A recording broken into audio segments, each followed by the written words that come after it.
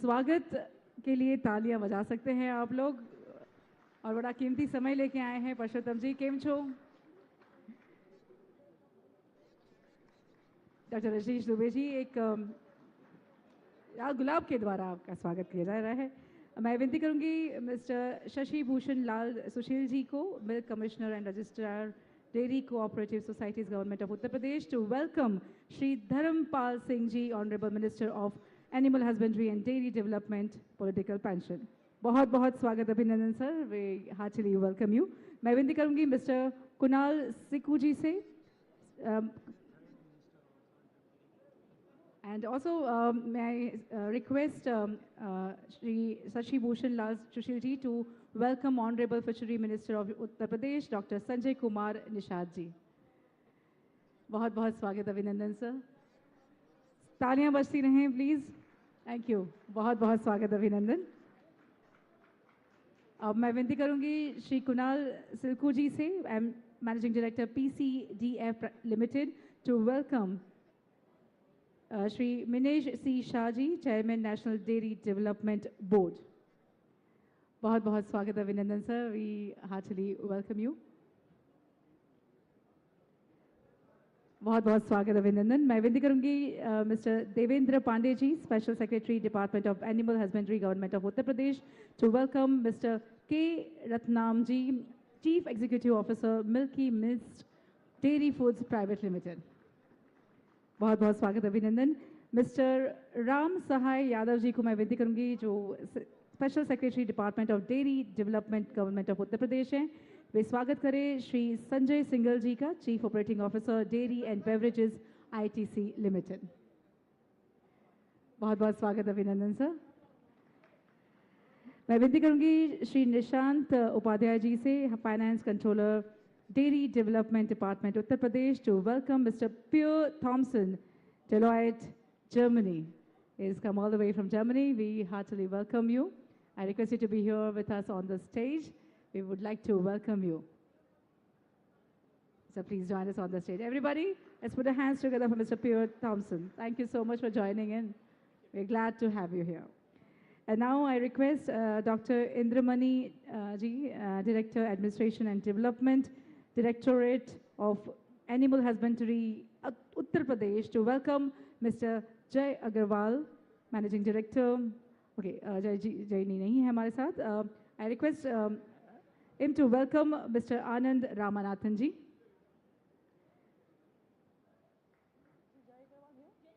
जय अग्रवाल जी हमारे साथ हैं।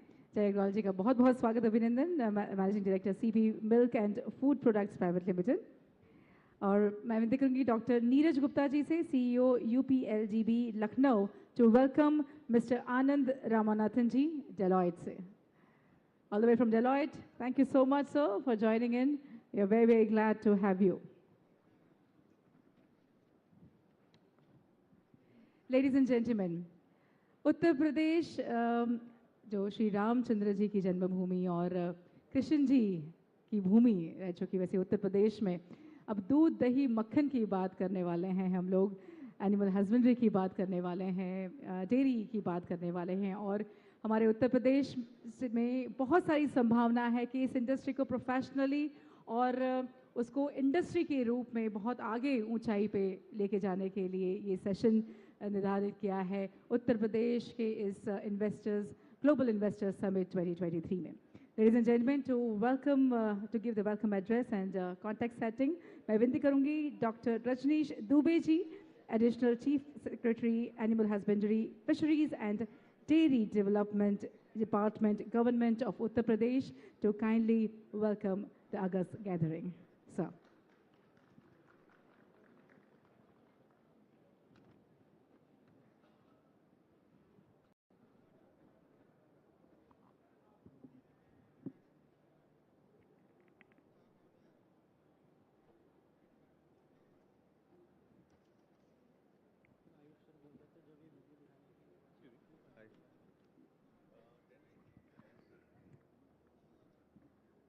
Honorable Shri Purushottam Rupala ji, Honorable Minister for Fisheries, Animal Husbandry and Dairying, Government of India, who is our chief guest,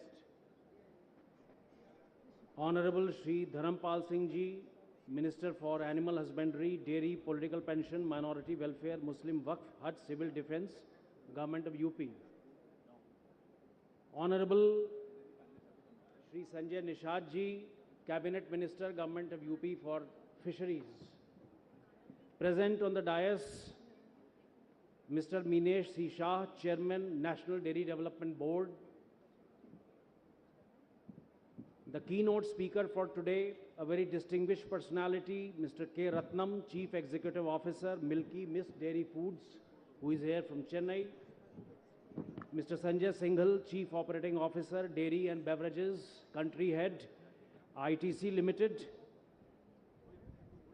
Mr. Shashi Bhushan Sushil, Milk Commissioner. Other distinguished panelists who will be addressing us soon, distinguished members from business and industry from various states of the country, NCR and abroad, officers of Animal Husbandry, Dairy and Fisheries Department, farmers, milk producers, media persons, friends, ladies and gentlemen. आज का ये जो सत्र है, unlocking opportunities in animal husbandry and dairy sector, ये बहुत ही एक सामयिक सत्र है और मुझे लगता है जो एक माननीय प्रधानमंत्री जी और माननीय मुख्यमंत्री जी का सपना है यूपी को $1 ट्रिलियन इकोनॉमी बनाने का, उसका रास्ता एनिमल हस्बेंड्री, डेयरी, फिशरी और हॉर्टिकल्चर से ही होकर गुजरता है। हमारे यहाँ गाय को सनातन धर्म में बहुत ऊंचा स्थान दिया गया है। ऋग्वेद में कहा गया है the oldest recorded literature in human history, गावो भगो गावो इंद्रो, यानी गाय को एक symbol of good luck and hope से जोड़ा गया है, प्रॉस्पेरिटी से जोड़ा गया है। गाय आज हमारे लिए केवल एक पशु नहीं है, गाय हमारे लिए एक कोई पूजनीय वस्तु नहीं है, गाय हमारे लिए एक ग्लोबल फिनोमेनन बन गई है। From North America to Asia, from South America to Europe, cow has become a global phenomenon and cow के तरह तरह के प्रोडक्ट्स जो हैं वो आज $1 बिलियन इंडस्ट्रीज़ को फ्यूल कर रहे हैं।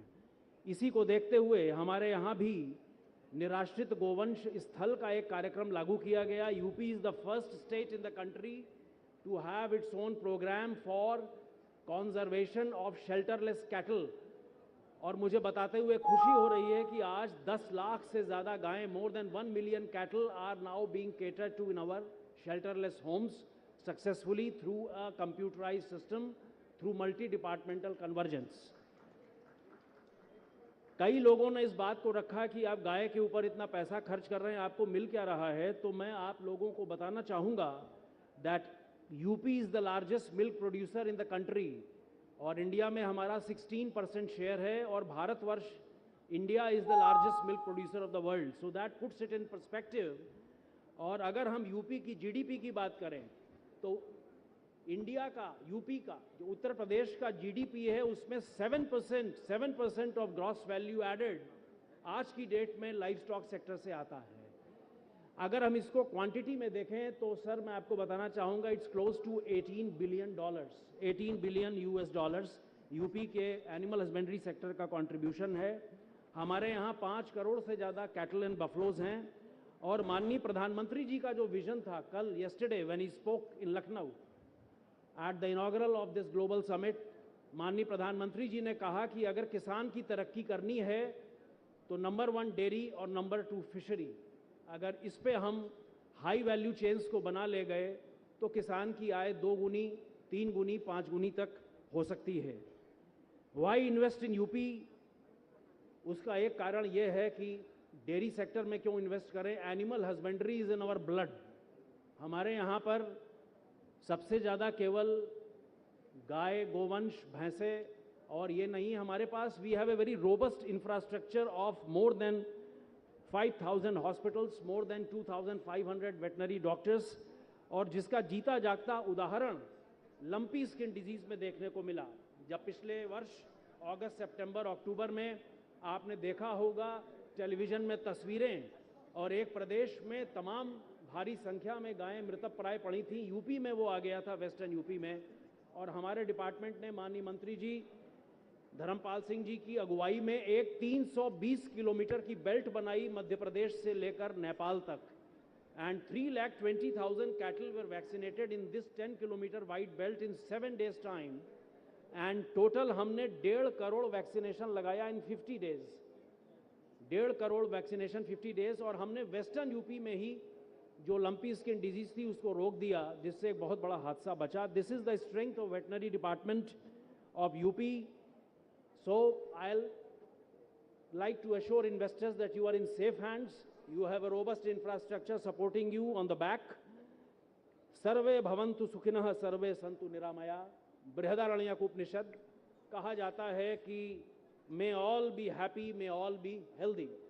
और ये तभी संभव है अगर हम डेयरी सेक्टर को, पोल्ट्री सेक्टर को और इस सेक्टर में हम वैल्यू एडेड चेन्स बनाएं और लोगों को हाई प्रोटीन डाइट एक लो वैल्यू पर उपलब्ध कराएं। पहली बार माननीय रूपाला जी यहाँ बैठे हैं, honourable minister for animal husbandry, government of India. Mobile veterinary units are being launched in all states. UP में हमने पहली बार इंडिया में द ओनली डिसेंट्रलाइज्ड मॉडल, जहाँ पर 5 पैकेजेस बनाकर अलग अलग क्षेत्रों में अलग अलग हेडक्वार्टर से ये 5 जगह इंडिपेंडेंट ऑपरेटर्स के द्वारा मोबाइल वेटनरी यूनिट चलेगी। मार्च में इसका लॉन्चिंग की जाएगी 520 मोबाइल वेटनरी यूनिट्स की, where veterinary services will be provided the door step of the farmers. Cooperative societies में हमारे यहाँ 8,000 से ज़्यादा कोऑपरेटिव सोसाइटीज़ हैं। मिल्क सरप्लस मैं बताना चाहूँगा आप सबको कि हमारे यहाँ पर there is a huge milk surplus as on date which is 450 lakh kg per day. इसमें बहुत सारे जीरोज हैं, it might look confusing, but 450 lakh kg per day, that is the terminology which is used। and ये marketable surplus में cooperative sector में केवल 22 lakh kg per day process होता है। we have 110 dairy plants in UP, लेकिन सबको जोड़ भी लें, corporate sector को भी जोड़ लें तो 23 lakh kg यानी टोटल मिला के 45 lakh kg पर डे का हमारा प्रोसेसिंग इन फॉर्मल सेक्टर आज यूपी में हो रही है, which is only 10% of the marketable surplus, which would essentially translate that 90% of the marketable surplus आज प्रोसेस नहीं हो रहा है। चेयरमैन एनडीडीबी ने एक प्रेजेंटेशन किया था कि अर्बन एरियाज में 90 लाख लीटर पर डे ये आज की डिमांड है, which is growing at 20% per annum. 90 lakh litres per day की डिमांड है, एंड जो हम सप्लाई कर पा रहे हैं that is close to 42 lakh litres per day, which would mean that 55% of urban demand as on date is not being met. UP's urban population is 25%. There are more than 750 urban local bodies in the state, which would mean कि अगर हम देखें कितना बड़ा market है जो untapped है, जिसमें हम इसको ला सकते हैं। ये हमारी जो वीकनेस है, we look at this weakness as an opportunity to invest in dairy plants, to invest in cattle feed plants, to invest in ancillary machinery, to invest in cold chain equipment। और इसमें आगे आने वाले 5 सालों में जो नई dairy development and milk products policy 22 आई है, we studied policies of other states in the country, and I'm happy to note that it is the most progressive and forward milk development policy in any state of India जो हम लोगों ने बनाकर float की है, और उसके बड़े सार्थक परिणाम आए हैं। There has been a very enthusiastic response from the investors. और इसमें आगे हमारे माननीय मंत्री जी हमारे बीच में बैठे हुए हैं, आदरणीय धर्मपाल सिंह जी। सर ने एक नारा दिया था, quality milk for all by 2027, और इसमें हमने टेक्नोलॉजी पर जोर दिया है।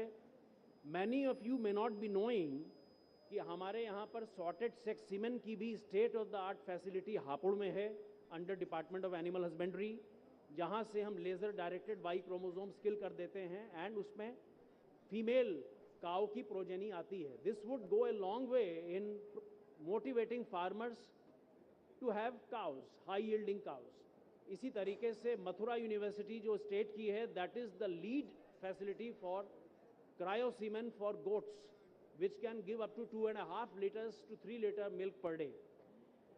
मिशन नंद बाबा जो हमने लॉन्च किया है इस साल आ रहा है, उसमें एक कन्वर्जेंस करके एक लार्ज स्केल पर हम लोग डेयरी सेक्टर के जो वेरियस गैप्स हैं in terms of infrastructure, in terms of credit, in terms of marketing, in terms of breed improvement, ये 1000 करोड़ की स्कीम है जो हम लॉन्च कर रहे हैं माननीय मुख्यमंत्री जी के दिशा निर्देश में। पोल्ट्री सेक्टर में 90 lakh eggs are getting imported every day. Sir, लगभग 1 करोड़ अंडा आज भी यूपी में दक्षिण भारत से आ रहा है। हमारी नई पोल्ट्री पॉलिसी 1.5 करोड़ अंडा प्रतिदिन अगले 5 वर्षों में बनाएगी, जिससे हम अंडे में सेल्फ सफिशिएंट हो जाएंगे। और इसी के साथ मैं अपनी बात को खत्म करते हुए फिशरी सेक्टर में 300 करोड़ का प्रधानमंत्री मत्स्य संपदा योजना में इन्वेस्टमेंट हम कर रहे हैं। Cage technology, RAS, biofloc technology के डेमोज लगे हुए हैं। इससे 5 से 10 गुना प्रोडक्टिविटी फिश की बढ़ेगी। $1 trillion economy and jobs to close to 5 million people, ये एग्रीकल्चर एंड एनिमल हस्बेंड्री से हो सकता है। और ये विन विन सिचुएशन है for the farmers, for the industry and for all of us. और मैं आपसे आह्वान करूंगा कि आप आएँ, उत्तर प्रदेश में निवेश करें एनिमल हस्बेंड्री, फिशरी और डेयरी सेक्टर में। जय पशुधन, जय Bharat. Thank you so much sir, thank you. और मैं विनती करूंगी कि अगले स्पीकर्स प्लीज़ कृपया करके समय का ध्यान रखें। Yes, I request now mister Anand Ramanathan ji, जियोलाइट partner and head of food and agriculture, Deloitte, to come and moderate the session ahead. Thank you, sir.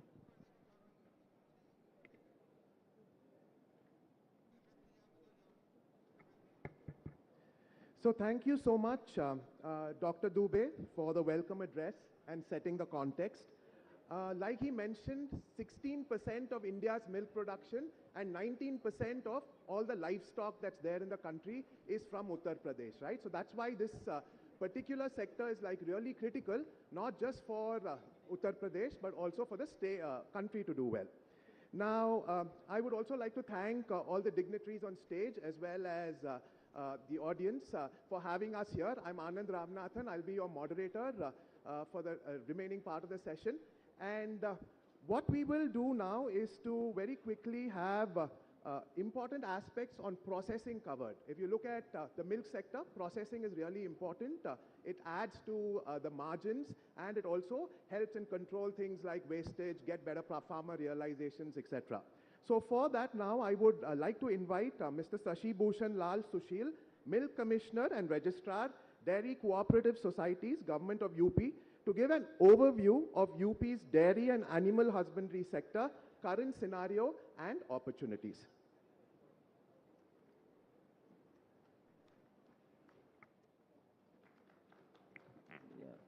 धन्यवाद आनंद जी। आज के इस ग्लोबल इन्वेस्टर समिट में शोभायमान माननीय केंद्रीय मंत्री पशुपालन, दुग्ध विकास एवं दुग्ध विकास माननीय श्री परषोत्तम रूपाला जी, माननीय मंत्री उत्तर प्रदेश सरकार में माननीय मंत्री श्री धर्मपाल सिंह जी, पशुपालन विभाग, दुग्ध विकास, राजनीतिक पेंशन, अल्पसंख्यक कल्याण, मुस्लिम वक्फ एवं हज तथा नागरिक सुरक्षा विभाग, कार्यक्रम में उपस्थित माननीय मंत्री जी श्री संजय निषाद जी, मत्स्य विभाग,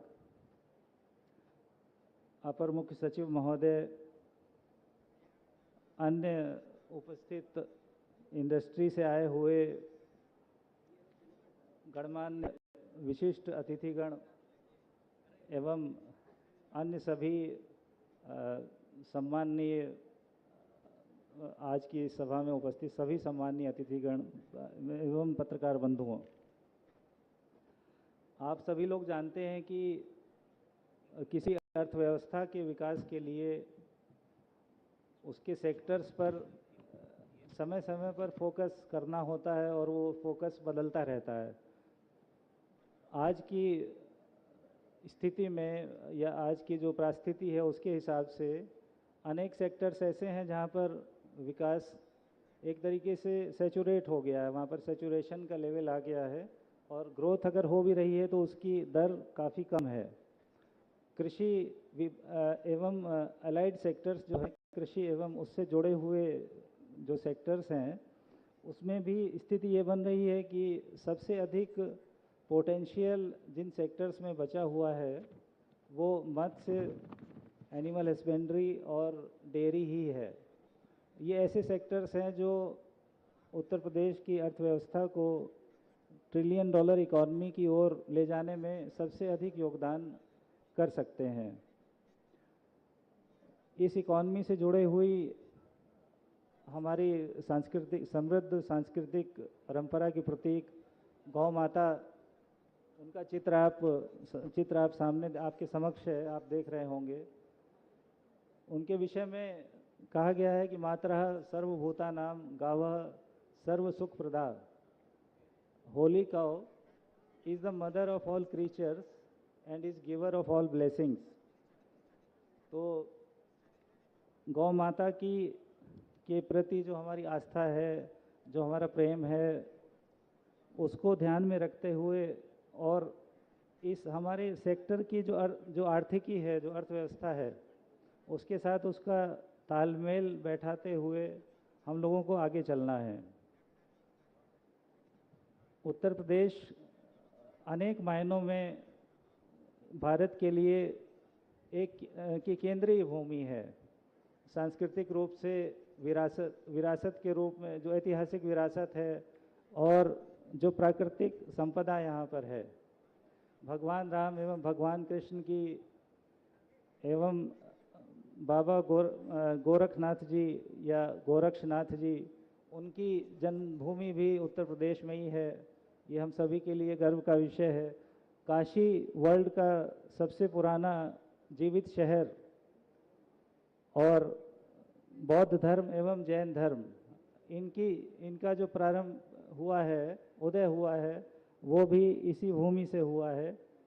इससे आप लोग समझ सकते हैं कि कितना महत्वपूर्ण स्थान सभी भारतीयों के हृदय में उत्तर प्रदेश का है। अगर हम परिदृश्य की बात करें उत्तर प्रदेश में, तो पहले भी आप सभी लोग जानते ही हैं और अपर मुख्य सचिव महोदय ने भी इस बात का जिक्र किया कि सबसे बड़ा दुग्ध उत्पादक राज्य है उत्तर प्रदेश, और यहाँ पर जो दुधारू पशु हैं उनकी संख्या भी देश में सर्वाधिक है।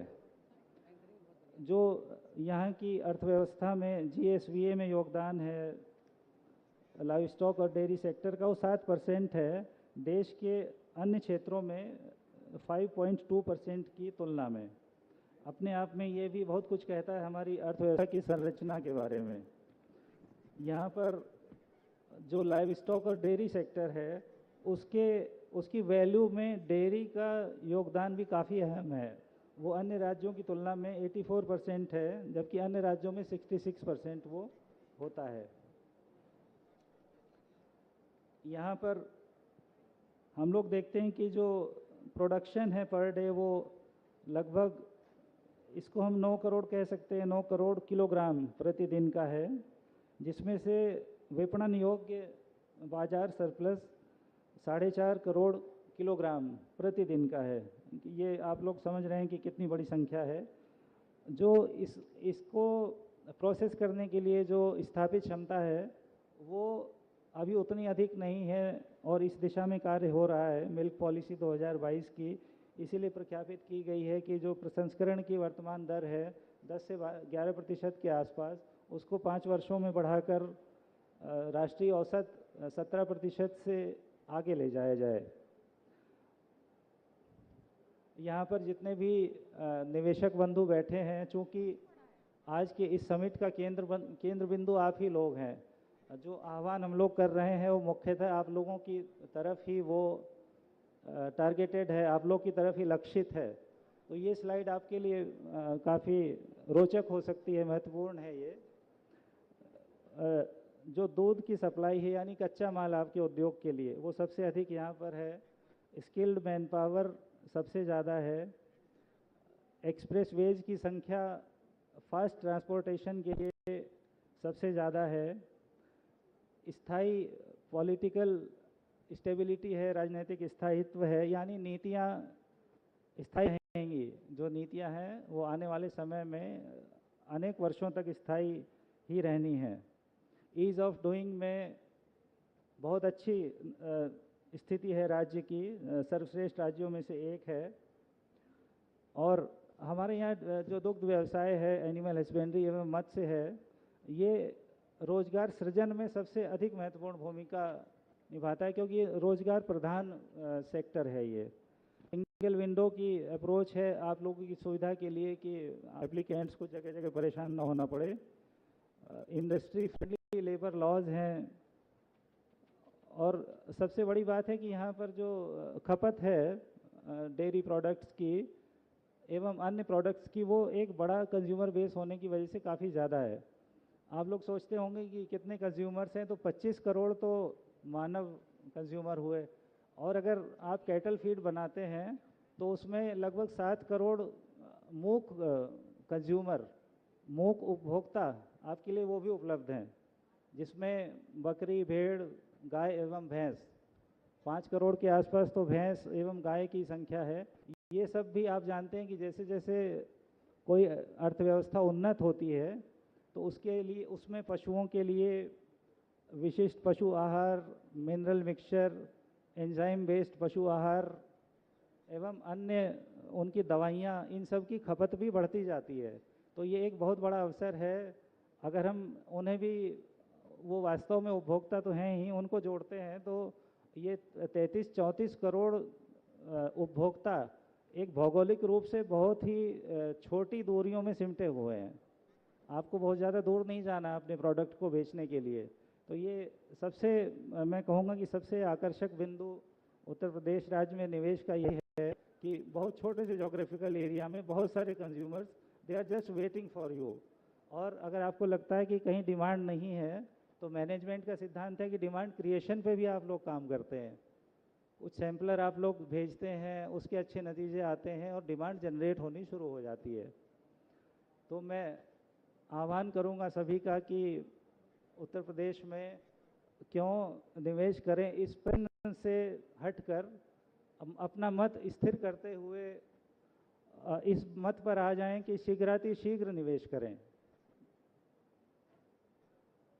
देखिए, उदाहरण के लिए यहाँ पर ये दिया गया है एक चार्ट।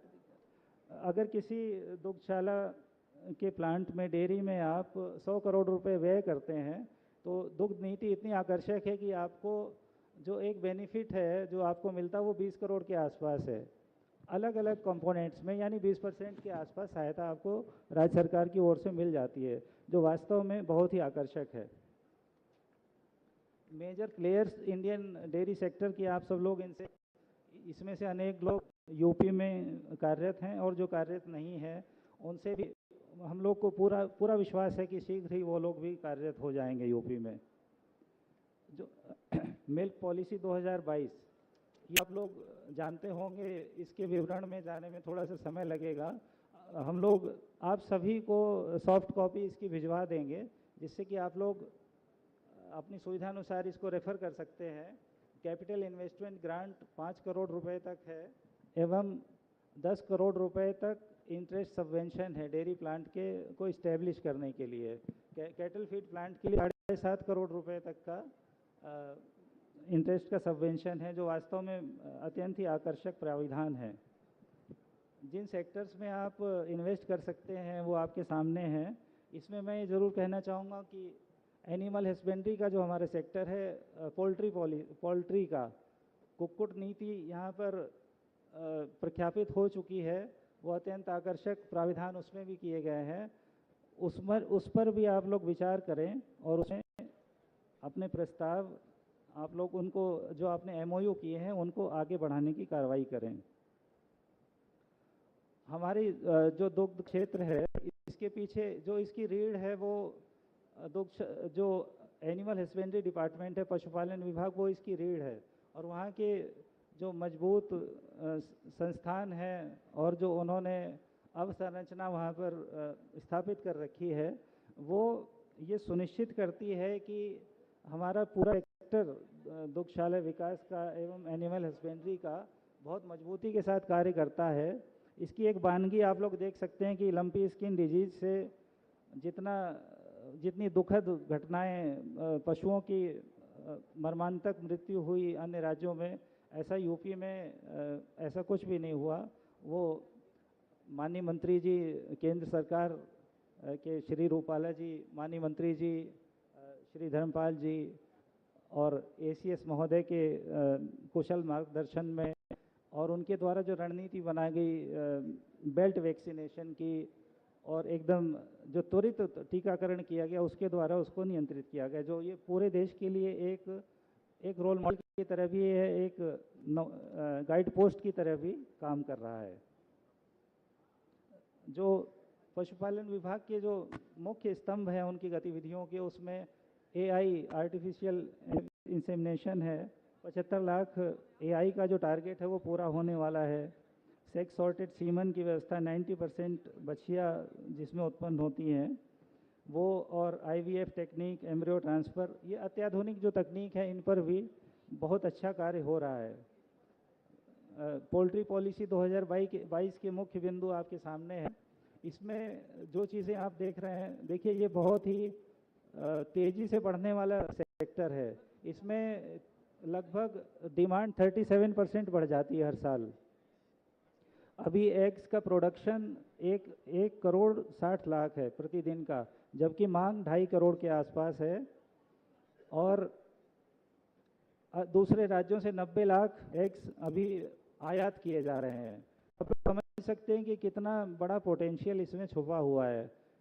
इसमें आप लोग विशेष रूप से अपना ध्यान केंद्रित कर सकते हैं और अनेक अट्रैक्टिव इंसेंटिव्स और सब्सिडीज़, उनका भी प्रोविज़न इसमें किया गया है। हम लोग सॉफ्ट कॉपी आप सभी की मेल आईडी पर उपलब्ध करा देंगे, और किसी को अगर कोई शंका का निवारण कराना हो, कोई क्लेरिफिकेशन चाहिए होगा, तो उसके लिए पशुपालन विभाग के, मत्स्य विभाग के, दुग्धशाला विकास के अधिकारी हर समय आपकी सेवा में तत्पर रहेंगे। अब हम लोग बात करते हैं कि जो निराश्रित गोवंश, ये इस शब्द का उच्चारण करते ही एक पीड़ा का आभास होता है कि निराश्रित क्यों। अगर कोई आप शब्द सुने कि गौ माता निराश्रित हैं, तो इसका तात्पर्य क्या है? इस शब्द को कौन बोल रहा है? कोई पुत्र या पुत्री बोल रही है। तो इसका उच्चारण करने वाला यदि जीवित है तो फिर वो निराश्रित कैसे, माता कैसे निराश्रित? ये हमारी सांस्कृतिक धरोहर, उसको हमारे ना समझने का शायद नतीजा है, या जो हमारे सांस्कृतिक आध्यात्मिक मूल्य थे उनको हम लोग आगे नहीं बढ़ा सके, उनको आज के समय में इस आपाधापी के युग में हम हृदय से धारण नहीं कर रहे हैं। शायद ये उसका नतीजा है कि हमें कहना पड़ता है कि गौ माता निराश्रित है।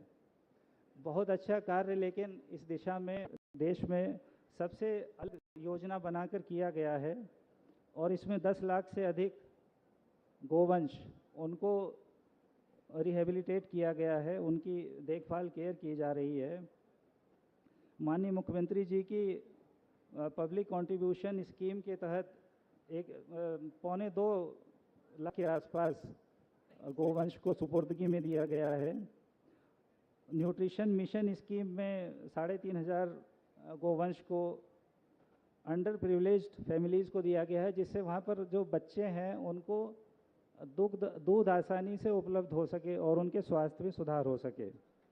इस पूरी व्यवस्था की रियल टाइम मॉनिटरिंग और मैनेजमेंट के लिए गो आश्रय पोर्टल, जो एक अत्याधुनिक पोर्टल है और उसमें सूचनाओं का आदान प्रदान और सूचना आधारित निर्णय लेने की इस प्रकार की क्षमताएं भी इस पोर्टल में हैं, जो मदद कर हमारी निर्णय लेने के लिए। ये भी बहुत प्रभावी रूप से क्रियाशील किया गया है।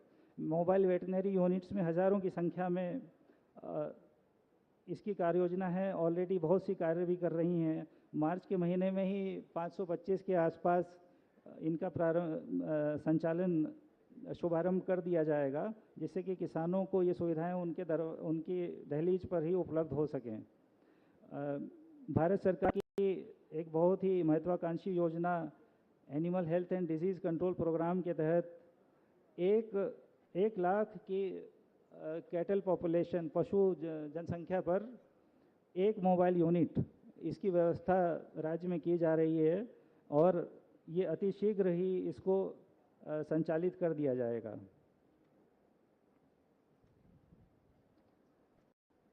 मैंने आपसे कई जानकारियां शेयर की हैं, जिसमें से बहुत सी आप पहले सुनते भी होंगे। और ग्लोबल इन्वेस्टर समिट जो 2023 की है, माननीय मुख्यमंत्री जी के कुशल नेतृत्व में, माननीय प्रधानमंत्री जी की प्रेरणा, ये आप लोग इस आयोजन को, सफल आयोजन को आप लोग इस समय देख रहे हैं। इस आयोजन में अब आप लोग उस स्थिति में हैं कि आप देखते होंगे कि एक स्लोगन है कि कम इन्वेस्ट इन यूपी। मैं इसको थोड़ा सा बदल के कहना चाहूँगा कि please come flourish and thrive and invest in UP. Thank you.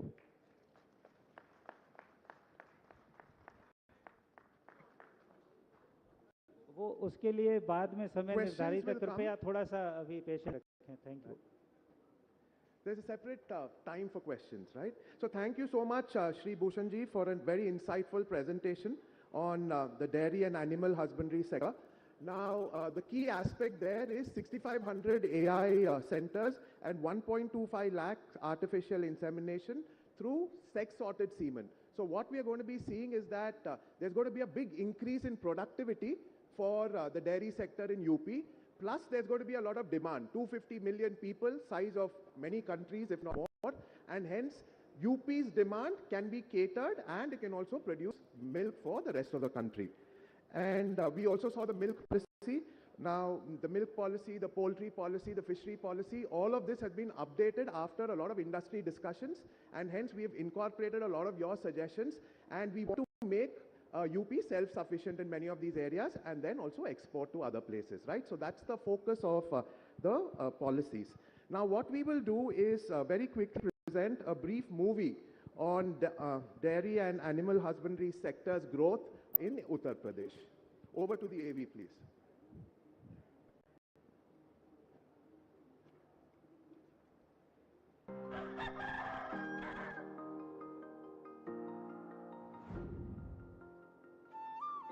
As per the ancient text of Rig Veda, one can attain salvation by worshipping and serving the cow. This philosophy reflects India's rich history, where cows are respected and milk was in abundance. The government is working tirelessly to take the nation to its former glory in the animal husbandry and dairy sector, which contributes to 8% of UP's total GVA. Currently, Uttar Pradesh houses over 8 crore livestocks, 2 crore cattle and 3 crore buffaloes, 1.5 crore sheep and goats, 1.5 crore poultry stock, making it the livestock and dairy capital of the land.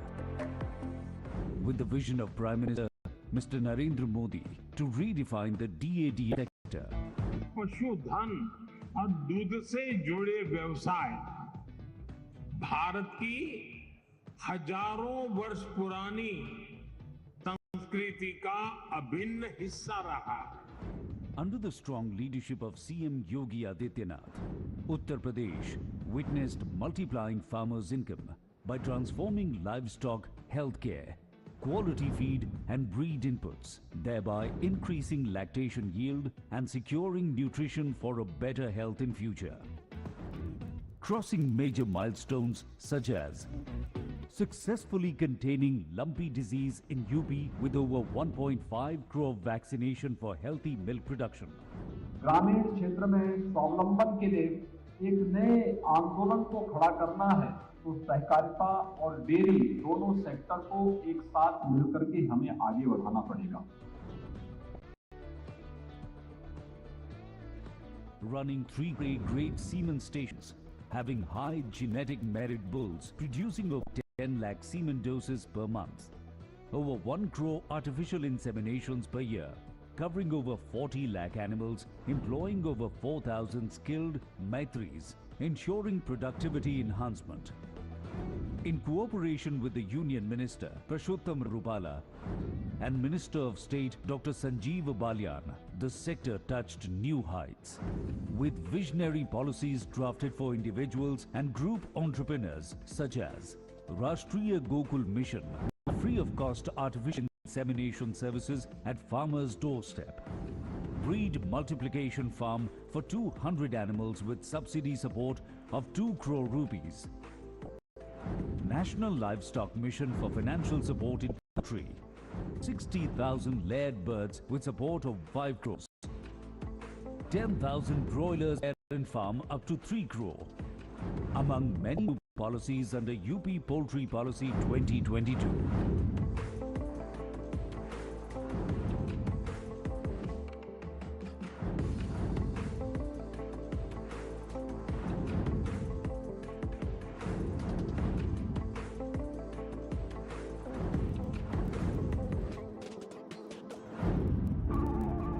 Similar reforming initiatives are also prevalent in the dairy sector in support of Cabinet Minister Mr. Dharampal Singh. Government cooperatives set about PCDF assured milk purchase at a remunerative price from milk farmers. Also, customers are benefiting from quality milk products under Parag brand. Setting up a series of greenfield dairy plants in government and private sector has increased processing capacity. Uttar Pradesh is the #1 milk producer in India with 9 crore litre of milk produced daily. Among this, a total of 4.5 crore litre milk remains as surplus, while only 45 lakh litre milk is being processed by various dairy players, leaving an astonishing 90% of raw milk for new players to process. UP has come up with new investor-friendly dairy policy which has capital investment grant of 10% for new milk processing and manufacturing unit for 5 years up to rupees 5 crore. Reimbursement of 5% on loan taken for technological upgradation in an existing dairy plant for 5 years up to 10 crore rupees. And reimbursement of 5% on loan interest for installation and purchase of cold chain system for 5 years up to 1 crore rupees, among many more policies.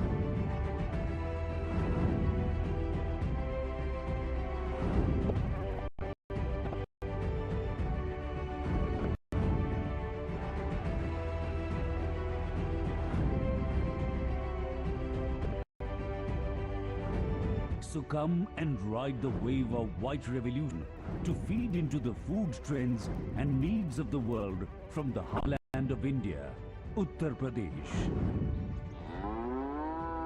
Uttar Pradesh, New India's growth engine.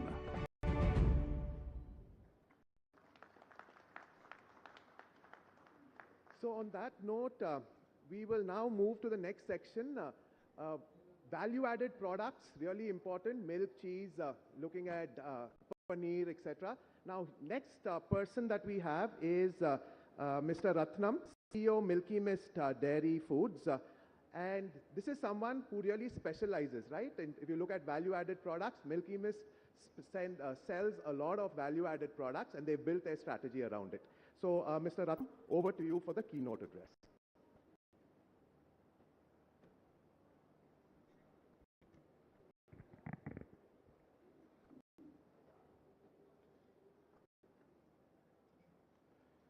Good evening, all of you. Dignitaries on the dais and off the dais, industry experts, government officials, experts from various delegates from different countries.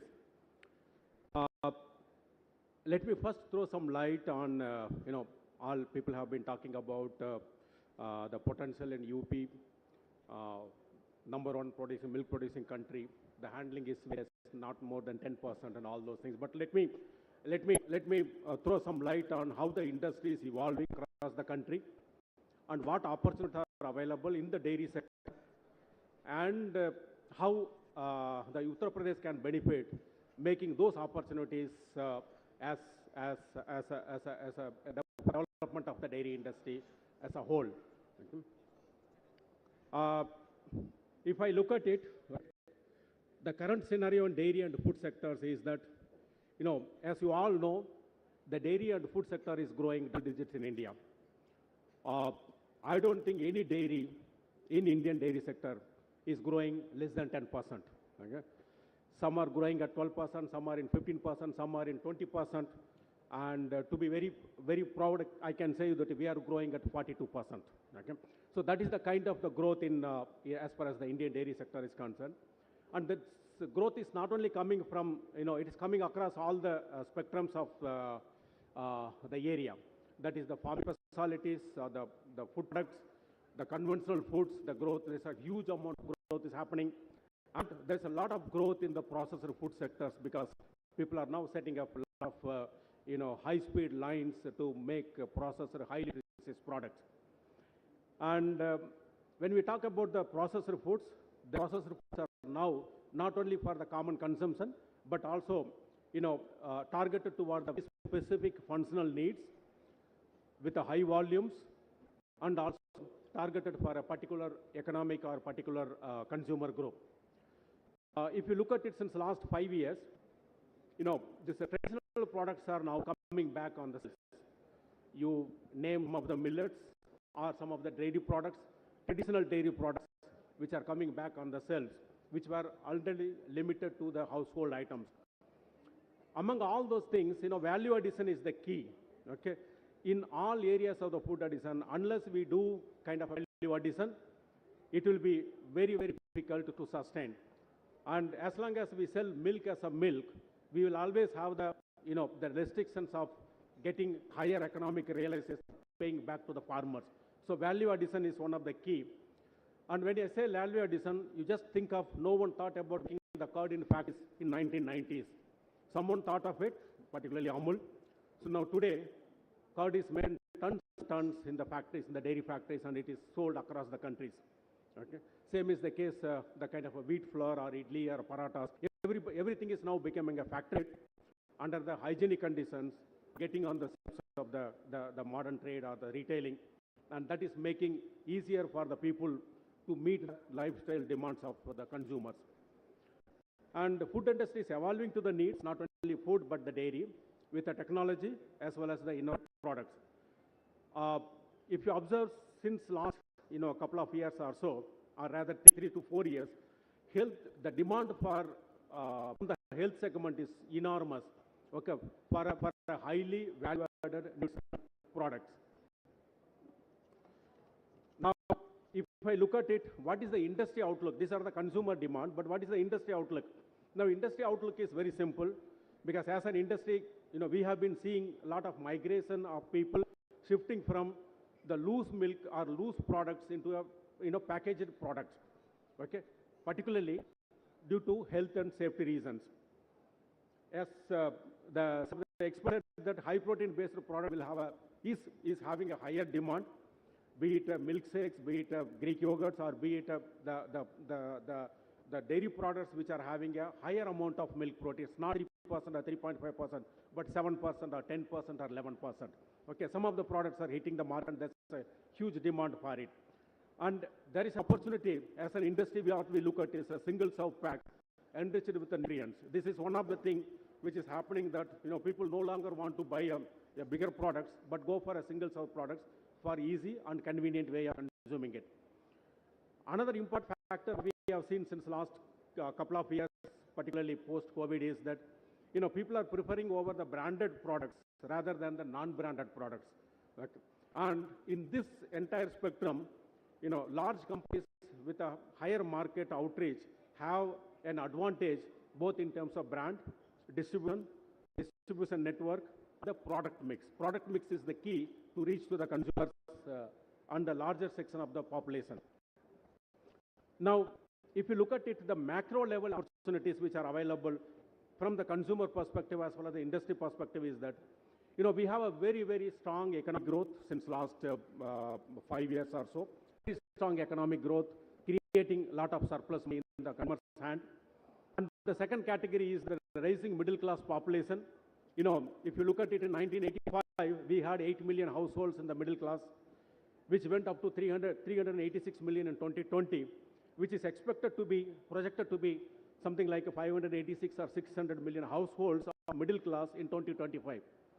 Same is the case with the rising working population. We had about 758 million people working in 2010. It has gone up to 826 million in 2015, and it is projected to 1,000 million in 2030. The fourth category is the lifestyle changes. You know, I don't know, most of the people, because all this is coming from the IMARC report, you know, the spend on food and food products from the rural is 50% as compared to 44.9% in our area. Okay. The spend on the income, the spend on milk and milk products alone from the rural side, rural consumers is about 12%, whereas in the urban is 10%. So just imagine the kind of the rural prosperity and the demand coming from the rural setup. Now, having said that,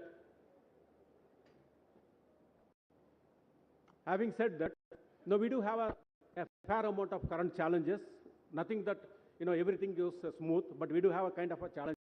The challenges are many, like distribution challenges.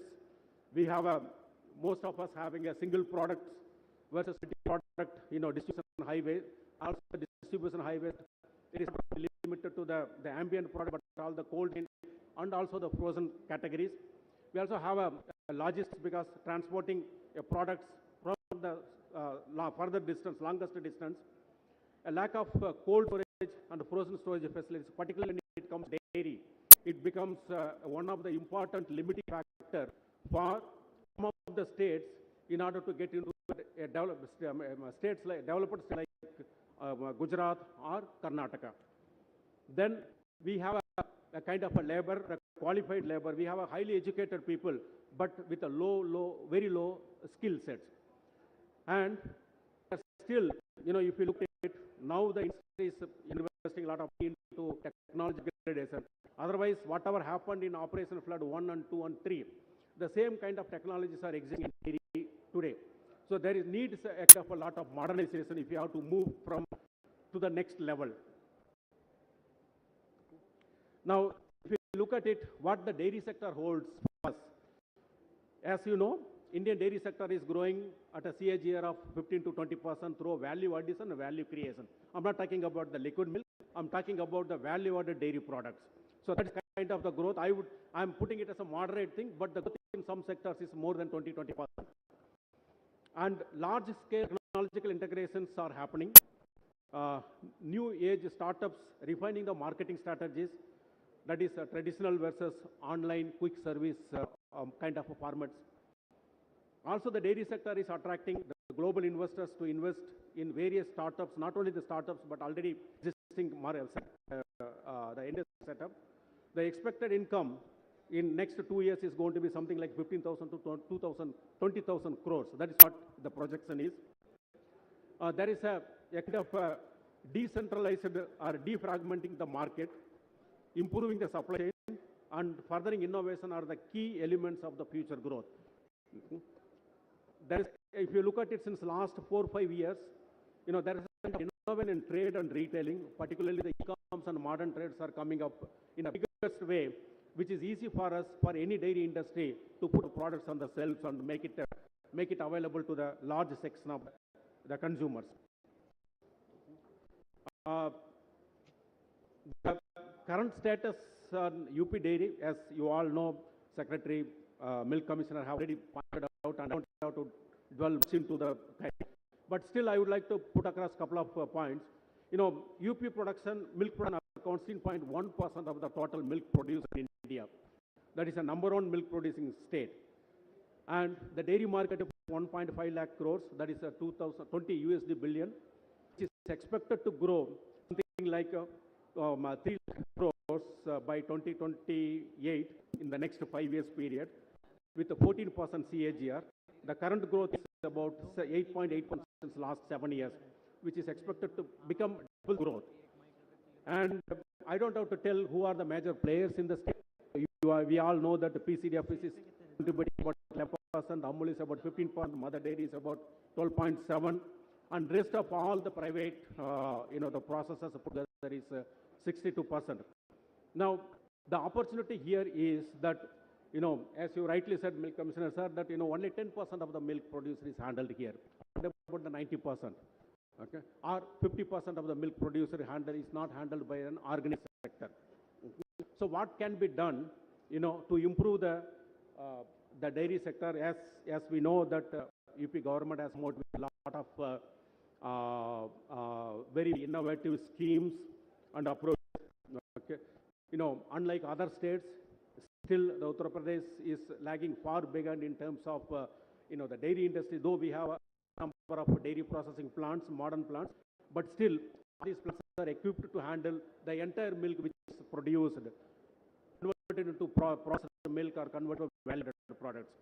In spite of having a higher milk production, lack of maybe at some point of the time, a lack of a state brand, or a lack of a diversified product, a kind of an inclusive marketing setup, or maybe we are having a little bit of lack of soft skills. So what we look at, personally, what I feel, which I keep telling to all the state governments, is farm incentives for production and procurement are very, very key essential part of the thing. The interest subvention, which you rightly said, sir, incentive for the quality, which is a very, very critical parameter. If you fix incentive per liter of milk, and in terms of the mastitis SEC or the total bacterial count, probably that will change the entire scenario of getting even a better quality or high quality milk. And incentives in animal husbandry activities, incentives on clean milk production, as you rightly said, artificial insemination. Moving forward, we also need some kind of a support, which already is there in terms of manufacturing and technology upgrades, not limited to capital, but on a total amount of investment.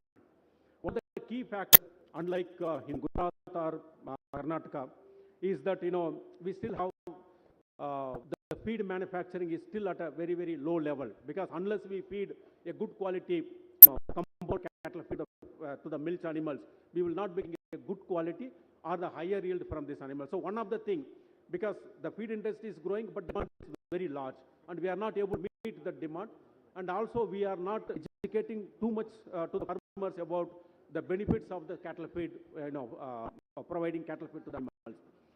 And marketing or brand building incentives are very, very critical. And I would recommend that the state government to set up a very strong R&D facilities for the product development, the process of product development, both. That would be a very, very key aspect of it. And with all those things, my recommendations are what I see in the dairy industry is past 5 years within Amul, within corporate in Amul, and now outside in the private sector, is that we need to increase the value addition to the milk, okay? Because we all know that 1.5 or 2 lakh liters of 2 lakh tons of SMP is the problem creator. Right? The quantity goes up, the prices of milk goes down, the vice versa. So what we need to look at is that create a value addition to the milk, okay? Create a value-added products. Improving and encouraging dairy product consumption is one of the key factors. We know that the per capita consumption has gone up, which is expected to become double by 2030, but that is not sufficient. At least we need to inculcate the consumption of more and more products, not only milk, the milk products. Value addition is key to a healthy bottom line. Most of the dairies which are confined to milk, handling milk of 70-80%, will have always a margin problems, always an economic strain for investments in upgrading technology. And with having all those said, that still we have 27% of the population live below poverty. So why not milk to be used as a vehicle to get rid of or to eradicate the malnutrition? That is one very, very important, critical aspect. If you have to, a person has to be healthy. You have a lot of surplus milk, not only here, but across the country, most of the time. Can we use that milk as a vehicle to eradicate the malnutrition, particularly in the school, in the children? And adapt to the best manufacturing processing with a higher throughput. Most of the dairies, we are limited with the throughput. So we need to look at handling 3 times, 4 times higher output. And the time factor is one of the key elements. That is quick turnaround, make changes quick and with the speed. Okay. So be a change agent, and let us together build a very strong, healthy nation. So these are my few observations about the dairy industry, and I am thankful for to the organizers for present among this August gathering. Thanks. Jai Hind.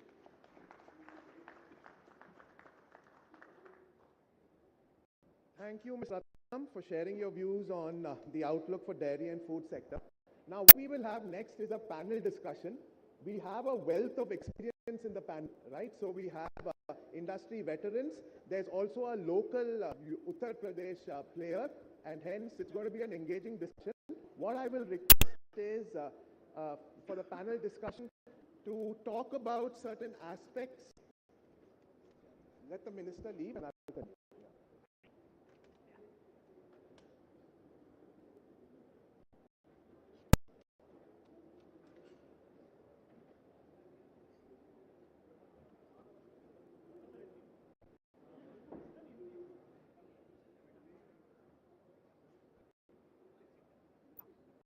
You all can sit there.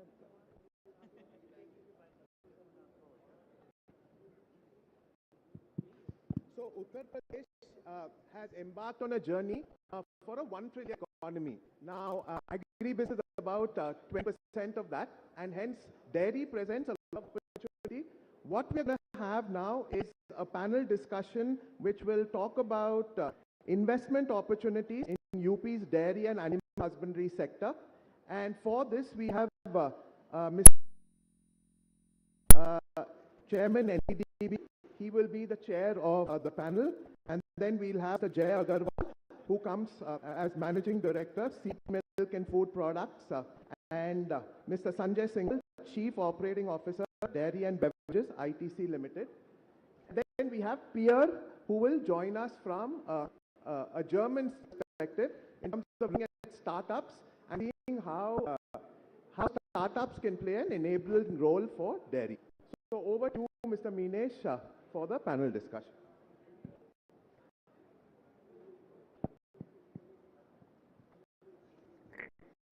Thank you, Anandji. Honorable Minister of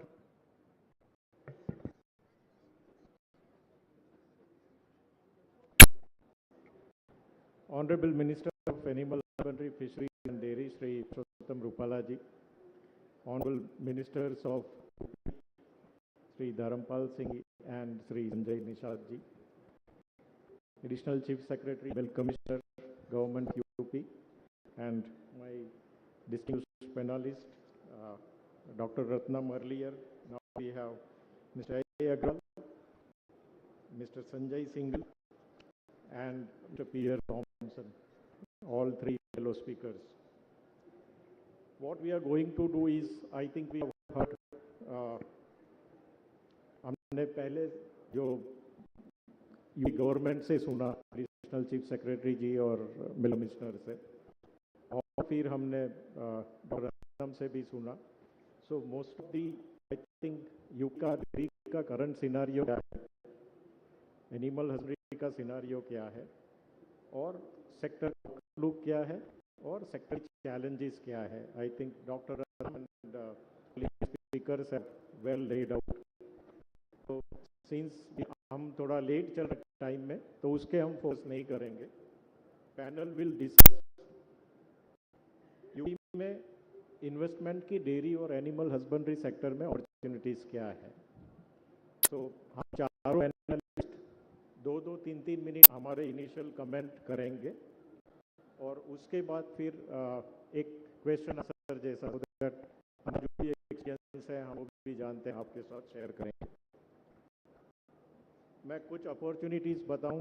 सबसे पहले वही जो I think speaker ने बताई थी कि UP को एक सबसे बड़ा दूध उत्पादक राज्य है इंडिया, लेकिन जो हम दूध जो प्रोसेसिंग होता है ऑर्गेनाइज सेक्टर की बात करें तो बहुत ही कम हिस्सा ऑर्गेनाइज सेक्टर में प्रोसेस हो रहा है. तो कुछ फिगर्स भी हमें बोला गया कि मार्केटेबल सरप्लस 10% करीब ऑर्गेनाइज सेक्टर में प्रोसेस होता है.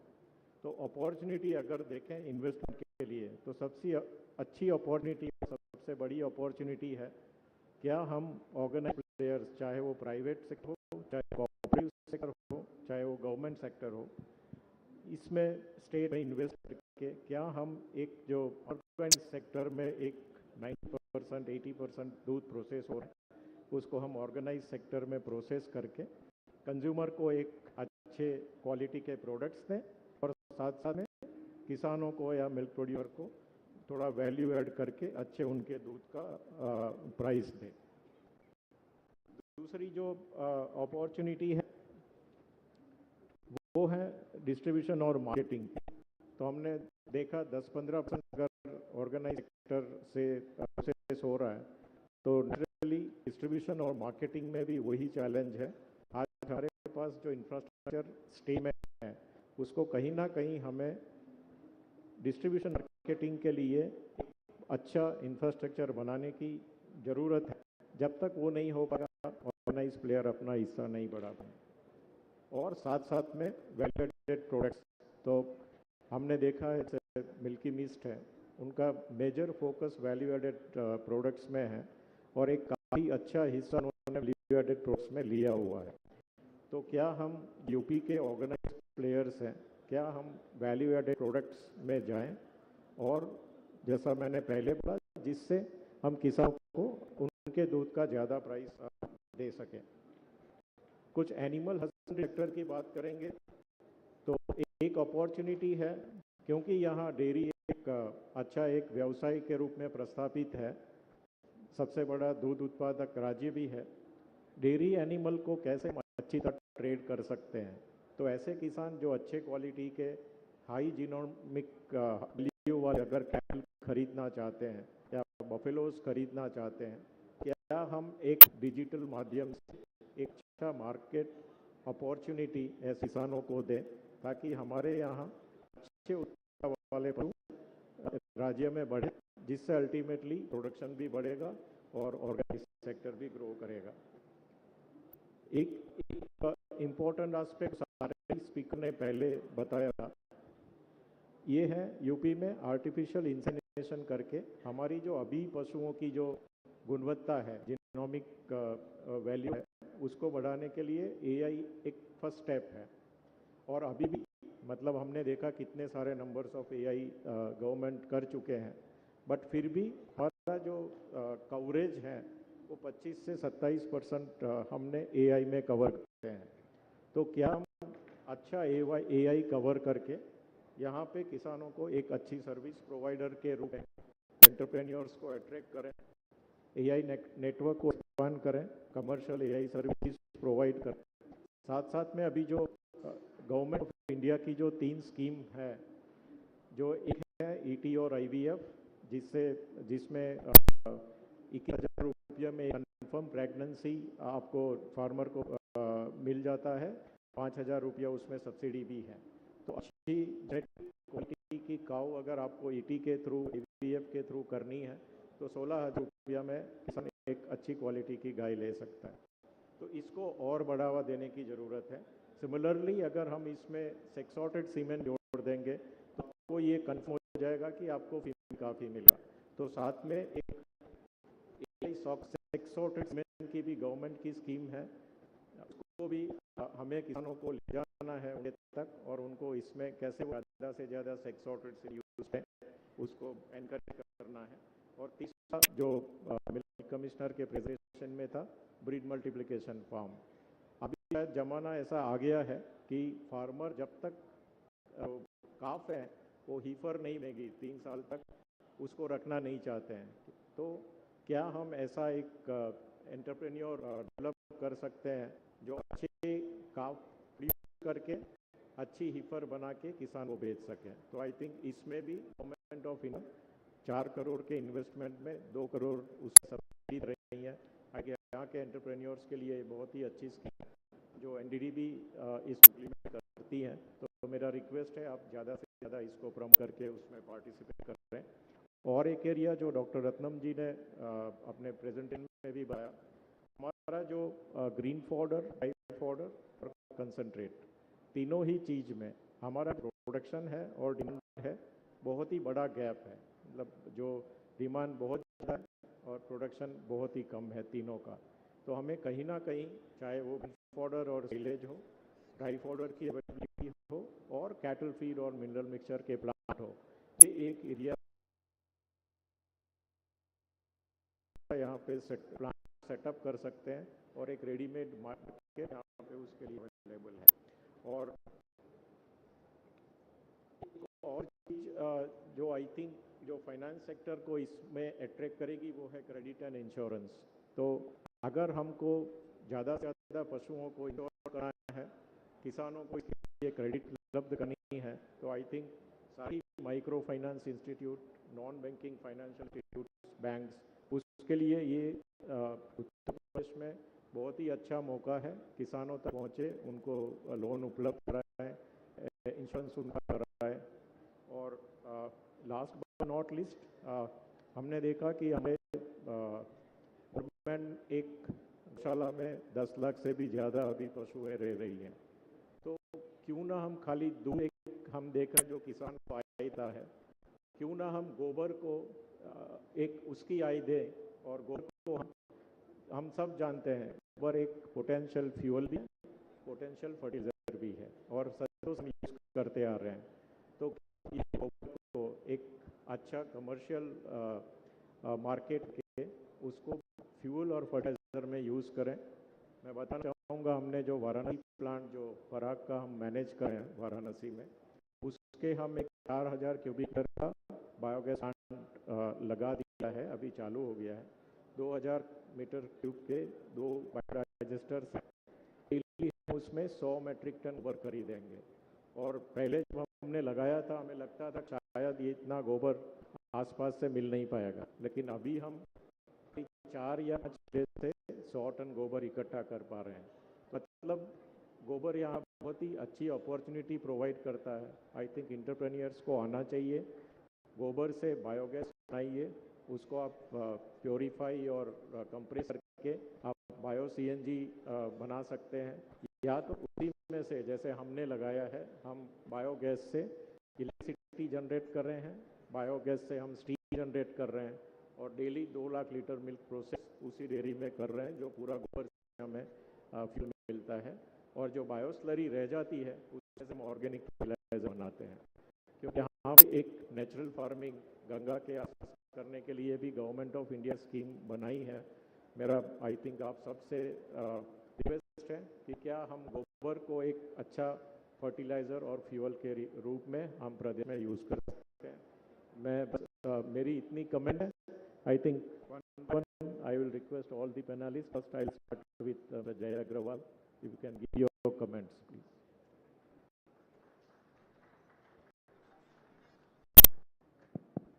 Thank you, Manish. मेरा नमस्कार और अभिनंदन। विषय है मेरे कि उत्तर प्रदेश की प्राइवेट डेयरी इंडस्ट्री को रिप्रेजेंट करके मैं यहाँ आज स्टेज पर हूँ, और चूंकि है तो मैं जल्दी बात को रखूँगा। ज्ञान डेयरी जिस कंपनी को लोग रन करते हैं, 2007 में हमने उसे स्टार्ट किया और पहले समय हमने 15 करोड़ का टर्नओवर किया था, और 2022 में हमारा टर्नओवर 1500 करोड़ रहने की मात्र 15 साल में 100x ग्रोथ, यानी 100 गुना ग्रोथ मुझे केवल इस स्टेट के अंदर व्यापार करके मिली है। इसका प्रमुख कारण क्या है? प्रमुख कारण ये है कि पहले जो प्रदेश की डेयरी इंडस्ट्री थी वो केवल एनसीआर को, यानी कि दिल्ली को दूध सप्लाई करने के लिए डेवलप हुई थी, इसलिए केवल वेस्टर्न यूपी तक लिमिटेड थी। मध्यांचल पूर्वांचल का जो पोटेंशियल था उसको एक्सप्लोर करने का नहीं था। जब हम लोगों ने यहाँ पर प्लांट लगाया तो ऐसा माना जा रहा था कि चलेगा नहीं, या पता नहीं कैसा रिस्क लिया जा रहा है, लेकिन मध्यांचल और पूर्वांचल में जो पोटेंशियल था उस मतलब बिल्कुल बियॉन्ड इमेजिनेशन, और केवल इस एरिया में इन्वेस्ट कर करके अभी हम लोग गोरखपुर में एक नया प्लांट लगा रहे हैं। कुल मिलाकर के 15 लाख लीटर प्रतिदिन की हमारी प्रोसेसिंग क्षमता है, और हम मध्यांचल और पूर्वांचल से ही दूध खरीद रहे हैं। ये भी नहीं दूध कहीं और आ रहा है, दूध भी यहीं खरीदते हैं, उपार्जन यहीं से होता है, यहीं प्रोसेसिंग होता है और यहीं पर हम उसको बेच भी देते हैं। तो ये इतनी बड़ी बिजनेस अपॉर्चुनिटी है यहाँ पर। और नई बिजनेस अपॉर्चुनिटी जो डेवलप हो रही है, बिहार जो अपने आप में एक कंजम्पशन मार्केट है और वहाँ पर बहुत बड़ा डेफिसिट है। आने वाले दिनों में पूर्वांचल में जो भी डेयरी उद्योग लगाए, उसको ये मशवरा है कि वो बिहार में ज़रूर अपने प्रोडक्ट्स को ट्राई करे, बिहार एक बहुत बड़ी अपॉर्चुनिटी है। मेरा एक्सपीरियंस पिछले 6-7 सालों में उत्तर प्रदेश में क्या रहा है मैं बता देता हूं आपको, और ये मैं केवल आज हुए एक इंसिडेंस में हाईलाइट करूंगा। हम लोगों ने अपना स्टॉल लगाया हुआ है हॉल नंबर 8 में। हमारे स्टॉल के ठीक सामने डेयरी डेवलपमेंट बोर्ड यानी प्रदेश के पीडीएफ का स्टॉल लगा हुआ है। पहली बार मैंने ऐसा देखा कि प्रदेश का जो डेयरी डेवलपमेंट बोर्ड है उसने बाकायदा एक शोकेस बनाया हुआ है जिसमें प्राइवेट सेक्टर कंपनीज द्वारा मैन्युफैक्चर्ड प्रोडक्ट्स रखे हुए हैं। एक बोर्ड लगाया हुआ है जहाँ पर कि जो लीडिंग डेयरी कंपनीज हैं उत्तर प्रदेश की, जो प्राइवेट सेक्टर की, उनको हाईलाइट किया गया है। एंड माइंडेड पूरे देश में कहीं कोई डेयरी डेवलपमेंट बोर्ड ऐसा नहीं है जो कि अपने प्रदेश की प्राइवेट सेक्टर डेयरी कंपनीज को एंडोर्स करता हो। मैं इसलिए माननीय डॉक्टर रजनीश दुबे जी को, मैं सब लोगों को बहुत बहुत बधाई और बहुत बहुत धन्यवाद देना चाहता हूं सर कि यहाँ का जो पोटेंशियल डेयरी इंडस्ट्री, जो प्राइवेट सेक्टर डेयरी इंडस्ट्री है, उसको ये सम्मान दिया गया है। और मैं आपसे ये कह सकता हूँ, और माननीय केंद्रीय मंत्री भी हमारे श्री पुरुषोत्तम रूपाला जी भी हैं यहाँ पर, कि sir private sector dairy industry के यहाँ पर फ्लरिश करने का कुल मिलाकर के रिजल्ट ये है कि यहाँ के किसान को गुजरात के किसान से पिछले 4 साल में एग्रीगेट में 10% ज्यादा दाम मिले हैं। यहाँ पर किसान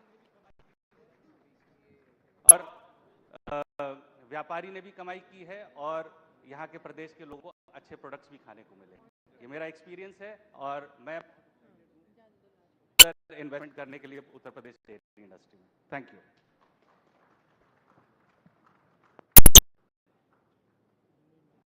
अभी रिक्वेस्ट करूंगा मिस्टर संजय सिंह जी जो आईटीसी प्रेजेंट करते हैं।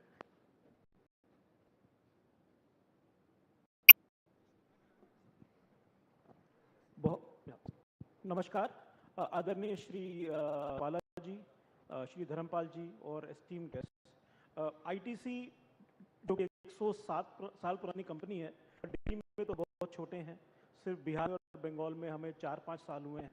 आशीर्वाद के नाम से हम लोग दूध, दही, लस्सी वगैरह बेचते हैं। तो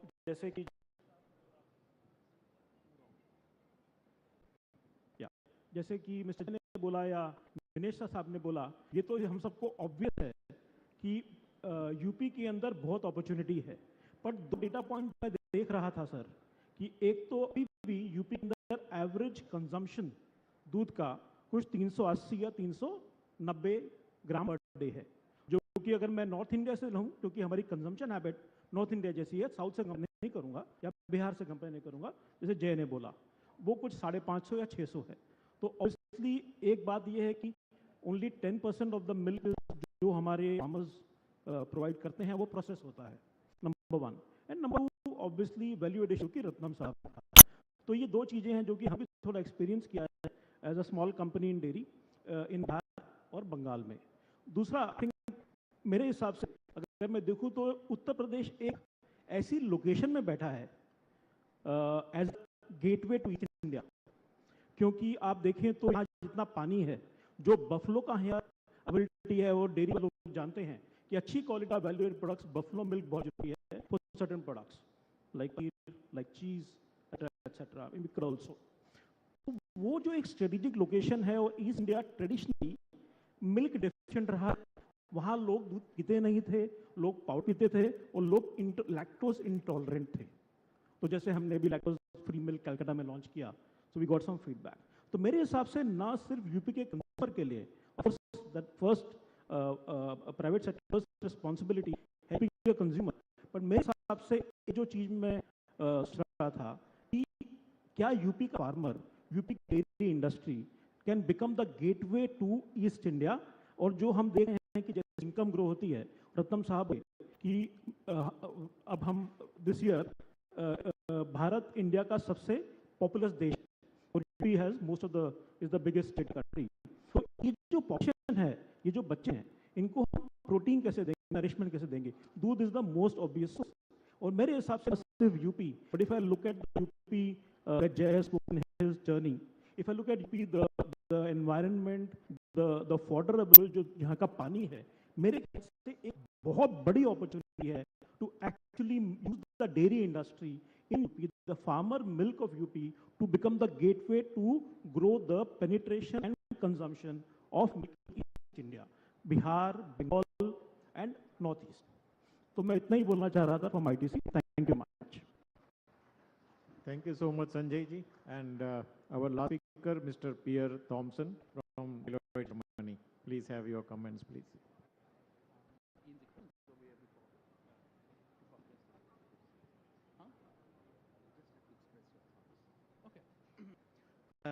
So first of all, thank you all for having me. It's lovely to be in India. I love India as a country and Uttar Pradesh as a state. It's awesome to be here. And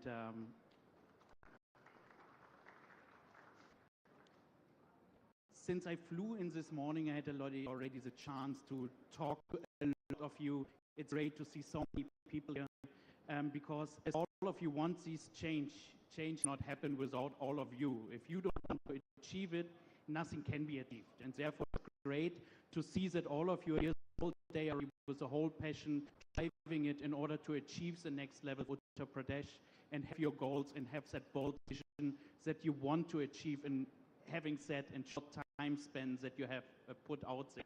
So therefore, from my end, it's a pleasure to be here, and I'm looking forward for the questions in the next round. I unfortunately don't understand everything that was said so far, so I'm lagging a little bit behind and waiting for the questions in the next round, where I then will start about the startup ecosystem, how we can create it, and what benefits you can get out of it. Thank you. I think before we close, let us have some questions, few questions. My request is, आप बता दीजिए आप किससे question pose कर रहे हैं, so that they answer the questions.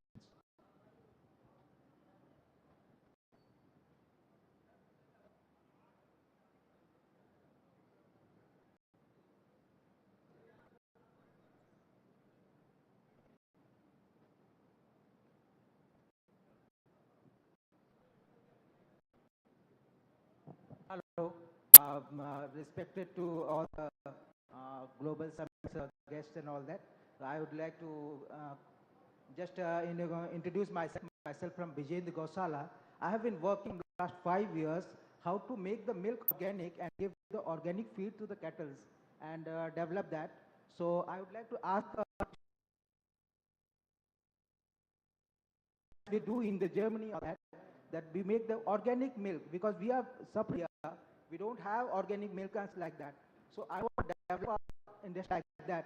And Vijayendra Gosala, a private limited, is just a startup company, and we would like to have some talk with Mr. Thompson to get development in this field. So would you like to answer that? I think he is unable to answer the technical question, but I Okay, can okay. tell you. Okay. I can tell you. Yeah. Okay. Sorry. But I can tell you that government of India has taken a step. They have now set up a multi-state cooperative society only to promote organic milk products and other agricultural products. NDDB is the chief promoter for this company, for this cooperative. We have another 4 members, initial promoters, which is Amul, NAFED, NCDC, and SCCF. And I think whatever support you need, we will be very happy to provide. I share my number. Okay, thank you. एक और चीज़ आपको बताना चाहूँगा भाई साहब कि आपको अक्षय कुमार से बात करनी चाहिए इन कर्नाटका, क्योंकि जब हम वहाँ गए तो हमें देखा कि ऑर्गेनिक वो लोग कर रहे हैं, तो आप जा सकते हैं वहाँ पे। सर, मेरा नाम चंदन देव भल्ला है और मैं इंडियन इंडस्ट्रीज एसोसिएशन IIA को रिप्रेजेंट कर रहा हूँ। सर, मैं पहले तो प्रधानमंत्री जी को बहुत बधाई देना चाहूँगा कि अच्छी पॉलिसी उनके मार्गदर्शन में डॉक्टर रजनीश दुबे लेके आए हैं, जो कि एक इंडस्ट्री के लिए एक माइलस्टोन होगी। सर, मैं एक ऑब्जर्वेशन आपके साथ में शेयर कर रहा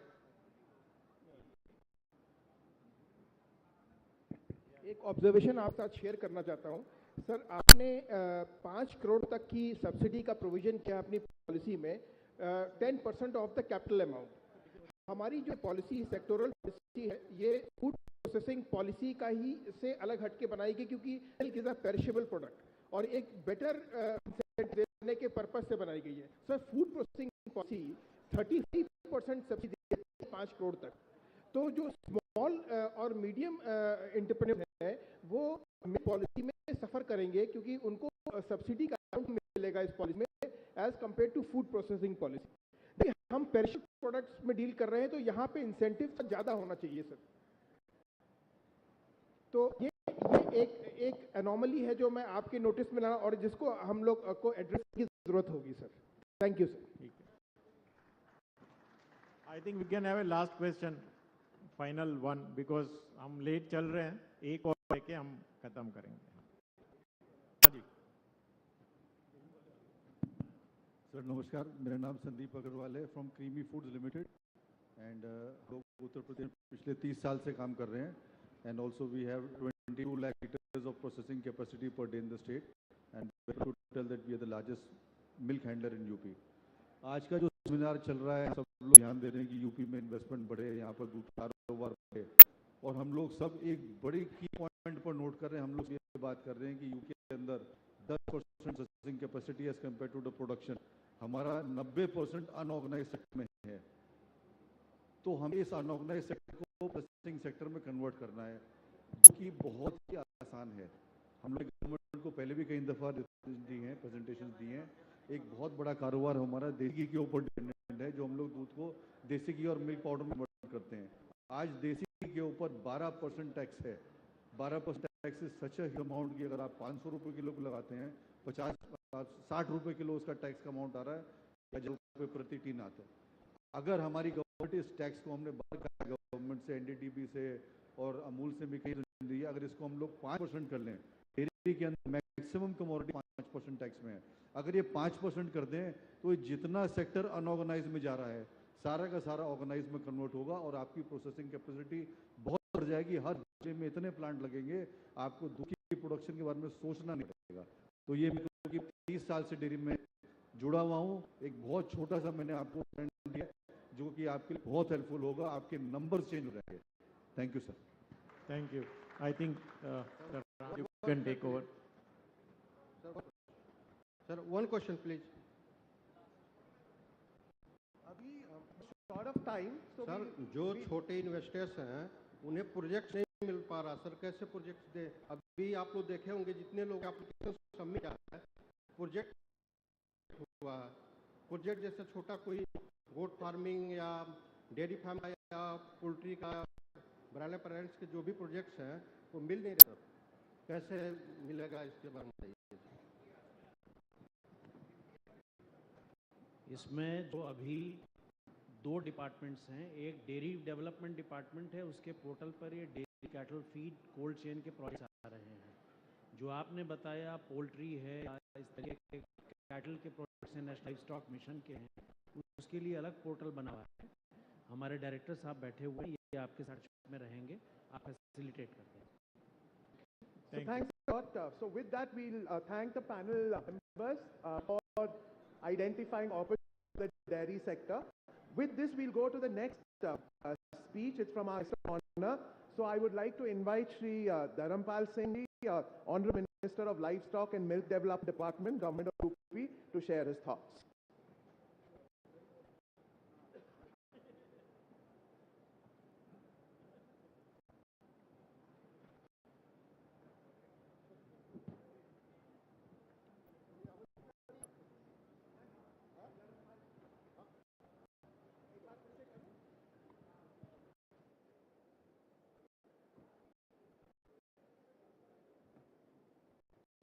Shri Dharampal Singh ji, Honorable Minister of Livestock and Milk Development Department, Government of UP, invite you to present your thoughts.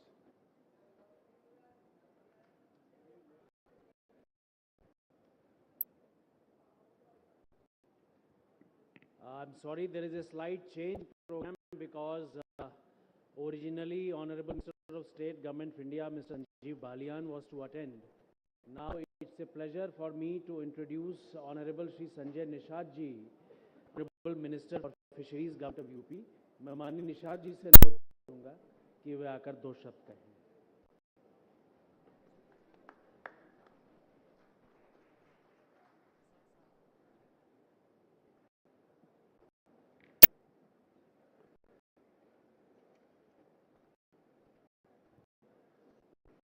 आज के इस ग्लोबल समिट में पधारे हमारे केंद्रीय पशुधन और मत्स्य मंत्री हमारे पुरुषोत्तम रूपाला जी, हमारे बीच में उपस्थित हमारे उत्तर प्रदेश सरकार में कैबिनेट मिनिस्टर धर्मपाल जी, जो एनिमल हस्बेंड्री और डेयरी और फिशरीज के हैं, वेलफेयर सोसाइटीज़ के लिए हैं, माइनॉरिटीज़ के लिए हैं। आज के इस हमारे बीच में हमारे दो विभाग के प्रमुख सचिव जी, हमारे बीच में सेंट्रल के जो सेक्रेटरी हैं, कमिश्नर हैं, सारे लोग मंच पर बैठे हुए और देश और दुनिया से दूसरे देशों से पधारे हमारे उद्योग बंधु हैं, जो इस क्षेत्र में अभी जो एनालिस्ट थे, जो आगे इस डेयरी सेक्टर में, एनिमल सेक्टर में और पोल्ट्री सेक्टर में या फिशरी सेक्टर में जिस भी सेक्टर में अपना इन्वेस्ट करना चाहते हैं, मैं सभी मेहमानों का इस जो देश के प्रधानमंत्री हमारे नरेंद्र मोदी जी हैं, जिन्होंने, मैं उनको बधाई दूंगा, आभार भी प्रकट करूंगा उत्तर प्रदेश वासियों के तरफ से और उद्यमी बंधुओं के तरफ से भी, कि कल उन्होंने विशेष रूप से एग्रीकल्चर के सेक्टर में, डेयरी के सेक्टर में, एनिमल के सेक्टर में, फिशरी के सेक्टर में और व्यापार संभावना, व्यापार के ढेर सारे इस सेक्टर में विकास के लिए उन्होंने अपने उस भाषण को किया था। जिस सेक्टर के बारे में प्रधानमंत्री चिंता करते हो, जिस सेक्टर में प्रधानमंत्री खुद चर्चा करते हो, और मैं अपने अभी सारी बातें हमारे एनिमल मंत्री हैं वो बताएंगे, मैं अपने फिश के क्षेत्र में बताऊंगा कि उत्तर प्रदेश पूरा देश कृषि प्रधान देश है और कृषि में एग्रीकल्चर भी आता है, हमारा पशुपालन भी आता है और मेरा पोल्ट्री भी आता है और मेरा फिशरीज भी आता है।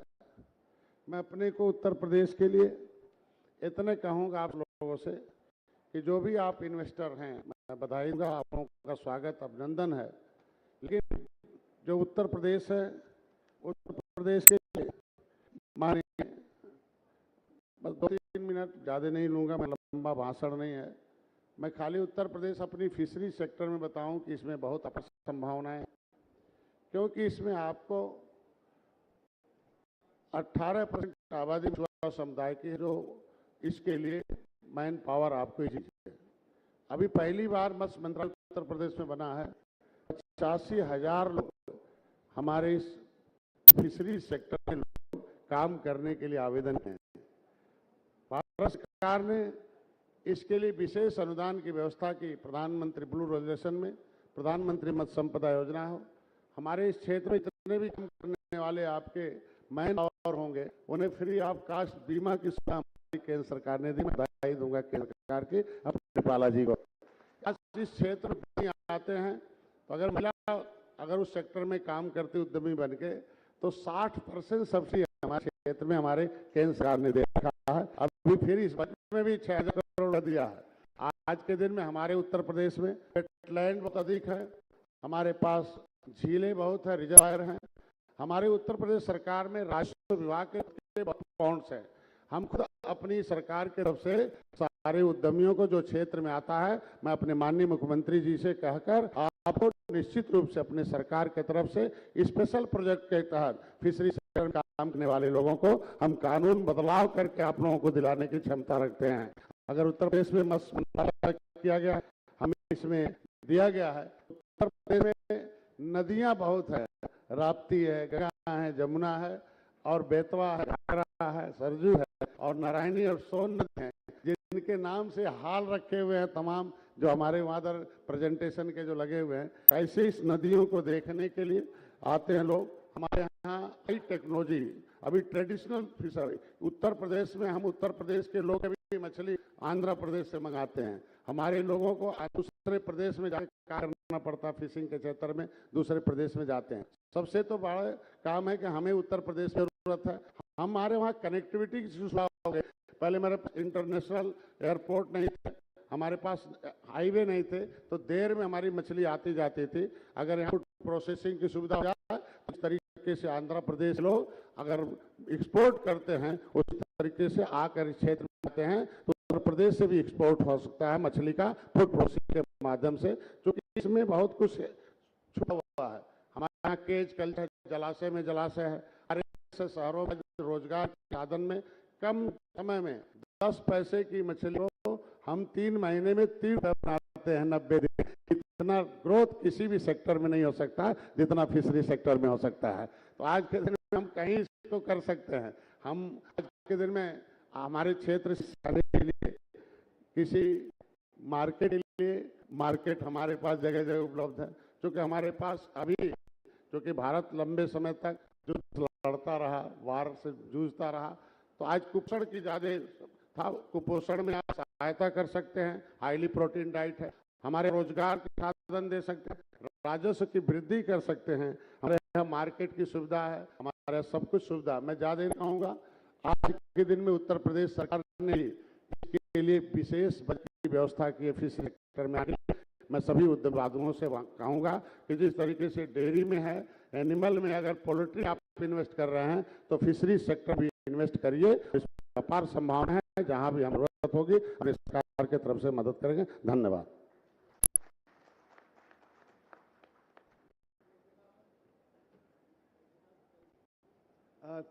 Thank you so much, Mantri, Nishad ji. Dharampal Singh ji, Honorable Minister, will give us a special guest note right now.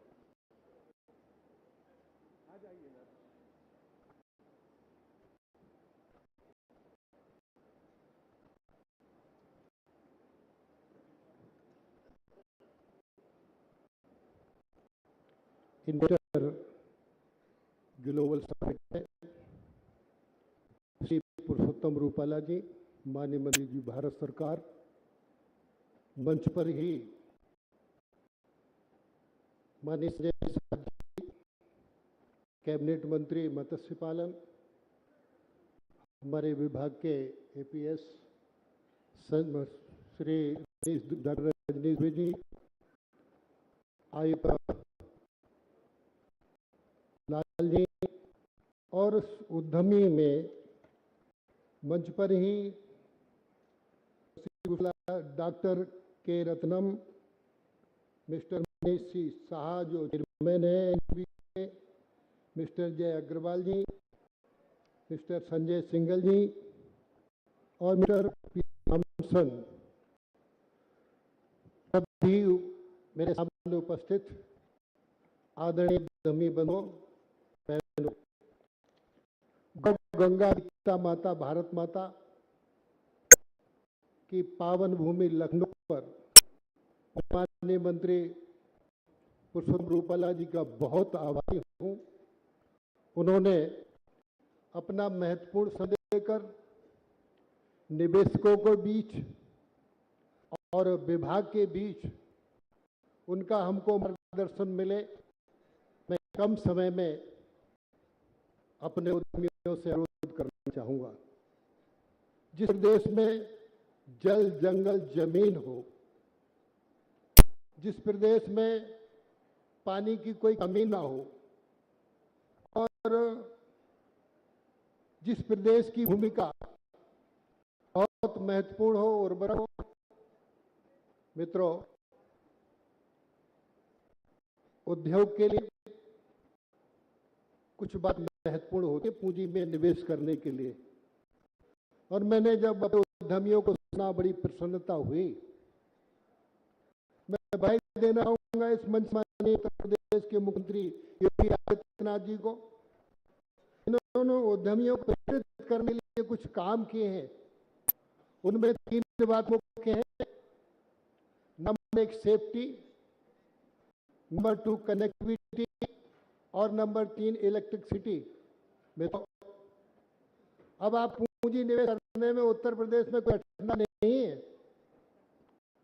आपको अपहरण हो जाएगा इसकी चिंता नहीं है, कोई फिरौती मांगेगा इसकी चिंता नहीं है। उत्तर प्रदेश की कानून व्यवस्था अत्युत्तम है, इसलिए आइए पूंजी निवेश करिए डेयरी उद्योग।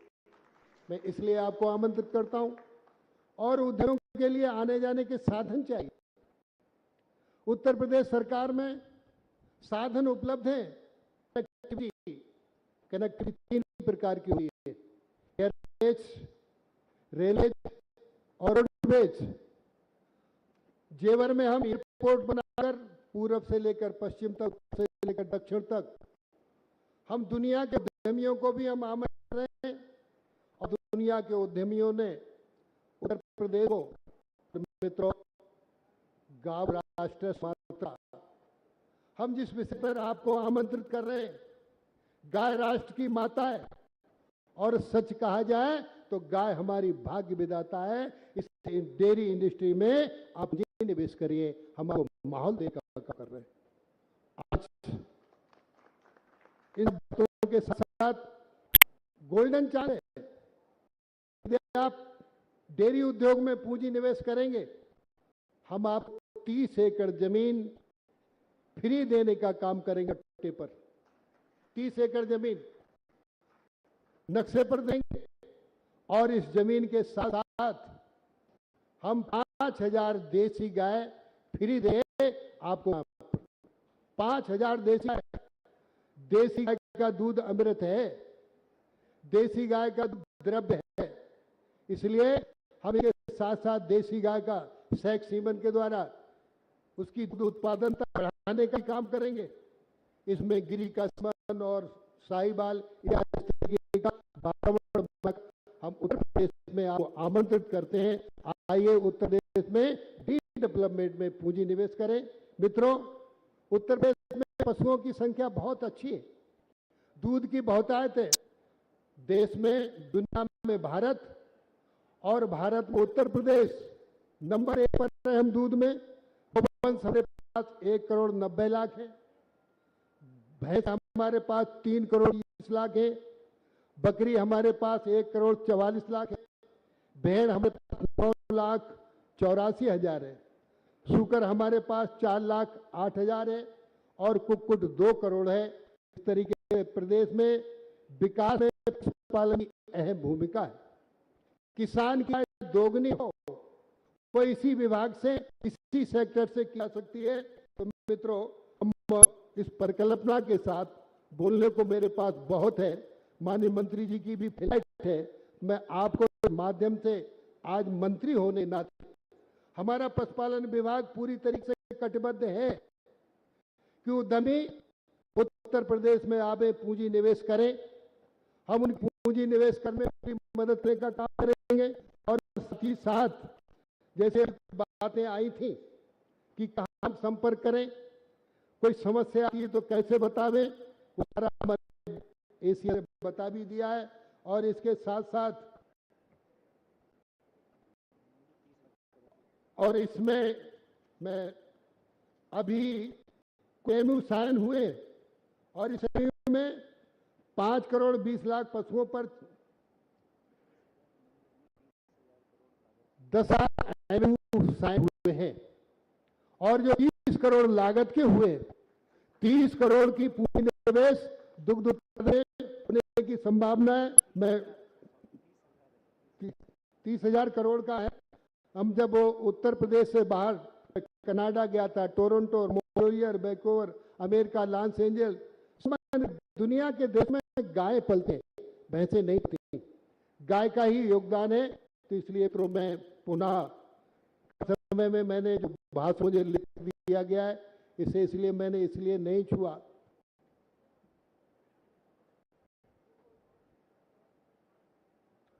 इसमें डेयरी सेक्टर में 1,051 एमयू साइन हो गए और एमयू की कुल धनराशि 61,115 करोड़ अभी एमओ की धनराशि हो गई है। और जिस तरह से यहाँ अभी माननीय हमारे भारत सरकार के मंत्री, क्योंकि मैं अपना भाषण जल्दी इसलिए सुन रहा हूँ कि माननीय मंत्री की फिलहाल मित्रों हम फिर मिले और अभी फिर संवाद आपसे करेंगे, हम अपना भाषण आपको सुनाएंगे। हमारे पास बहुत सारी सुविधाएं हैं उद्योग को देने के लिए, जिसको हमने खोला नहीं है। मंत्री जी को सुनने के लिए आप सबको बधाई देना चाहता हूं कि आप में ऐसा वातावरण, माननीय उत्तर प्रदेश के मुख्यमंत्री योगी आदित्यनाथ जी ने उत्तर प्रदेश में संभावनाएं बनी है, इसलिए आप आइए उत्तर प्रदेश, डेयरी डेवलपमेंट में करिए पूंजी निवेश। बहुत बहुत धन्यवाद।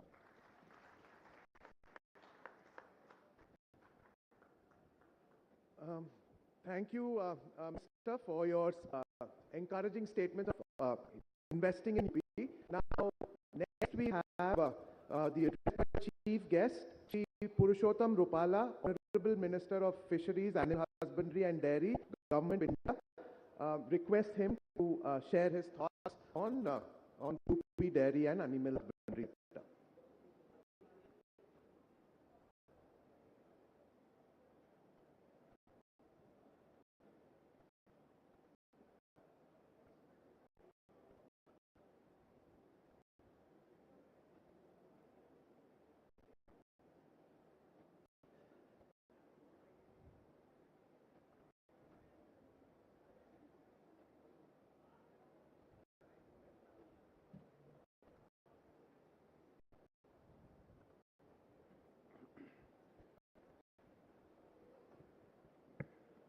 नमस्कार, राम राम।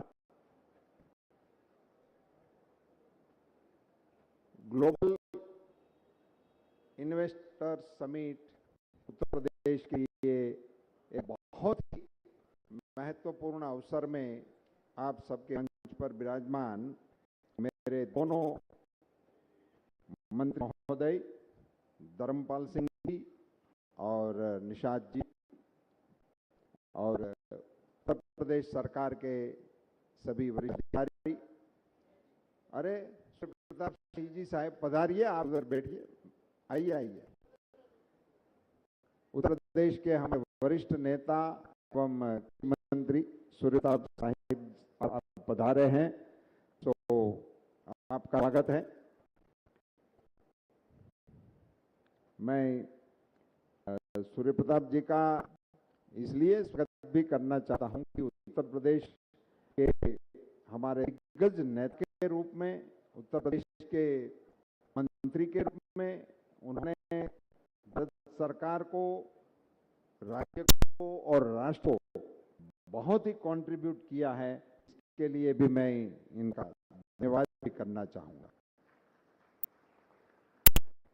यहाँ हमारे एनडीडीबी के चेयरमैन, प्राइवेट प्लेयर्स और भी कीनोट एड्रेस करने वाले और पैनलिस्ट लोग ने बहुत सारी डिटेल्स आपके सामने रख दिया है। अब वही मैं भी फिर से बोलूँगा तो आप सब लोग बोर हो जाएंगे, तो मैं इसमें जाना नहीं चाहता हूँ।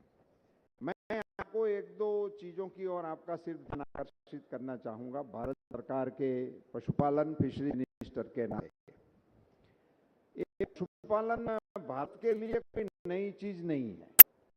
यहाँ तो गोकुल मथुरा की नगरी है ना, यहाँ से तो दुनिया को संदेश दिया गया था, गाय का पालन करो, मैं आपका पालन करूंगा। दुनिया में किसी भी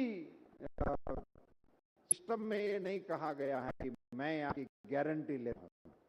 वो अकेला कृष्ण महाराज है जिन्होंने कहा है सर्वधर्म परित्यज्य मामेकम शरणम व्रज, मेरे शरण में आजा मैं तेरी रक्षा करूंगा। ऐसा कहने वाला अकेला श्री कृष्ण है। ये तो इसकी भूमि है। तो यहाँ से गाय की बात करने का सौभाग्य मुझे मिला है, ये मेरे लिए सौभाग्य का विषय है। योगी जी यहाँ के मुख्यमंत्री जी, धन्यवाद भी देना है और साधुवाद भी देना है।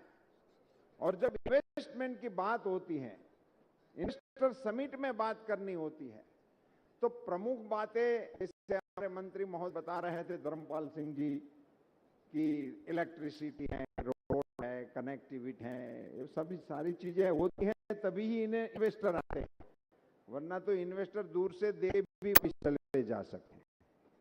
इन्वेस्टर जो लोग होते हैं उनको सारी चीजों का आने से पहले पता होता है, वो नाप तोल के आते हैं। मगर विकास की, डेवलपमेंट की प्रथम शर्त होती है कानून व्यवस्था का सुदृढ़ीकरण होना। लॉ एंड ऑर्डर जिस राज्य में ठीक होता है वहीं ही इन्वेस्टर आते हैं। मैं योगी को बधाई देना चाहता हूं कि उन्होंने उत्तर प्रदेश में लॉ एंड ऑर्डर को एस्टैब्लिश करने का जो इनकी सरकार ने काम किया है, इसके चलते आज देश में, उत्तर प्रदेश में लॉ एंड ऑर्डर की स्थिति पर बहुत ही वो धन्यवाद के अधिकारी हैं और राज्यों को इसी तर्ज पे काम करने के लिए वो प्रेरणा का स्रोत भारत में बने हैं। सो कानूनी व्यवस्था, जहां कानून का राज होता है वहां इन्वेस्ट करने वाले को खुशी मिलती है, सुकून मिलता है, तो वो उन्होंने कर दिया है। उसी के बाद यहाँ की जो ज्योग्राफी है, पानी, गंगा मैया जहां बहती हो, उस मुल्क में क्या नहीं हो सकता। मैं पढ़ता था तब एक पाठ में एक लिटी आती, गुजराती में थी, मैं स्कूल में पढ़ता था, उसमें आता था, लोक माता गंगा करके पाठ था, उसमें लिखा हुआ था कि गंगा ने अगर कुछ भी नहीं किया होता, लिखा तो उसमें गुजराती था, मेरा हिंदी जैसा है, मैं कोशिश करता हूं गुजराती में पहले बोल दूं। गंगा ने काई न कर्યું હોત અને એકલા ભીષ્મ જન્મ આપ્યો તો એના માટે પણ ગંગાને લોક માતા કહેવાનો અધિકાર હતો। गंगा ने कुछ भी नहीं किया होता, अकेले एक भीष्म को जन्म देने के लिए वो लोक माता कहने की अधिकारिणी है। ऐसी गंगा जहां बहती है उस प्रदेश में विकास और संपन्नता, सौभाग्य की बात करना वो तो बड़ी गौरव की बात होती है। मुझे सिर्फ इतना ही कहना आज की इस सत्र के लिए, योगी जी को और एक चीज के लिए भी बधाई देनी है। मेरे जो दोनों सेनापति लगाए हैं, धर्मपाल सिंह जी और निषाद जी, धर्म और संजय गीता के प्रथम श्लोक के दोनों शब्द है।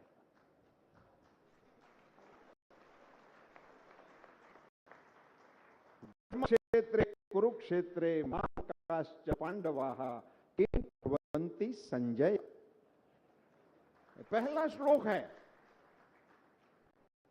सो धर्म क्षेत्र में क्या हो रहा है वो जानकारी देने के लिए संजय चुना है, धर्म क्षेत्र को चलाने के लिए धर्मपाल जी को लगाए।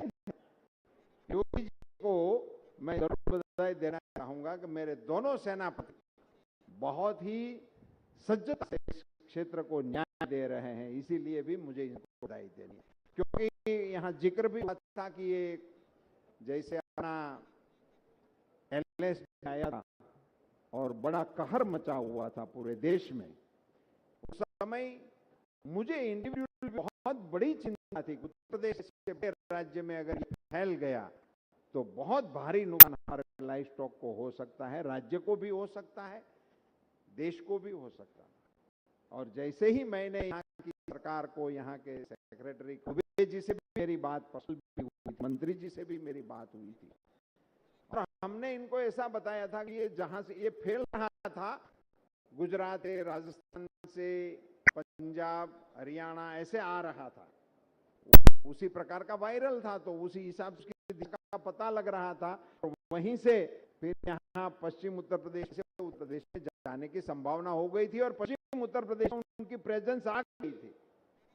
तो बड़ी गंभीरता से जब मैंने इन लोगों से बात किया तभी उन लोगों ने इस प्रकार की एक हाईवे बनती है, वे पश्चिम उत्तर प्रदेश और उत्तर प्रदेश के बीच में हाईवे बनाकर 10 किलोमीटर के स्टेज पर वैक्सीनेशन कर दिया ताकि उधर से इधर आने का रास्ता ही बंद हो गया। और इसको मैं कोरोना के समय में हमारे देश के कोरोना योद्धाओं का जिस प्रकार से सम्मान हुआ था और आज भी जिनकी बात पूरी दुनिया में चल रही है कि कोरोना मैनेजमेंट भारत में जिस प्रकार से अच्छी तरह से किया गया, उसका आज वहां पूरा विश्व मानता है। मैं एलएसडी के लंपी स्किन डिसीज के मैनेजमेंट में वो उत्तर प्रदेश के इस अपने सभी वेटरनरियनों को और आपके पशुपालन विभाग को देना चाहता हूं और उसके लिए इनको बधाई भी देना चाहता हूं। तो इस प्रकार के कर्मयोगियों की टीम जहां पे हो और प्रधानमंत्री नरेंद्र मोदी जी जैसा समर्थ सेनापति जब देश को नेतृत्व दे रहा हो, तो पशुपालन के क्षेत्र में हमारे मोदी साहब ने दो बड़े फैसले लिए प्रधानमंत्री बनने के बाद। एक कोरोना वैक्सीन कैसे जिक्र हुआ ना, जिसका पूरी दुनिया में आज जिक्र हो रहा है। मुझे इस मंच से आप सभी लोगों के साथ बड़े गर्व से शेयर करना है कि कोरोना वैक्सीन देशवासियों को मुफ्त देने के निर्णय करने से एक साल पहले हमारे प्रधानमंत्री श्री नरेंद्र मोदी ने देश के सारे पशुओं को वैक्सीन करने का निर्णय ले लिया था और उनके लिए 13,000 करोड़ रुपए की राशि का आवंटन करके देश के पशुधन की सुरक्षा के लिए एक बड़ा कवच देने का काम आजादी के बाद पहली बार हमारे प्रधानमंत्री के नेतृत्व में पशुपालकों को मिल रहा है। दूसरा जिक्र हमारे उत्तर प्रदेश के अधिकारी लोगों ने कहा है कि मार्च में ही वो एम्बुलेंस यहां लॉन्च करने वाले हैं। 500 एम्बुलेंस उत्तर प्रदेश में चलेगी। मगर मैं आपको बता दूं, हमारे लिए तो एम्बुलेंस आ गई थी, आदमियों के लिए, नागरिकों के लिए बड़ा अच्छा लगता था। हम सबको 108 डायल करो, एम्बुलेंस आ जाती। पशुपालक पशु कहीं इंटीरियर में बीमार हो जाए, उनके लिए किसी ने सोचा नहीं था। ये हमारे यशस्वी प्रधानमंत्री नरेंद्र मोदी जी ने पूरे देश में भारत सरकार के कच्चे मोबाइल वेटरनरी यूनिट देने का निर्णय किया और आज इस मंच से इस मीट में मुझे बताना है कि उत्तर प्रदेश के लिए 500 वेटरनरी यूनिट हमने मंजूर करके रखे हैं और ये मार्च में लोगों के लिए काम में आ जाए, शुरू हो जाएगा इसका काम। ये निर्णय ऐसे थे और इनके साथ एंटरप्रेन्योर्स के लिए, जैसे हमारे एनडीडीबी के चेयरमैन बता रहे थे कि कई योजनाएं ब्रीडिंग के लिए जो चल रही हैं और यहाँ जो प्रेजेंटेशन हुआ उसमें चेंज का प्रश्न आ रहा था कि यहाँ लॉजिस्टिक की समस्या है, कुछ टेक्निकल इश्यूज भी बताए जाते थे। मुझे पढ़ के बड़ा अच्छा लगा इन चैलेंजेस को। इन्वेस्टर्स मीट में बैठे हुए लोगों के लिए तो ये चैलेंजेस है, वही तो चांस है करने का, वही तो इन्वेस्टमेंट का एरिया है। जो चैलेंज है उसको सॉल्व करो, आपका काम समाप्त हो जाएगा। वो अच्छी चैलेंज है, उसको उठा के सॉल्व कर देना, वो बिजनेसमैन का काम है। रोकाण उस दिशा में कर सकते हो। जितनी भी चैलेंजेस हैं वही अपॉर्चुनिटी है और उसी का आप सब कॉग्निजेंस लेंगे। तो मुझे लग रहा है कि इन्वेस्ट करने में यहाँ मुझे तो बड़ा आश्चर्य हुआ, संजय जी ने इक्वेशन लगा दिया। 10 पैसे का इन्वेस्टमेंट करो, 90 दिन के बाद वो 30 रुपया हो जाता है, 3 रुपया हो जाता है। 10 पैसे से 3 रुपया 90 दिन में, मतलब 30 गुना। और देखो इतना सरल आदमी इतनी अच्छी इकोनॉमी की पकड़ कहां से लेके गया। सो ये सारी अपॉर्चुनिटीज हमारे पास है। यहाँ एक जिक्र हुआ, इस पर मैं और थोड़ा प्रकाश डालने की कोशिश करूंगा और इन्वेस्टर के लिए एक दो चीज बता दूं।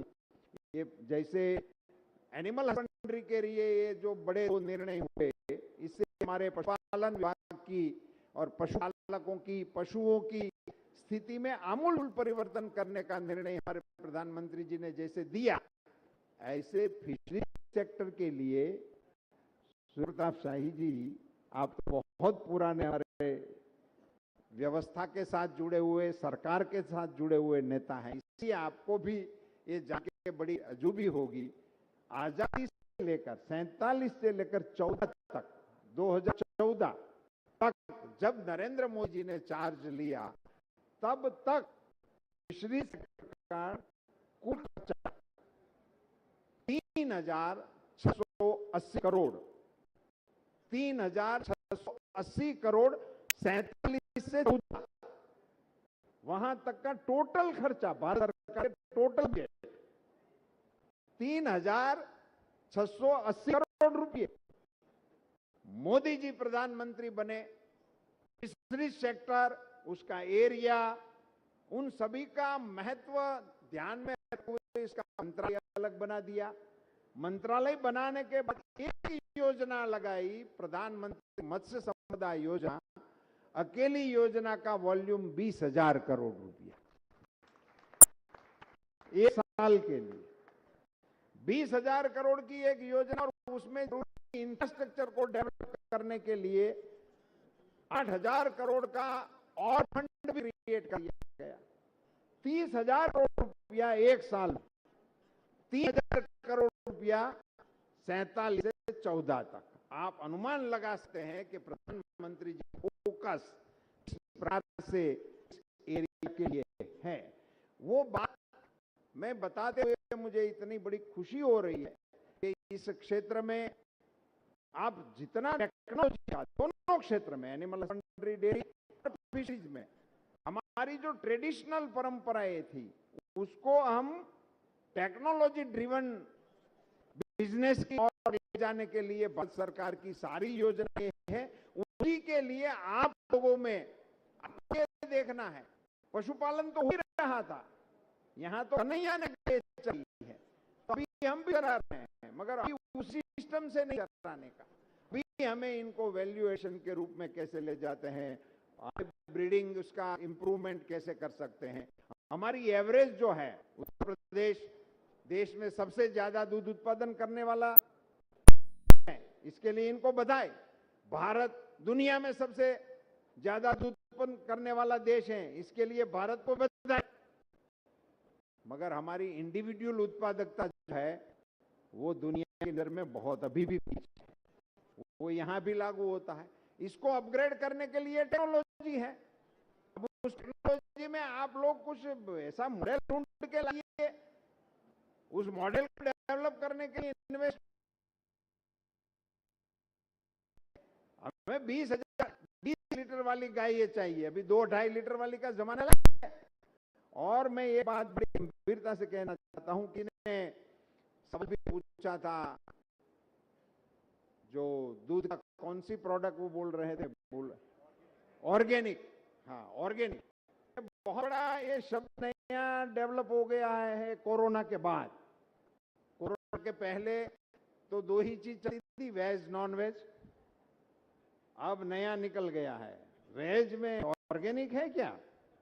और उसी में भी हमारे प्रधानमंत्री जी ने मिलेट ईयर बनाने के लिए दुनिया वालों को मना लिया, तो अब बाजरा इंटरनेशनल जाएगा, ज्वार इंटरनेशनल जाएगी, आपकी रागी इंटरनेशनल जाएगी, और ये सारी चीजों का मार्केटिंग इंटरनेशनल होने वाला है।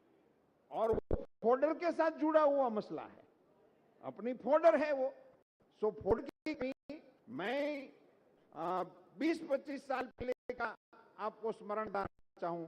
हम कोई मानते थे कि बोतल में पानी मिलता होगा, कोई बेचेगा, ऐसी बात कोई मंच से कोई करेगा, तो 25 साल पहले कोई सुना था पानी ये तो पिलाने का पुण्य का काम होता था, उसके प्यास लगते थे और लोग ऐसे ही पिलाते थे मुफ्त में, और वही लोगों का चलता था। कभी किसी को पता नहीं था कि अभी बोतल के बिना चलेगा ही नहीं, वो क्या ना 100% कन्वर्ट हो गया।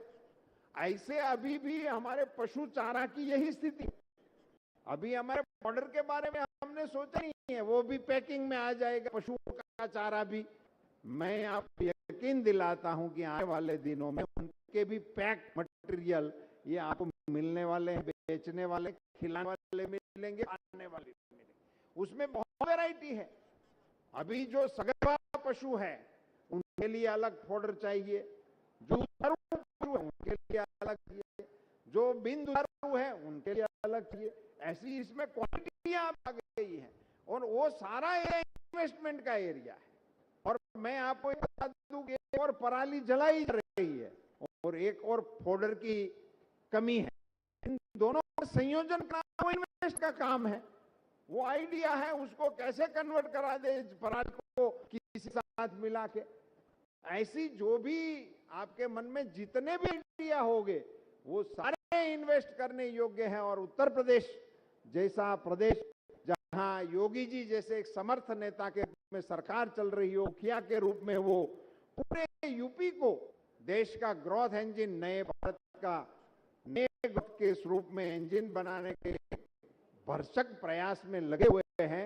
ऐसे अवसर पर ये इन्वेस्टमेंट हो रहा है और आप ऐसे अवसर पर मिल रहे हैं कि दुनिया की सबसे बड़ी 20 आर्थिक ताकत जो है G20 के सारे नेता अभी भारत में हैं। अभी यही है, अभी देश में घूम रहे हैं, अभी वो पूरे देश को देख रहे हैं। अभी ऐसा पहली बार हो रहा है कि पूरी दुनिया की अर्थव्यवस्था के सारे मुखिया ये भारत में रहे और हमारा सौभाग्य है कि उसकी अध्यक्षता भारत कर रहा है।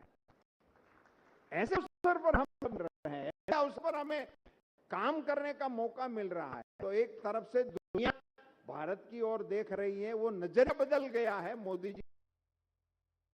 भारत की ओर दुनिया देख रही है, भारत क्या करेगा।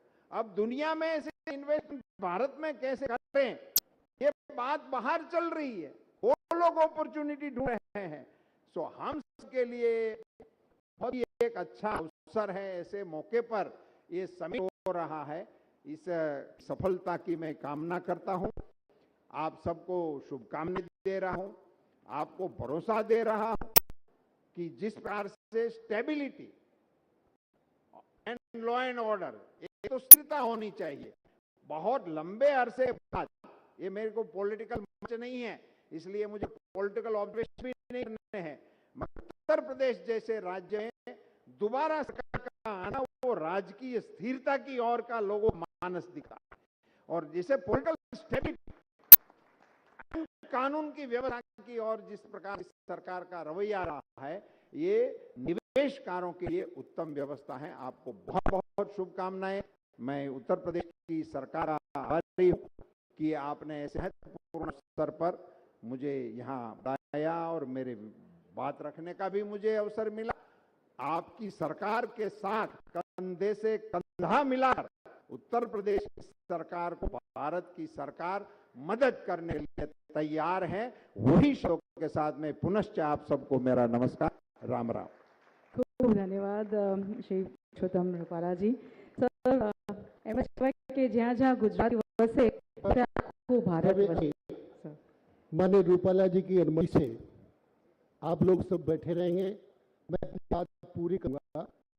मित्रों, जहाँ जल है वहाँ शिव है और जहाँ शिव है वहाँ कल्याण है। तो इस कल्याण की योजना में 3 बातें बहुत हो सके, फिर बताता हूँ। उन 3 बातें, यहाँ तीनों का महाकुंभ है। नंबर 1 एरिस्टोक्रेट, में आप उद्यमी लोग हैं। नंबर 2 ब्यूरोक्रेट, जिसमें हमारा प्रशासन आपको सहयोग करेगा। नंबर 3 टेक्नोक्रेट, जिसको माननीय रूपाला जी ने अभी भी किया। तो इस महाकुंभ में एरिस्टोक्रेट, ब्यूरोक्रेट और टेक्नोक्रेट तीनों मिलकर पूंजी निवेश करेंगे तो निश्चित रूप से दर कदम प्रगति होगी। मैं अपनी बात अब प्रारंभ करता हूं। मित्रों, प्रदेश के विकास में पशुपालन की अहम भूमिका है और कृषि सेक्टर का पशुपालन महत्वपूर्ण भाग है। यदि खेती है तो पशु है और पशु है तो खेती है। प्रदेश में मिश्रित खेती हेतु पशुपालन एक महत्वपूर्ण अंग है। लगभग 85% पशुपालन लघु सीमांत एवं भूमिहीन पशुपालकों द्वारा किया जाता है। पंडित दीनदयाल उपाध्याय के अंत्योदय की परिकल्पना को पशुपालन विभाग के 2234 पशु चिकित्सालय, 2575 पशु सेवा केंद्र, 267 दास श्रेणी के पशु औषधालय द्वारा अपनी सेवाएं प्रदान कर साकार कर रहे हैं। यही कारण था कि हम LSD पर पूरे दुनिया में त्राहि मची थी।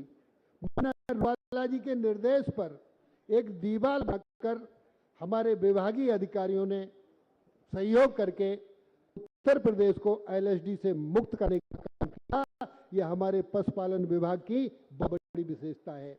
मित्रों, वर्तमान में लगभग 1531 पशु चिकित्सा विशेषज्ञों द्वारा पशु संरक्षण, संवर्धन, प्रजनन एवं रोग नियंत्रण के माध्यम से समाज के अंतिम पायदान पर खड़े व्यक्ति के जीवन स्तर को सुधारने में अहम भूमिका निभा रहे हैं।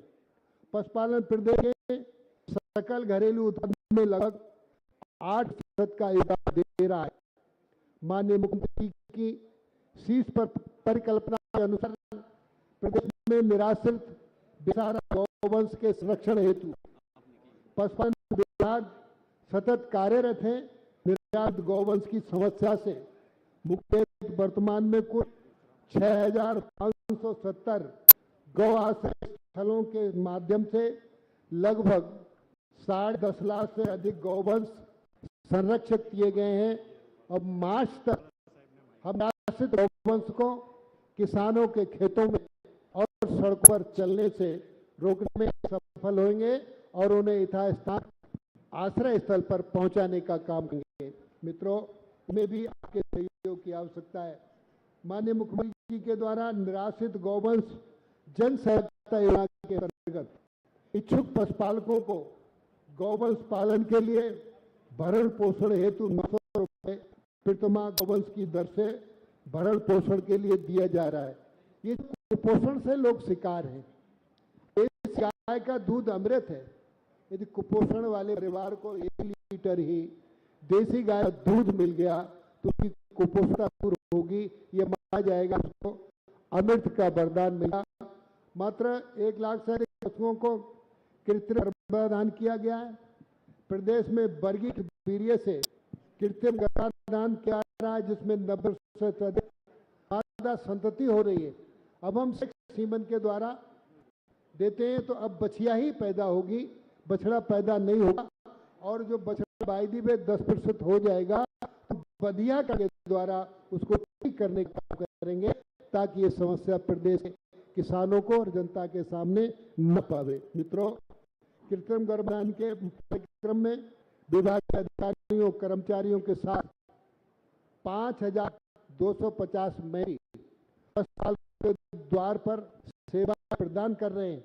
जैसे माननीय रूपाला जी ने निर्देशित किया है, 520 मोबाइल वेटरनिटी वैन जो 1862 नंबर डायल करेंगे, एक डॉक्टर, एक कंपाउंडर, एक ड्राइवर तत्काल 1 घंटे में हम किसान के पशुपाल के दरवाजे पर पहुंचा का काम करेंगे। ये अभिनव प्रयोग माननीय रूपाला जी के माध्यम से उत्तर प्रदेश को कृपा के पात्र के रूप में प्राप्त हुआ है किसान और पशुपालकों को। मित्रों, कृत्रिम गर्भाधान की उपयोगिता से बकरियों में भी कृत्रिम गर्भाधान प्रारंभ किया गया है। अंतर्राष्ट्रीय प्रतिस्पर्धा पर विकसित तकनीक के आलोक के विभाग में भ्रूण प्रत्यारोपण एवं परखनली शिशु के माध्यम से पशुओं में बच्चे पैदा किए जा रहे हैं, जो आने वाले समय में गाय के विकास में मील का पत्थर साबित होंगे। हम बकरी पालन में 50% का अनुदान है, मुर्गी पालन इसमें लाए हैं, इसमें भी काफी पूंजी निवेश किया जा सकता है। धर्मपाल जी, 1 सेकंड, एक विषय गया था, आपको मैं क्षमा चाहता हूँ कि आप मैंने रोका। नहीं, मेरे विषय में जो इन्वेस्टमेंट के बारे में मनीष जी हमारे एनडीडी के चेयरमैन ने एक उल्लेख किया था कि सिर्फ हम एनिमल हस्बेंड्री की बात करते हैं, मिल्क के बारे में मगर गोबर के बारे में भी सुनने का समय आ गया है और वो भी एक इन्वेस्टमेंट का एक एरिया खुल रहा है।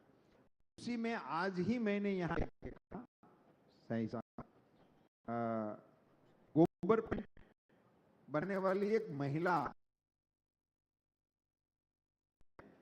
उन्होंने गोबर पेंट का डिब्बा मुझे दिखाया और मुझे बताया कि 1 किलोग्राम गोबर से 1 लीटर से ज्यादा पेंट बन सकता है। गाय के गोबर से बनाया हुआ गोबर पेंट वो बनाने वाला है जनपद बदायूं का रहने वाले थे शिव पार्वती स्वयं सहायता समूह की अध्यक्षा बहन रूबी देवी। वो यहाँ उनका ये मैंने देखा। मैं आप सबके बीच में एक विषय रखना चाहता था। उस समय मैंने जेब चिट्ठी भी रखी थी।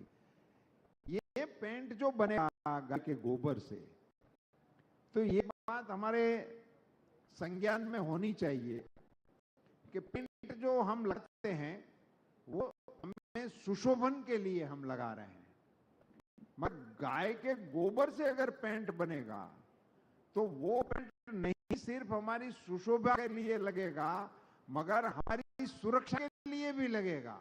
उस पेंट में कोई जीव जंतु रह ही नहीं सकता है, पलप ही नहीं सकता है, क्योंकि गोबर में स्वयं में ये ताकत है कि वो हमारा रोका लगाने की हमारी परंपरा हमारे पुरखों ने दी थी। गाय हमारे घर को पवित्र करना है तो गाय के गोबर से हम पोंछते हैं तो अपने आप में पवित्र हो जाता था। वो गाय का गोबर आप सबकी जानकारी रहे, गोबर मतलब मल है। मल और मूत्र किसी का भी पवित्र होता नहीं है। अंडरलाइन, किसी के नीचे 3 अंडरलाइन, कोई भी लिख सकते हो। किसी का पवित्र नहीं है।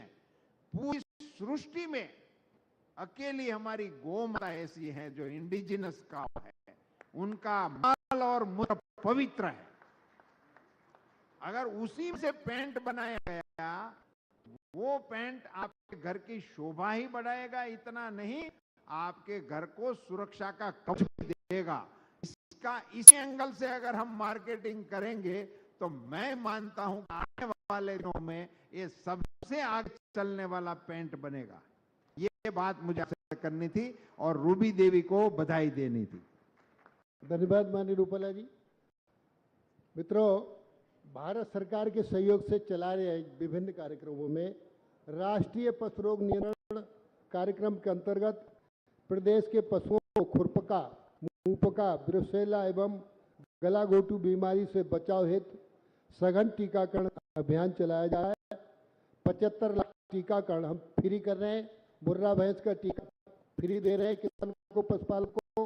मुर्रा भैंस दिन में 20 किलो दूध देती है, 10 किलो सुबह, 10 किलो शाम। मुर्रा भैंस का दूध गुणवत्ता युक्त होता है। अभी मैं कनाडा गया था, मैंने देखा बहुत टेक्निकल ढंग से, वो हम उत्तर प्रदेश में भी उसको तकनीकी माध्यम से लाने का प्रयास कर रहे हैं।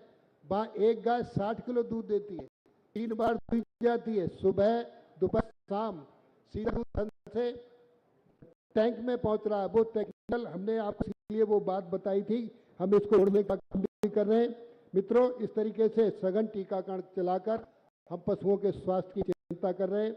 उत्तर प्रदेश पशुपालन क्षेत्र में निवेश की अपार संभावनाओं को देखते हुए सरकार द्वारा एक बेहतर वैज्ञानिक आधार प्रदान किया जा रहा है। मैं निवेशकों को आह्वान करता हूं कि उत्तर प्रदेश में गाय, भैंस, भेड़, बकरी, सूकर, कुक्कुट, पशुजनन, पशु आहार एवं कुक्कुट आहार के क्षेत्र में निर्भीक होकर निवेश करें। उत्तर प्रदेश सरकार की सुरक्षा एवं आधारभूत सुविधाएं उपलब्ध कराने के लिए कटिबद्ध है। धन्यवाद।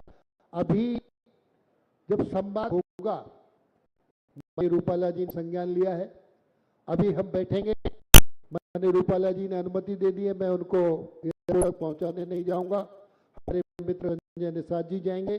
तो हम आपकी समस्या का निराकरण भी करेंगे, आपकी समस्याएं सुनेंगे भी, जो हल करनी होगी तत्काल हल करेंगे और एक योजना बनाकर आपको सुविधा पहुंचाकर पूंजी निवेश करने में हमारी सरकार आपको सहयोग प्रदान करेगी। बहुत बहुत धन्यवाद। भारत माता की। जी, बहुत धन्यवाद सिंह जी। और के बाद में एक संवाद का एक सेशन है जो हमारे निवेशक है, उनके साथ हमारे मंत्री जी बैठेंगे और 1-on-1 बात कर पाएंगे। लेडीज एंड जेंटलमैन, हमारे एक टोकन ऑफ ग्रैटिट्यूड जो हम देना चाहेंगे, हम सम्मानित करना चाहेंगे हमारे honourable minister of fishery, animal husbandry and dairying, government of India, Shri Parsottam Rupala ji को विनती करूंगी कि श्री धर्मपाल सिंह जी इनको शॉल पहना के इनका सम्मान करें। जोरदार तालियां हो जाए इनको मोमेंटो और वन डिस्ट्रिक्ट वन प्रोडक्ट, एक बहुत ही बेहतरीन सोच के साथ आए हैं और ये एक छोटा सा तोहफा हमारी ओर से एक मोमेंटो भी गिफ्ट करना चाहेंगे। सर एक मोमेंटो है, एक मिनट सर। अब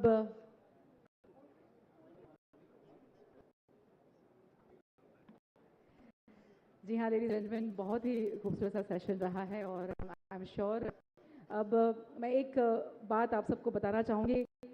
31,000 करोड़ के MOU साइन हुए हैं डेयरी में और 5,000 करोड़ के MOU साइन हुए एनिमल हस्बेंड्री में, तो टोटल 36,000 करोड़ का निवेश हो चुका है और आगे भी और बात चल रही है।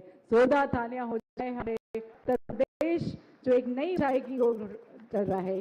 बहुत ही खूबसूरत सी कृष्ण और गौ माता के साथ बहुत ही खूबसूरत सी मूर्ति भेंट कर रहे हैं और मैं विनती करूंगी अब doctor Rajneesh Dubey ji, additional chief secretary animal husbandry, fisheries and development department, to honour doctor Surya Pratap Shahi ji, agriculture minister, Uttar Pradesh government. बहुत बहुत धन्यवाद sir, thank you so much for joining in.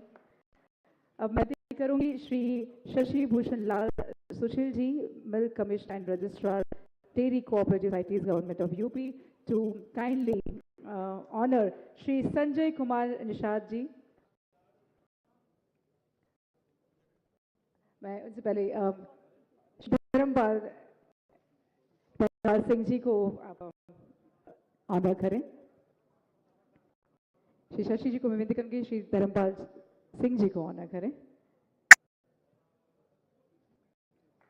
Shri Dharmpal Singh ji, for animal husbandry and dairy development. बहुत बहुत धन्यवाद सर। एक बहुत ही खूबसूरत सी कृष्ण जी की मूर्ति। अब मैं विनती करूंगी Shri Kunal to be on gearing for startup revolution in Uttar Pradesh. This big opportunity in UP. So, re-inviting on the dais Shri Rajiv Prashekji, the Honorable Minister of State for Electronics and IT. Ladies and gentlemen,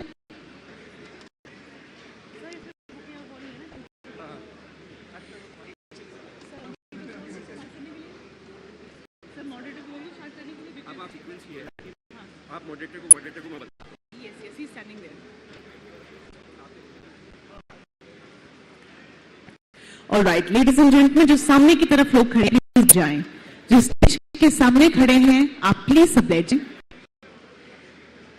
Ladies and gentlemen, we are about to begin and may I please request the session moderator, partner and center leader, Ernst & Young LLP, Shri Sriram Iyer, to kindly please take over the deliberation of this session, welcoming the moderator on the dais. Over to you. Hi, very good afternoon to all of you. Honorable Sir, Honorable Minister Sir, delegates from the Uttar Pradesh government, my dear friends on the stage, and dear audience. It's a very delightful situation that that we are sitting in this auditorium and we are talking about prosperity and prosperity as a medium, like such things. I'll just take a small example. अगर मैं बात करूं आप सब लोगों से कि अगर हम किसी फॉरेन में किसी भी देश को देखें और अगर उस किसी भी देश में अगर हम देखें कि कोई इंसान अगर ड्राइवर है, कारपेंटर है, प्लम्बर है, अगर वो साल में 11 महीने 12 महीने ईमानदारी से पूरी मेहनत से शिद्दत से काम करे, उसके बाद इंडिया आ सकता है घूमने लिए। वो यहाँ पे आज होटल में सकता है, अपने पूरी परिवार को दिखा सकता है कि भाई भारत कितना सुंदर है। पर अगर मैं सेम बात करूं हमारे भारत में, हमारे यहाँ पे काफ़ी सारे लोग हैं जो जिंदगी भर, मैं ये कहूँ 12 महीने पूरे 10, 12, 20, 25 साल भी काम कर लें, वो कभी नहीं सोच सकते कि अरे क्या हमारा हमारे यहाँ से बच्चों को जा सकते हैं, उन्हें प्रेस महफिल टावर दिखा दें, उन्हें हाइडलबर्ग घुमा दें या दुनिया किसी और जगह पर ले लें, क्योंकि हम लोग कभी स्टार्टअप्स को इस तरीके से सोचा नहीं है। ये बहुत ही बड़ी एक तरीके से कह सकते हैं कि भगवान की कृपा है कि मैं इतने अच्छे प्रधानमंत्री में हैं कि वो सोच रहे हैं कि भाई हमें एक ऐसा सिस्टम आना है जिससे हर में स्टार्टअप, और स्टार्टअप वो माध्यम है जिसके चलते भारत को economic growth, economic power, economic diversity आएगी, ताकि हम एक बार फिर से कह सके कि हम सिर्फ विश्व को ही नहीं है, हमें वो ताकत है कि जो बता सके हम विश्व को किस तरफ ले जा सकें। तो आज ये बहुत अवसर मिला है हम सब लोगों को कि यहाँ पे माननीय राजीव जी यहाँ पे हमारे बीच मौजूद हैं। सर, मैं आपसे गुजारिश करूँगा कि सर आप पहले आके कुछ शब्द हमें स्टार्टअप्स के बारे में बोल दें और फिर हम उस प्रोग्राम को आगे बढ़ाएं।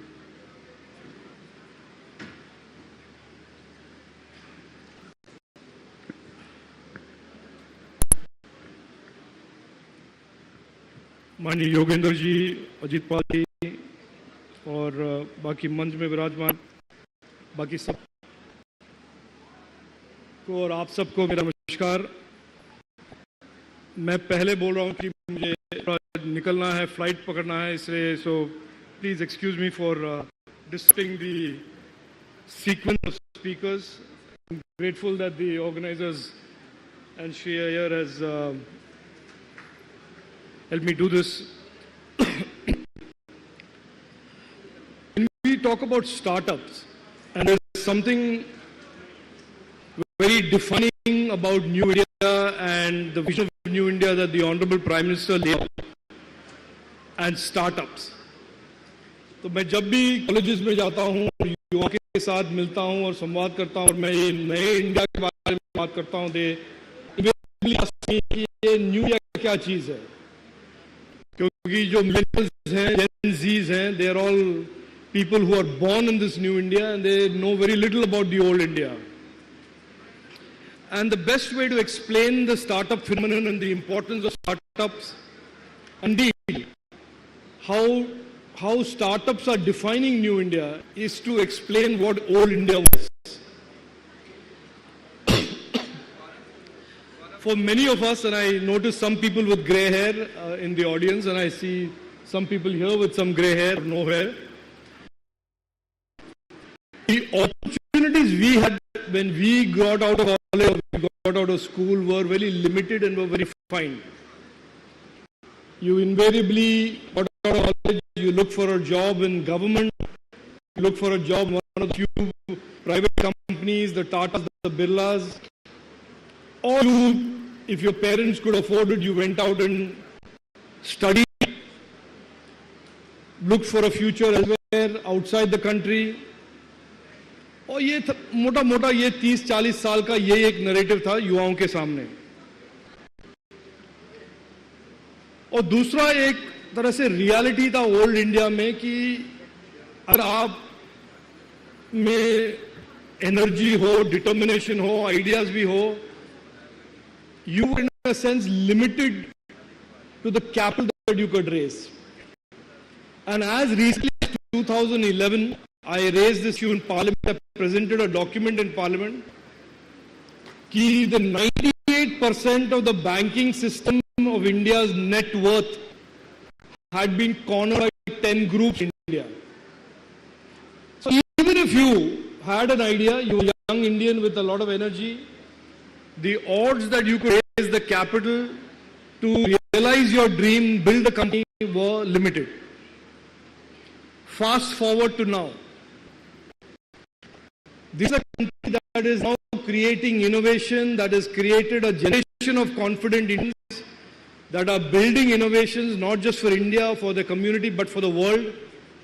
Over 80,000 startups have been built out, raised capital, of which 109 have become unicorns.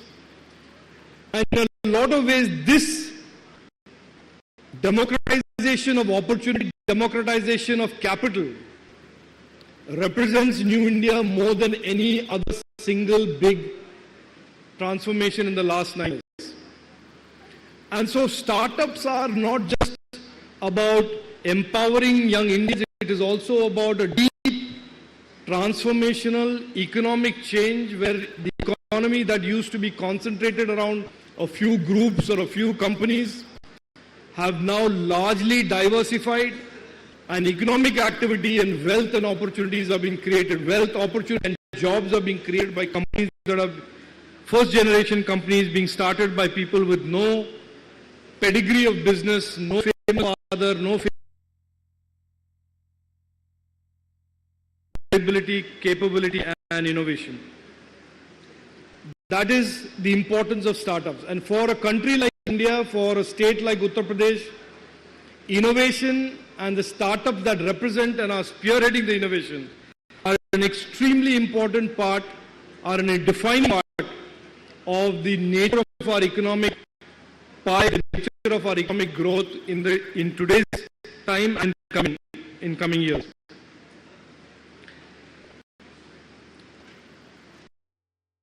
The areas today's represent challenges, opportunities for our startups. A few years ago, there was, like I said, there were no startups, or there were very few startups.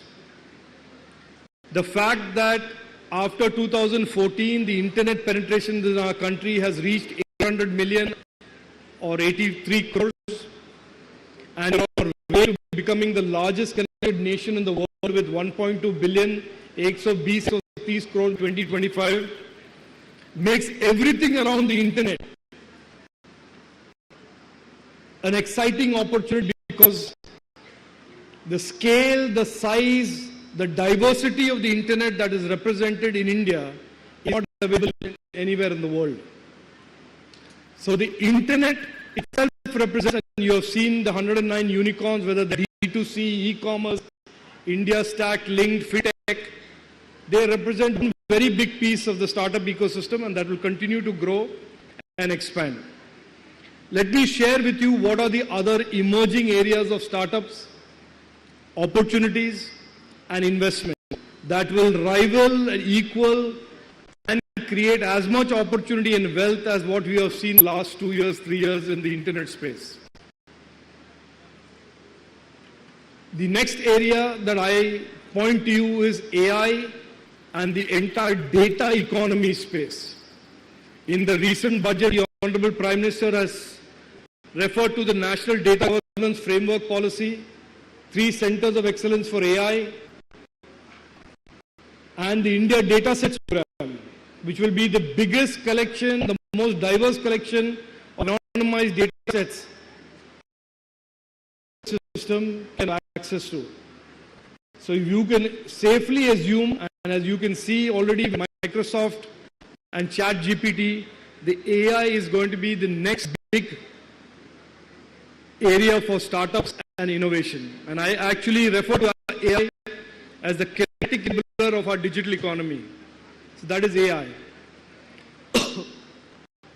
There are 2 more areas that are very exciting in the near term, which is microelectronics and semiconductor design. The Government of India, the Honorable Prime Minister, has sanctioned significant amounts of money where we are investing as Government of India. We will partner with states and emerging states to also create microelectronics and semiconductor design startups. Both these areas, microelectronics and semiconductors, are again going through deep tectonic changes in terms of performance, where the performance comes from, and increasing performance is coming from design and not just manufacture, as was the case for the last 20 years. I'll give you one more example of where startups and innovation is coming. Prime Minister opened up in March, April of 2022, the space segment. And in just 1 month's time, in May 2022, when I launched the space startup ecosystem, there were 138 companies that had been formed to create products, launches, products, solutions, and technology in the space ecosystem. High performance computing, 5G, blockchain, quantum computing, the entire Web 3.0 minus crypto, which is the blockchain, the distributed ledger. These represent deep tech and other sunrise areas in terms of startups and innovation in the coming years. The Prime Minister has referred, the Honorable Prime Minister has referred to the next 10 years as India's decade. In addition to IT, ITES and the internet, which is the digital service providers business, all of these areas are going to represent opportunities for startups. So I would urge those of you who are interested in startups, investing in startups, to partner with the governments, state government of Uttar Pradesh. The government of India will be extremely happy to be an enabling partner in creating, building and fostering startups and innovation. As I said in the earlier segment of when I had an opportunity to speak, our vision, our Prime Minister's vision is a $1 trillion digital economy. The $1 trillion digital economy means that the digital component of our economy will go from being 6% of the GDP to almost 20% of the GDP by 25-26. And as he said on August 15, 2021, from the ramparts of the High Court, from the Red Fort, he said, and I quote, that the India decade is the future, and this India decade will be built by the energy, determinations, aspirations, and innovation of thousands of young Indians all around the country, including in Uttar Pradesh. So to all of you who are deeply invested emotionally, financially, and in terms of effort and commitment into the startup and innovation ecosystem, I say you are in the right place. To the government of Uttar Pradesh, I thank them and congratulate them for seeing this as an important opportunity for the youth of Uttar Pradesh and for the investors who are looking at Uttar Pradesh. And I wish them the very best. I wish all of you all the very best. Thank you. Jai Hind.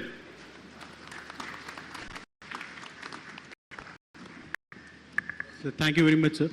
Sir, जैसा कि sir ने कहा कि हमारे माननीय प्रधानमंत्री जी ने कहा रेड फोर्ट से, आप देखेंगे पहली बार ऐसा हुआ है कि देश में हमने स्टार्टअप को एक इंडस्ट्री की तरह देखा, और जैसे कि सर ने कहा स्टार्टअप्स के अंदर काफ़ी सारे एरियाज हैं जिनको हमें देखना चाहिए, specially when we talk about artificial intelligence, quantum computing, drones, और भी काफ़ी सारे एरियाज बताए.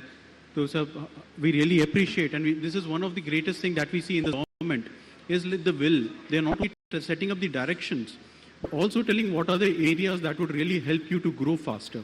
Sir, before you leave, I know your time is very important, so we would like to have this great opportunity to get unveiled a table, the coffee book on this year, sir. I also request Shri Akshay Tripathi and Kumar Vineet to please join in for the unveiling of this book, ladies and gentlemen. We have this coffee table book, which is a very, very special, I must say, book, building a world-class startup system in Uttar Pradesh. We have a special coffee table book, which will now be unveiled and launched by the Honorable Minister Shri Rajiv Chandrasekhar ji. Ladies and gentlemen, a big round of applause. बहुत जोरदार तालियां. We unveil this coffee table book.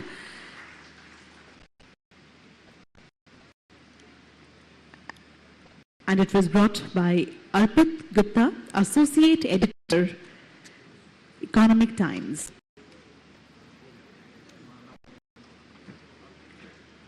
Thank you very much.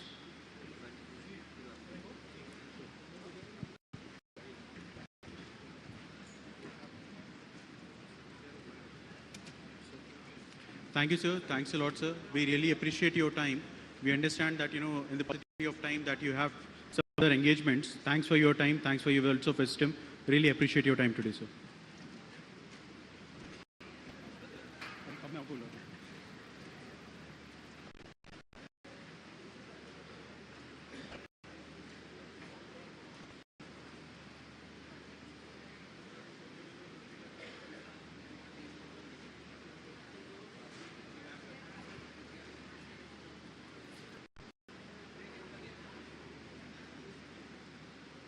So,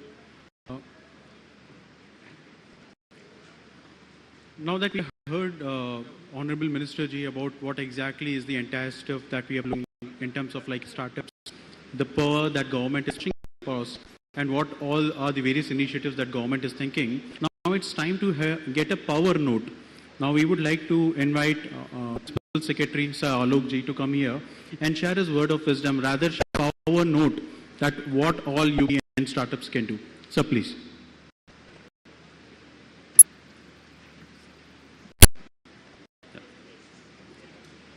Thank you, Sriram. Honorable Mr. Yogendra Upadhyay sir, Honorable Minister Ajit Pawar, other distinguished guests on the dais, मैं नाम नहीं लेता हूँ, आलोक, श्रीराम, हेमंत, राहुल थे तो एंड जो हमारे सारे जो यूथ पावर है जो यहाँ पे आज इनवाइटेड है इस स्टार्टअप सेशन में, जो अभी हमारे माननीय मंत्री कैबिनेट मिनिस्टर थे राजीव चंद्रशेखर सर, उन्होंने काफ़ी डिटेल में डिलिबरेट किया किस तरीके से the opportunities coming up for the startup and for the youth, किस तरीके से the scenario has completely changed, जो 20 years पहले था और आज के केस में बहुत चेंज हो चुका है। एज ही वॉज मेंशनिंग, पहले इतनी अपॉर्चुनिटीज नहीं थी या गवर्नमेंट से भी इतना सपोर्ट नहीं था, आज के में गवर्नमेंट से देयर इज फुल सपोर्ट। मैं इसके पहले के स्टार्टअप इकोसिस्टम के बारे में बताऊं, you all know, most of the guest who are sitting here they all know कि ऑनरेबल हमारे जो चीफ मिनिस्टर हैं उन्होंने एक मिशन चलाया है कि हम लोग by 2027 we should be a $1 trillion economy state. Just think of कि जब हम ये अचीव करेंगे तो there will be huge opportunities for our youth who are already building their name in startups, और आगे आने वाले जो जनरेशन है उनके लिए huge opportunities हो। There will be because अभी मैं बात कर रहा था राहुल से हमारी अभी लोग डिस्कशन होगा, जो इन्वेस्टमेंट आने वाला है, जो इंटरेस्ट जनरेट हुआ है, जो यू ऑल नो कि 32 लाख करोड़ से प्लस के इंटेंट और MOU साइन किए गए हैं, जो इन्वेस्टमेंट क्रिएट होगा उनको मैन्युफैक्चरिंग इंडस्ट्रीज को भी, सबको रॉ मटेरियल की भी नीड होगी, इंटरमीडिएट गुड्स की नीड होगी, कंज्यूमर गुड्स की डिमांड बढ़ेगी। So there will be like in all areas there will be huge opportunities for a startup, और मैं अपने यूथ से यही चाहूंगा कि उसके लिए तैयार रहें, बी रेडी फॉर दिस। जिस भी फील्ड में अगर हम लोग बात करते हैं, B it agriculture, biotech, industry, software, her sector में देयर विल बी अपॉर्चुनिटीज। आपको खुद को देखना है कि आप उस अपॉर्चुनिटीज को पूरी तरह से, उस चैलेंज को मीट आउट करते हैं कि नहीं करते हैं। Talking about startup ecosystem,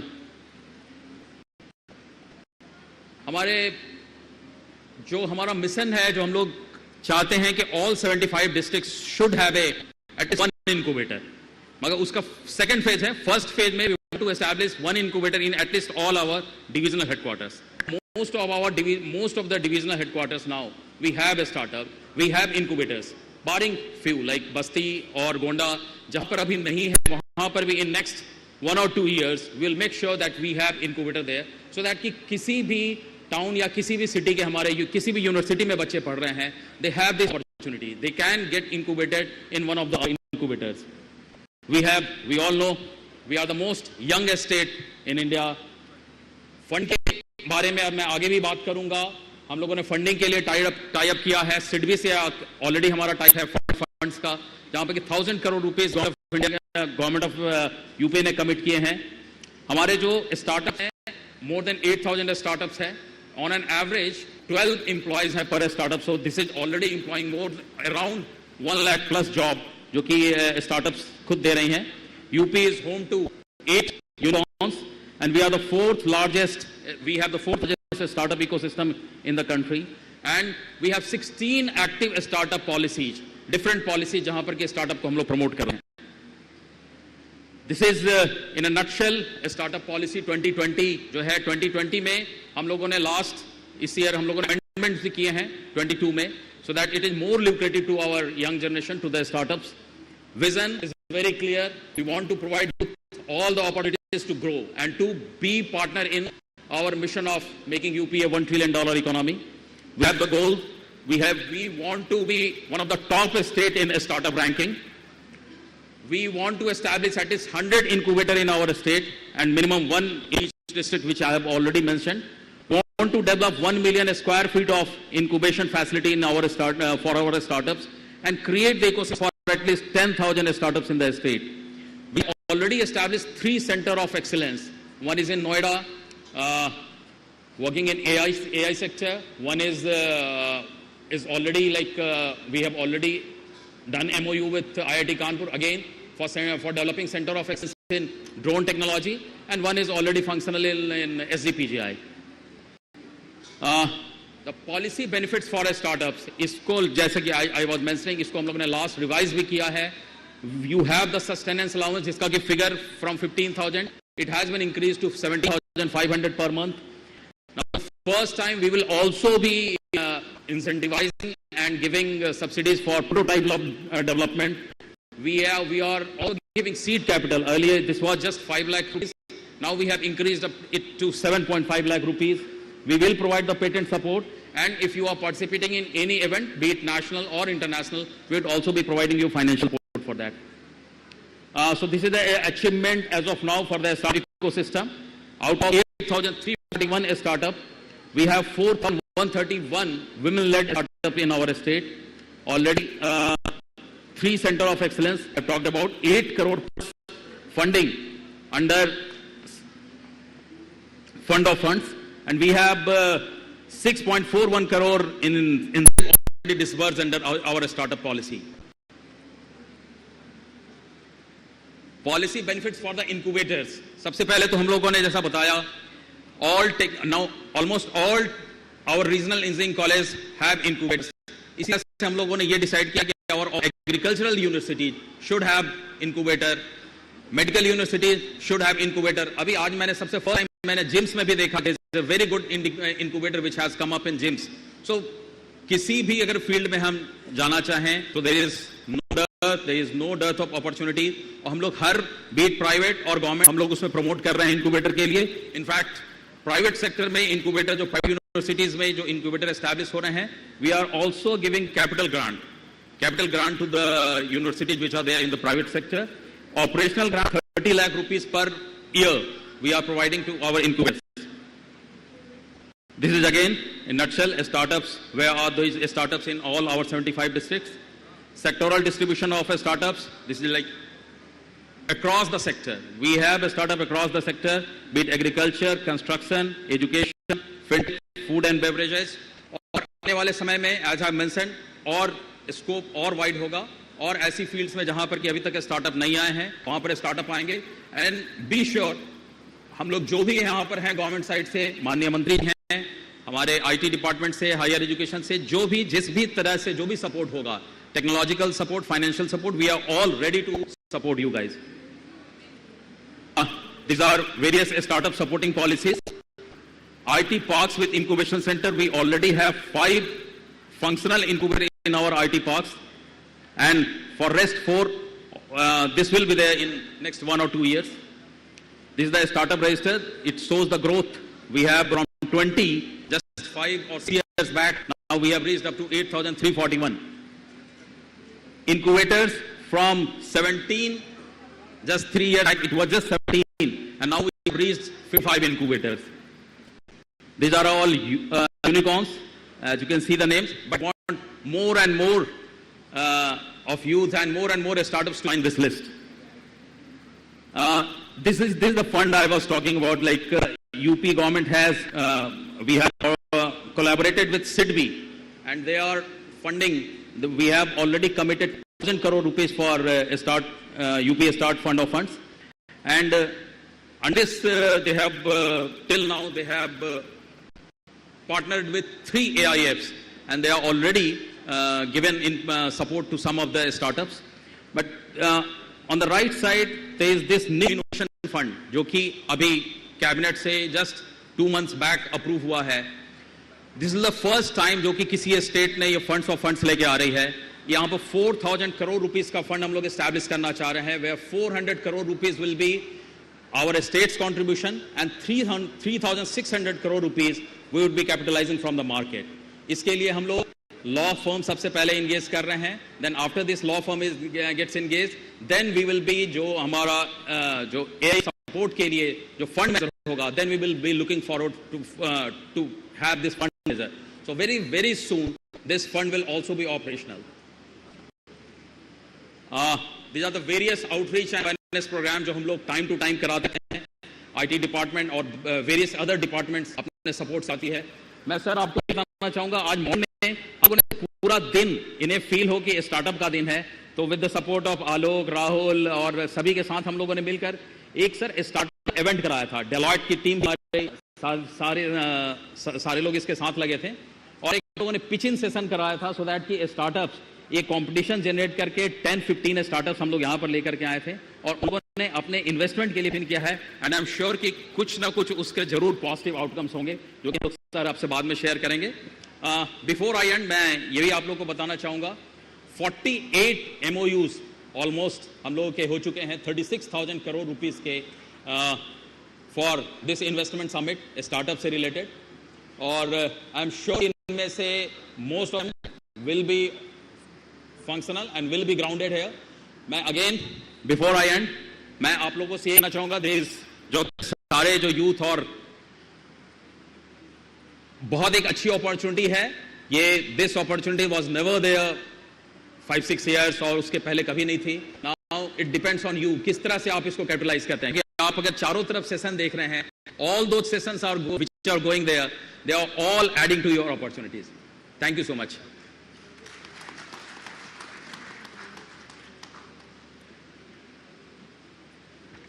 Thank you, sir.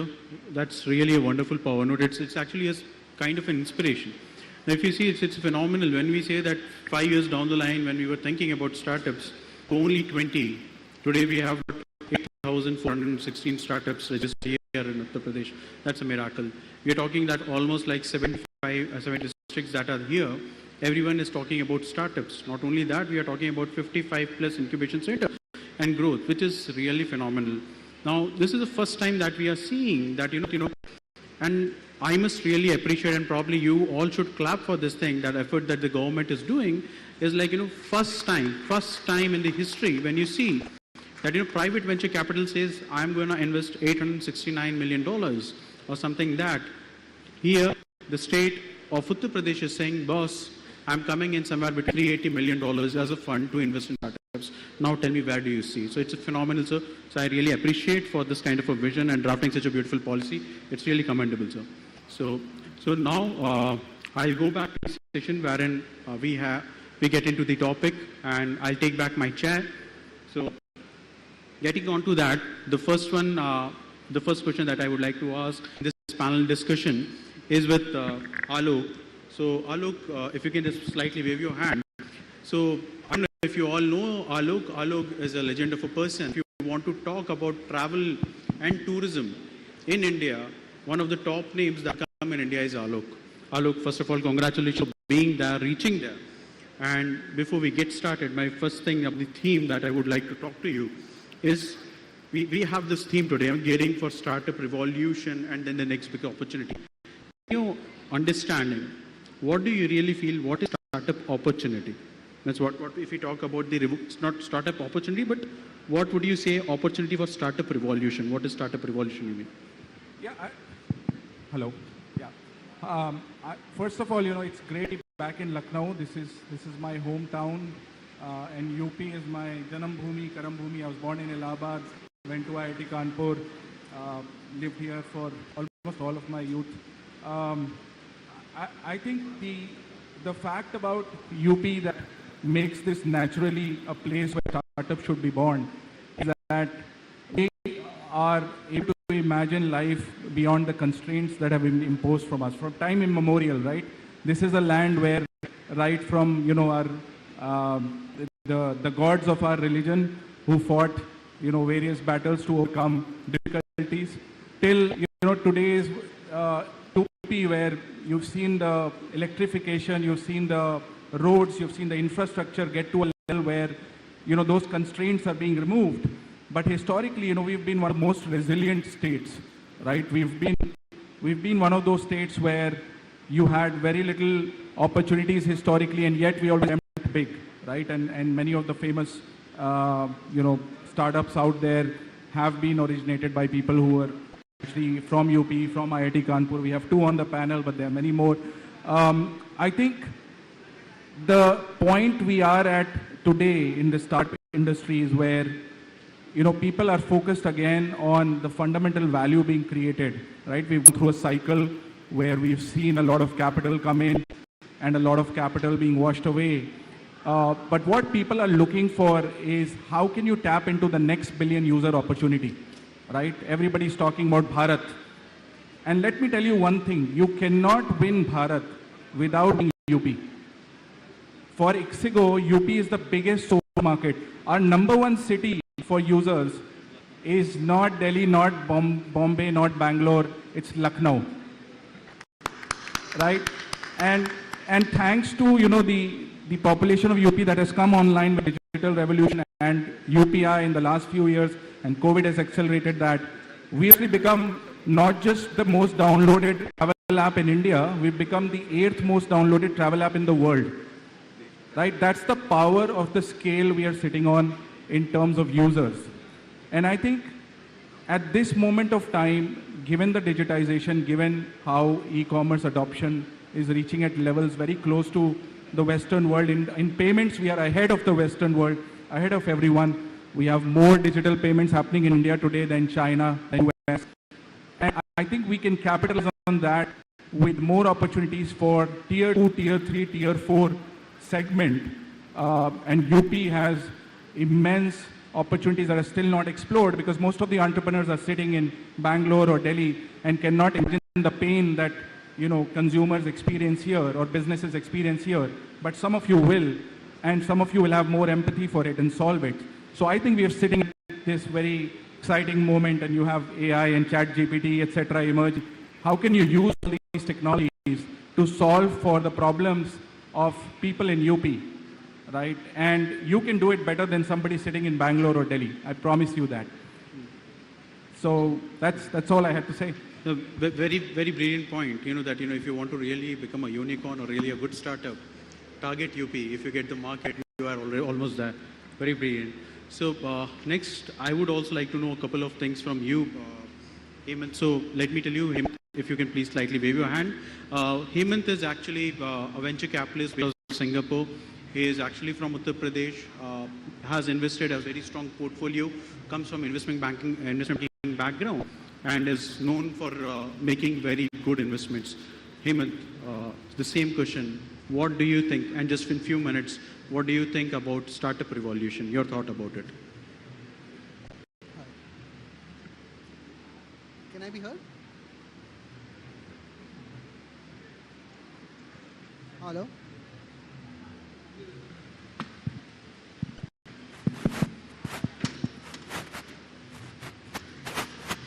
Hello, yeah.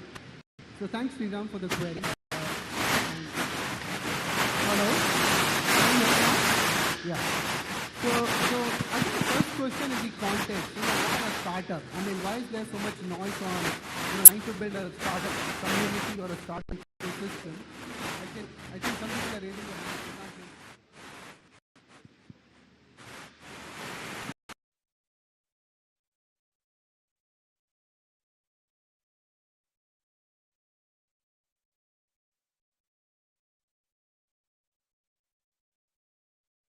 Hello? Yeah, this is wonderful. Thank you.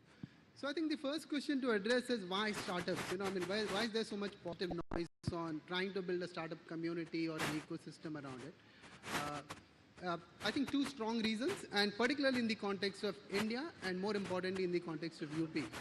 One, the number of jobs that are getting created. So look around us, when you look at India, you look at the globe, a lot of the newer jobs are getting created in newer industries and companies which did not exist a decade or so earlier on.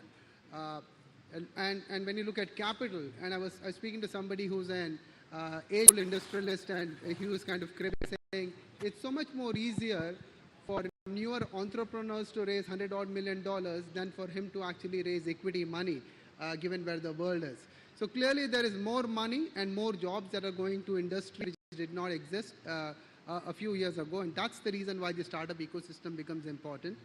Now, I said in Singapore, which is one of the global centers around startup activity. So let me give you a sense on, what the global scale is. So the global scale on startup activity is around $63 trillion. Now, $63 trillion, $6.3 trillion, as against a total global economy of around $90 trillion. So, and the startup thing is growing at double the pace that a country's GDP is growing. So if in your country, if in your state, your startup ecosystem is not 50% of your state output or national output, you're falling behind. So that explains why the startup ecosystem is extremely important. Talking about UP, and I must congratulate Alok ji and Akash ji. I mean, this is one of the best organized events that I have attended. In terms of scale, complexity, pulling an event of this size is a really, really serious feat. The number of MOUs, I spent a lot of my time with the Singaporean delegation, I spent a lot of time with my UK delegation, and I must give an anecdote. The flight that I was taking, coming from Delhi to Lucknow, there are 4 of us sitting next to each other, a lawyer, a banker, a venture capitalist, and an entrepreneur. And somebody quipped, saying between the 4 of us, we can actually set up a company and ensure it succeeds. That's 240 million people. I mean, most people will give their arm and leg for a market of that size. A massive consumer society that is getting built as we speak. $1 trillion economy. That's almost a nation. It's a nation to be, that's the opportunity that people can tap into. Funding. I was extremely delighted to see the fund of funds slide out there. With SIDBI or with NABARD, I think if you incubate a fund of fund, and the fund of fund in turn can incubate funds that can invest in startups, I think you'll have this ecosystem. The ecosystem that the government and others are trying to do in each of the 75 districts. And I come from one of the, so I was born in UP in a district called Basti. And if you set up an incubation ecosystem there, they will have relevance with that district, ensure that it has utility value to the people of that district and a consequence impact. So setting that up, each of the districts is going to be absolutely critical for UP. So the UP startup in some ways has to be driven by inclusion and impact, other than obviously ensuring there's a multiplier of outcome for investors. So that, Sriram, was my output. Yeah? Thanks, Hemant. Those are really good words. The $1 trillion economy is actually, actually a target for a nation. And we are thinking to achieve it through UP. That's phenomenal that you talk about. Completely agree to those points. Now, I would like to ask a similar kind of thing from Sahil. So I don't know if you know about Sahil or not. Sahil एक बहुत श्रेष्ठ entrepreneur है. इनकी company ने यहाँ पे बहुत अच्छी मिसाल कायम कर रखी है. He is one of the prominent entrepreneurs that we see, the young guys they want to look and follow. And he is into the healthcare sector. Sahil, what do you see as opportunity with UP? Your thoughts. So let me attempt this. Can you hear me? Yeah. Okay. All right.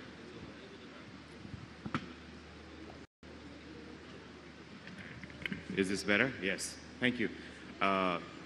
First of all, thank you, and thank you very much to the organizer, Prime Minister Narendra Modi ji, Yogi, and other ministers for pulling off a successful second Global UP Investor event. We're happy to be here. To tell you a little bit about us, I'm the founder CEO of Soothe Healthcare. We manufacture, distribute, and market personal hygiene products, sanitary pads, baby diapers, adult diapers, and so on. We chose to set up in the state of Uttar Pradesh as I'm an ex-banker turned entrepreneur.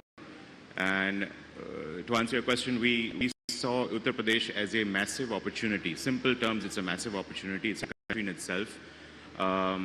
In our business, the reason why we're doing what we're doing is, did you know that only 25% women in India use sanitary pads? 75% still use God knows what else. The 10% penetration of baby diapers, 2% penetration of adult diapers. So we chose, and the bulk of the requirement was in Uttar Pradesh.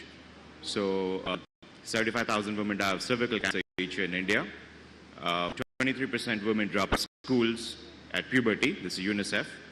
So, and if you consider the women workforce participation rate, which is dismal in India, and if you match that with the men's, workforce participation rate, our GDP jumps 26 percentage points as per McKinsey. So that's $600 billion with a B. Yeah. So there is an immense cost of not including women in the workforce and as part of a formal economy. And that's a problem we are solving. Right. Thank you. Thank you very much. So we came in to set up our manufacturing unit in the state of Uttar Pradesh because we saw massive opportunity here. And we came in and we set up a plant to manufacture Pari. As a brand is Pari. And Pari is the girl next door. So for us, we are here because we see a massive opportunity. I think the growth, the highest per capita incremental growth in GDP, we expect it to come from here. So for us, it's a simple conversation. Be where the growth is, secular growth factors, rising incomes, and cost to serve.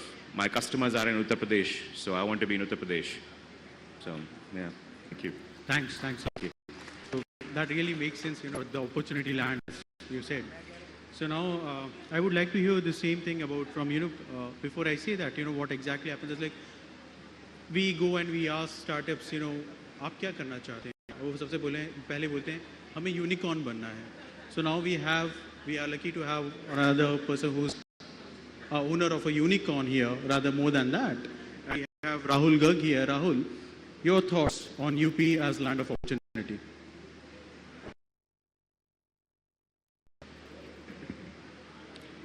So firstly, great to be here. I think my roots also belong to UP and I studied at IIT Kanpur, so obviously very close to heart. Also, after almost 50 years of career, just my history, I started my company in 2015 in Noida. So Noida is our global headquarters for the company we built from zero to becoming a unicorn. So thanks to UP and thanks to Noida becoming a phenomenal epicenter for us as a company. I think there are two things which I caught during the program. So first, I think our minister, Mr. Rajiv, talking about the country's ambition of a 1 trillion economy using digital and startups as a key ingredient for it. And the second, I think the UP's ambition of getting to $1 trillion.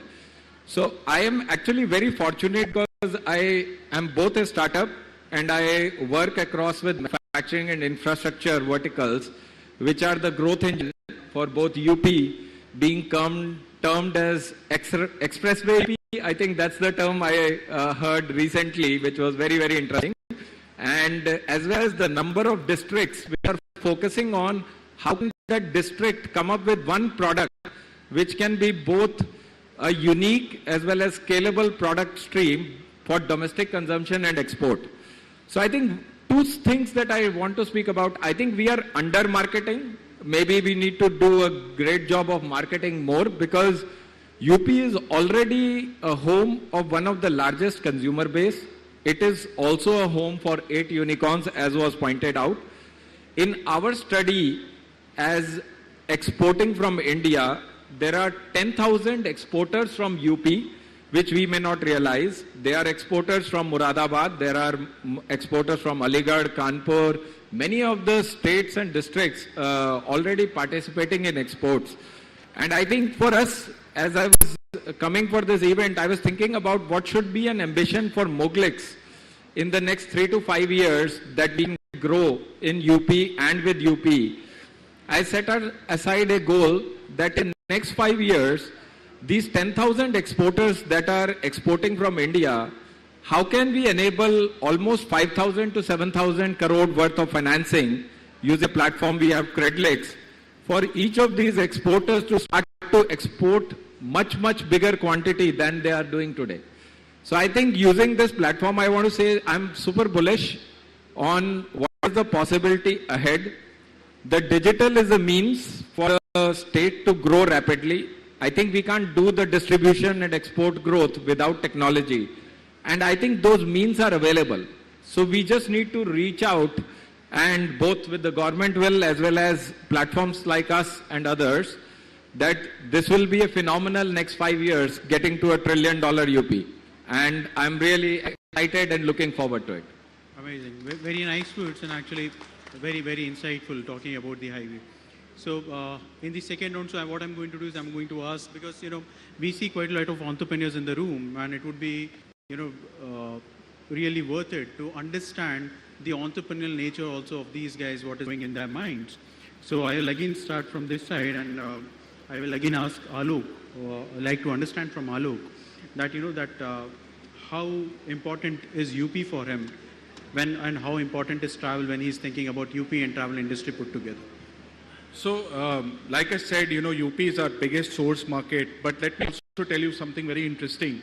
What we've seen in the last 3 years is that the share of wallet that UP customers have been spending on their travel has actually gone up significantly, right?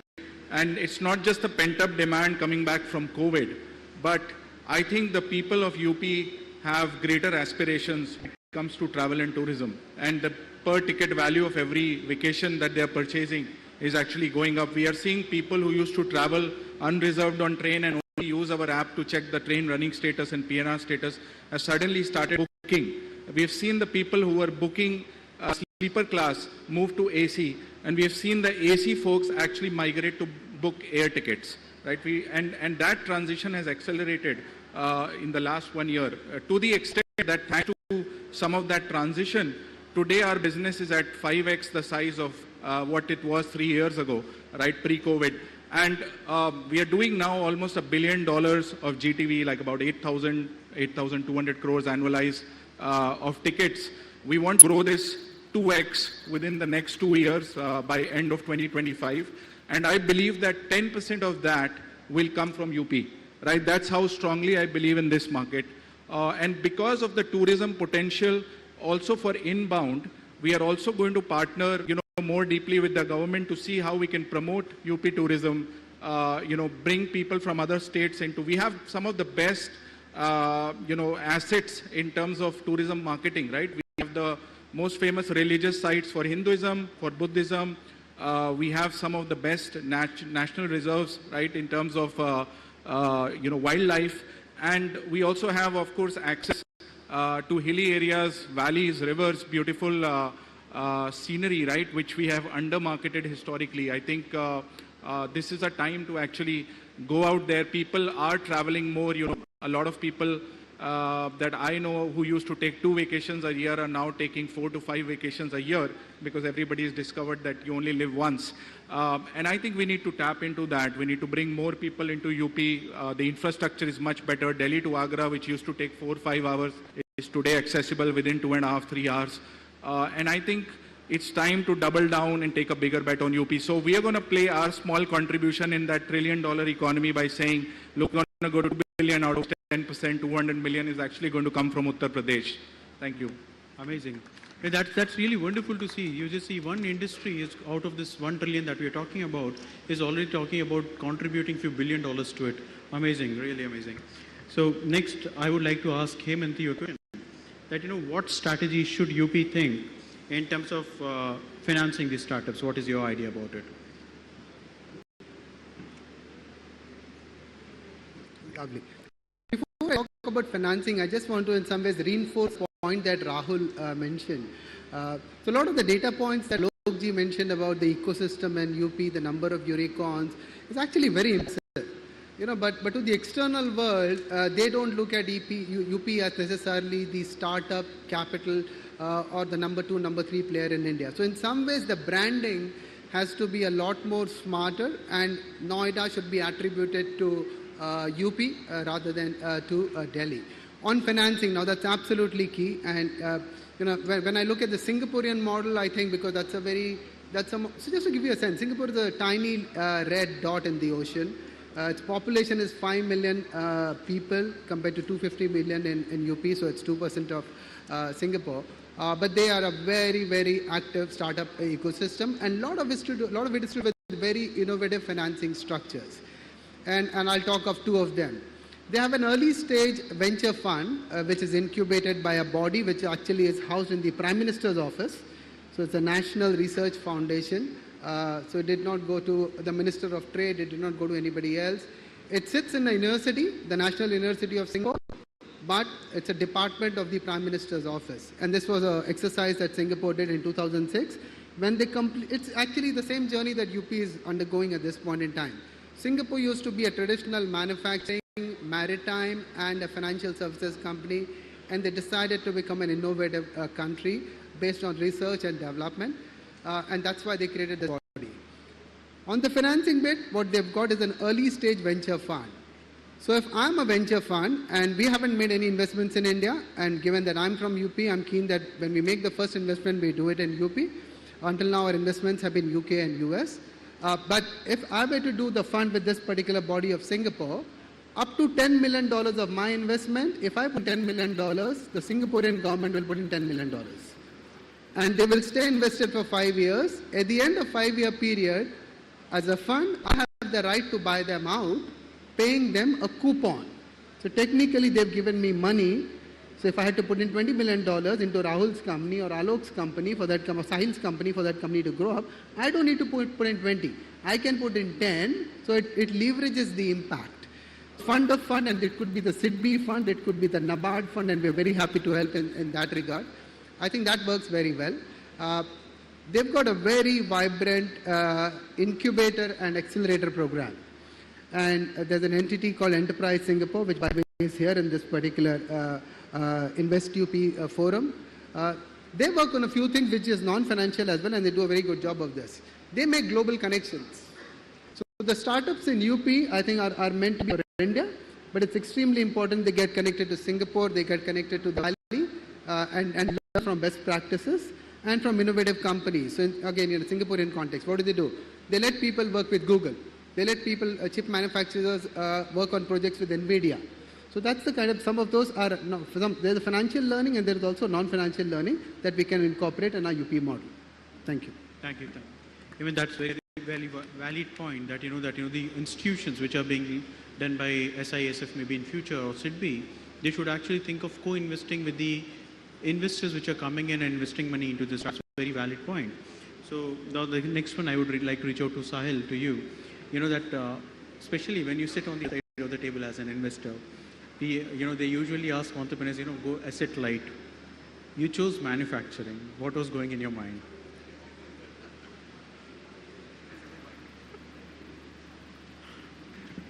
Oh, yeah, that's a good one.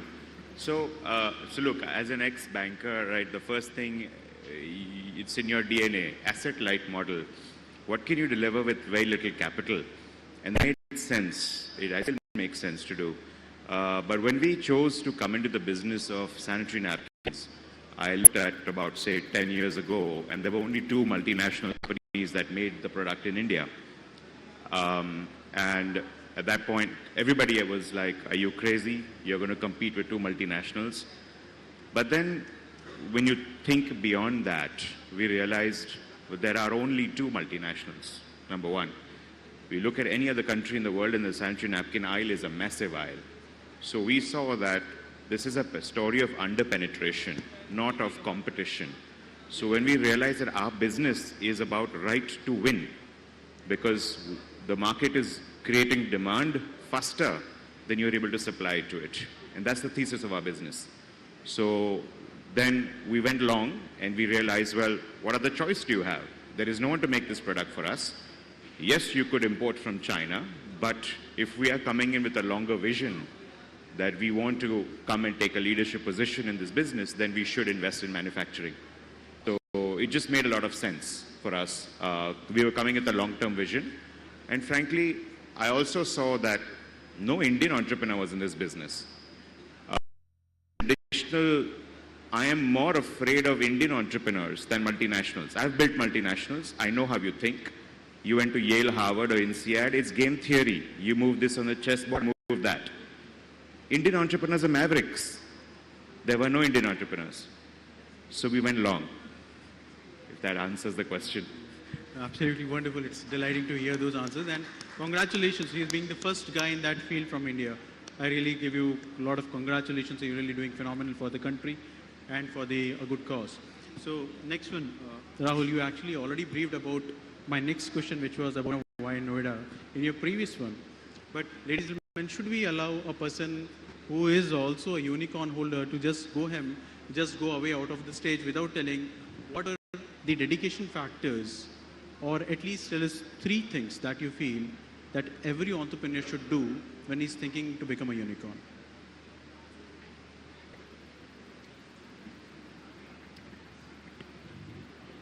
So I think firstly, I would modify the question a little bit, because no entrepreneur should start by saying that I want to find a path to becoming a unicorn. Because entrepreneurs fundamentally should be driven by what is the problem they are solving, what is the solution they are generating, and therefore what will be the reason for them to win in that specific market that they are playing. And if they've therefore identified the right opportunity and they execute with that, they can possibly become a valuation of a unicorn or maybe decacorn or whatever is the mindset. So the first advice is, I think valuation is an outcome. हम engineering में पढ़ते हैं causality होती है problem solution में. तो first है problem identify करो, solve करो, अच्छे से solve करो, scale पे solve करो, valuation अपने आप आ जाएगी.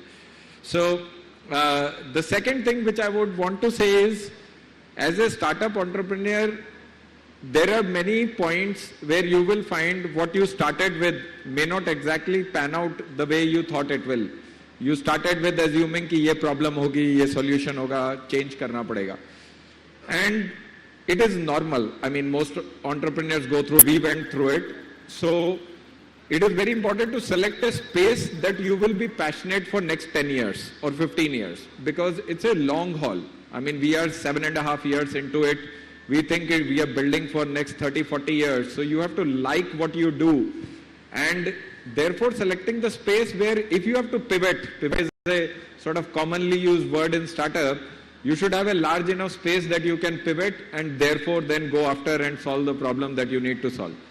The third thing that I would say is very important is kind of have a people surrounding you who are going to be around in the good times and bad times, right? Because good times there will be a lot of people who will be around, possibly, but the team that you build, your family understanding of the fact that startup will go through positives and negatives, and they have to be at it, because it's not going to be a smooth ride, and if it was smooth ride, everyone would take it. So the stat that the minister pointed out, while there are 80,000 startups in the history of last 20 years, there are only 110 unicorns, right? So the success rate is almost like the JEE rank 100 kind of success rate. So everyone may not get there, but it doesn't mean that getting to unicorn is the only answer or only final claim to victory. There are many intermediate companies which are phenomenal and will continue to grow and succeed. Absolutely. Thank you. Thanks for the word of the wisdom. And as he said, you know, हमें ये देखना चाहिए कि company का valuation तो अपने आप आ जाएगा. It's a by product. हमने कितनी ज़िंदगियों को टच किया, हमने कितने लोगों को मौका दिया कि हम एक अच्छी सर्विस दे सकें, या तो अपनी सर्विस के थ्रू या अपने प्रोडक्ट के थ्रू, और वही आपको आगे ले जाएगा. That's a brilliant one. So before we go next, I would just request the team to quickly show your video on the global startup Uttar Pradesh revolution.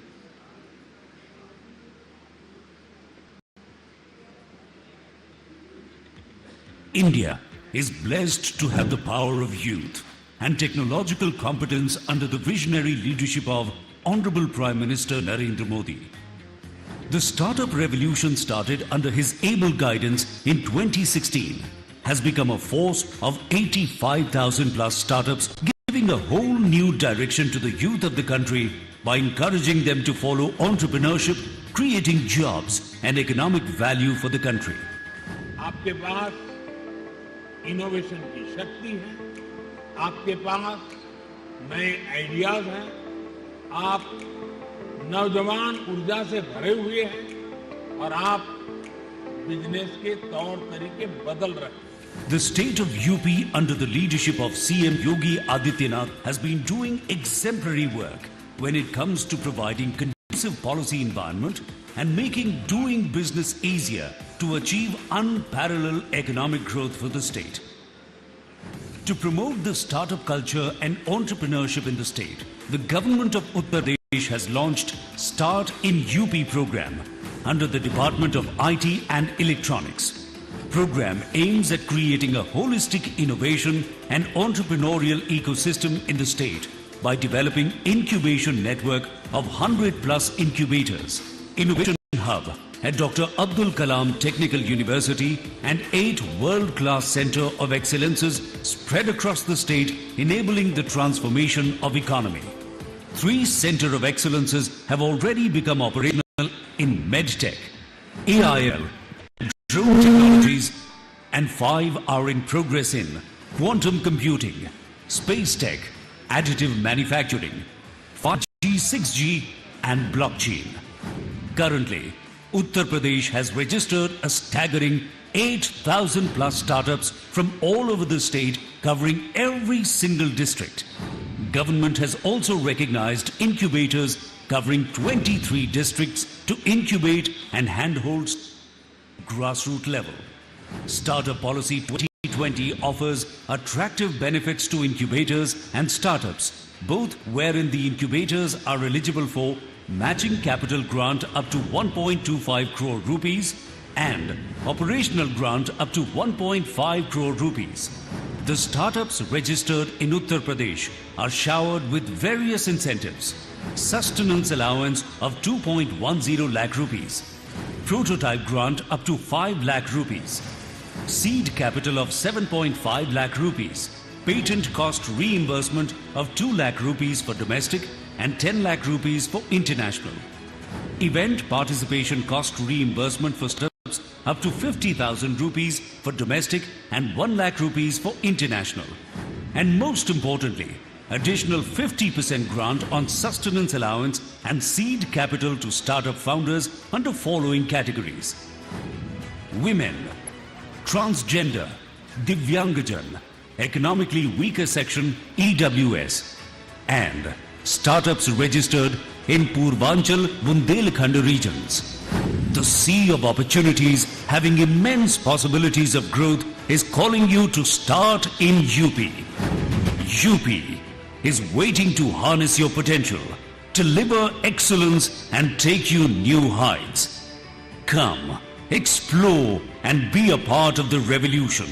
Uttar Pradesh, New India's growth engine. It's really heartwarming to see such wonderful initiatives by a state government to promote startups. Now, before I take the next step, I would like to invite Shri Nikhil Agrawal. He is one of the prominent, he is synonymous to startups, he is synonymous to incubation, and is also known for a recent revolution that he has done by writing a book that is being used all over the world as a guidance that how you should work with startups. Sir, I would like to take it forward from you. Thank you Shri Ram ji. Since Uttar Pradesh की बात हो रही है तो मैं हिंदी में बोलना चाहूँगा।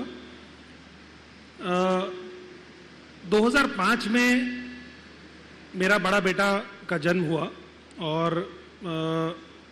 मैंने करीब 2-3 साल के बाद बाहर दूसरे शहरों में, दूसरे देशों में कार्य शुरू किया और 2019 में मेरी वापसी हुई।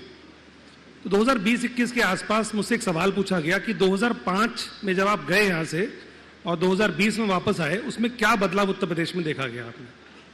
तो मेरा एक सिंपल 2 एग्जाम्पल में देता हूँ। ऐसे आम आदमी, I am not talking from IIT perspective और गवर्नमेंट पर्सपेक्टिव और स्टार्टअप पर्सपेक्टिव, 2 बदलाव देखने को मिले। 2005 में जब मेरा बेटा का जन्म हुआ तो कई हफ्तों तक हम गाड़ी में सोते थे, रात को लाइट आती ही नहीं थी। During May, June, July, most of you will remember, you are from UP, light आती ही नहीं थी। हमारे पास इंडिका गाड़ी होती थी, इंजन अच्छा था उसका, बाहर सब लगा के सो जाते थे और हम जैसे सोइयों लोग जो गाड़ी अफोर्ड कर सकते थे, एसी चला सकते थे, वो गाड़ी में सोते थे, क्योंकि बच्चा सोएगा नहीं तो रात को रोएगा, सुबह ऑफिस जाना है। 2020 में, 19-20 में जब मैं लौट के आया, हमारे घर में इन्वर्टर भी नहीं है। तो पहला बदलाव, बिजली नहीं जाती है। दूसरा बदलाव, नोएडा से लखनऊ आने में 15 घंटे, 20 घंटे, कभी कभी 25 घंटे भी लग जाते थे। आज अगर आप अपना बायो ब्रेक ना लेना चाहें और चाय की सुविधा ना लेना चाहें तो 6 से 7 घंटे में आप नोएडा से लखनऊ आ सकते हैं। और यहां से बनारस आप अलग दूसरे 6 घंटे में जा सकते हैं। तो ये बदलाव उत्तर प्रदेश में आया आम आदमी के जीवन में। How do you translate in terms of startups? IIT Kanpur startup ecosystem is almost 20 years old. Because of this, because of these changes which is happening, from 2002 to 2019, 18-19, we had around 100 odd startups, which number of them were successful, number of them were not. 2019 onwards, today as we speak, we are the largest tech incubator in the country with 156 incubated startups that we have, close to a valuation of $3 billion US. There are few things that we are working with UP government. One is the Center for Artificial Intelligence. So Bharat में अकेला अपना Center for Excellence है, जो कि एक state government, एक national institution और industry body FICCI ने मिलकर स्टार्ट किया है नोएडा के अंदर। अब आप देखिए सरकार की सोच कहां तक जा रही है, क्यों, किस तरह से स्टार्टअप के बारे में काम हो रहा है। पहली बात तो सेंटर फॉर एक्सीलेंस देने में मात्र 4 महीने लगे। हमने प्रपोजल दिया, आपने उसको इवैल्यूएट किया और हमको वो परमिशन मिल गई। उसके बाद 5वें महीने से सरकार ने पूछना शुरू किया काम कब शुरू करेंगे, काम कब शुरू करेंगे। पहले उल्टा होता था। सेंटर फॉर एक्सीलेंस का फोकस क्या है? 5 बड़ी चीजें हम कर रहे हैं उसमें कि 50 कंपनीज को पर ईयर आर्टिफिशियल इंटेलिजेंस में हम सपोर्ट करेंगे। 5 साल में 250 कंपनीज को सपोर्ट करेंगे। इमेजिन करिए 250 कंपनीज उत्तर प्रदेश में अगले 5 साल में अगर एआई में सपोर्ट की जाए तो शायद हम भी एक चैट जीपीटी बना सकते हैं, शायद हम भी एक ब्रैड बना सकते हैं, शायद हम भी कुछ फ्यूचर में कुछ बना सकते हैं। That is one. सेकेंड, जो ये कंपनी होंगी, इसके अलावा जो सरकार ने हम सब कहा कि एआई को सिर्फ ऐसे मत छोड़िए आप। Now there is a formal communication that has come to us कि हर डिपार्टमेंट से, हर डिस्ट्रिक्ट से प्रॉब्लम्स ली जा रही हैं और इन कंपनीज को दी जा रही हैं कि आप इनकी प्रॉब्लम को सॉल्व करें एआई के द्वारा, एमएल के द्वारा, टेक्नोलॉजी के द्वारा। ऐसा मैंने भारत में काफी स्टेट्स में होता नहीं देखा, ये पहली बार ऐसा हो रहा है यहाँ पर। So these are the political and thought changes, policy changes which are happening and some of us are playing role in doing so. What next we are doing? So we are starting something called a cluster based innovation approach with of course the help of the state government. One of the clusters what we know is the Noida cluster. Noida पहले से लोग जानते आए हैं, जैसे मेरे friend Rahul बता रहे थे कि बैंगलोर, कर्नाटका को कोई नहीं जानता, बैंगलोर को सब जानते हैं, तेलंगाना को कोई जानता, हैदराबाद को सब जानते हैं, न्यूयॉर्क स्टेट को कोई नहीं जानता, न्यूयॉर्क को सब जानते हैं। ऐसे ही नोएडा एक अपने आप में एक पहचान सकता है। दूसरा बड़ा क्लस्टर जो इमर्ज हो रहा है वो हो रहा है Lucknow Kanpur cluster. And you most of you who have come from particularly outside and many of you are visiting Lucknow for the first time, this is a dramatic change you see. The kind of hotels, the kind of life which is there, particularly for the startup and talent, which was not there earlier. So that is a dramatic change which is happening. Third is the security, the feeling of feeling secure. रात के पहले होता था कि 7 बजे के बाद घर से बाहर ना निकलें, पूरे नॉर्थ इंडिया में। Now in the middle of the night you can go out and you will be very happy. You can enjoy with your friends, you can go to friend's house, you can attend the wedding, you will not be touched. So that are the changes which is happening in UP. मेरे हिसाब से 5 से 7 साल के अंदर already DPIIT has come up with this status 6. The now NCR has 5,000 startups which has bypassed Bangalore, and most likely we will be 2 or 3 times of Bangalore and Hyderabad in next 5 years time. Particularly UP, we are only 3rd and 4th today. Most likely UP will be the number 1 startup state in the country by 2025. And the clusters that we are emerging, we will see the Noida cluster, Kanpur, Lucknow cluster, these will emerge as a startup hub. So my request to all the co-founders here, and particularly some of the unicorns also sitting here, is that kindly consider making Noida or Lucknow your next global headquarter. जो technology support चाहिए वो IIT देगा, जो policy support चाहिए सरकार देगी। ये मेरा वादा है, पर्सनल वादा है, पर्सनल विश्वास भी है। बहुत बहुत धन्यवाद।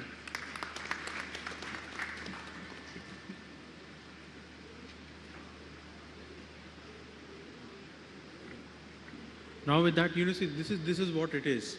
That Nikhil, thanks for your kind words, but that this is what we are saying. It's like, there is a very old famous saying. I don't know if you have heard a story of Kabir. Kabir used to say, when people used to say that, we want to understand the enlightenment of spirituality, he used to ask people, keh ke dikhaun ya karke dikhaun? So I guess that is what we have been able to see in Uttar Pradesh, that the government has been really kind and has been able to show that main karke dikha sakti hu. So that's wonderful. Now, sir, the next thing that we would like to do is sir, we are being blessed to have ministers sir here. So I would request Sri Yogendra ji, sir, sorry, Ajit Pal sir, to please come and please give us the guidance and help us with their enlightenment that how we can take forward with the startup pool.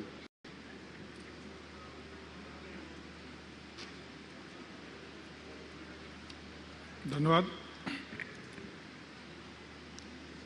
आज इस कार्यक्रम में हमारे संग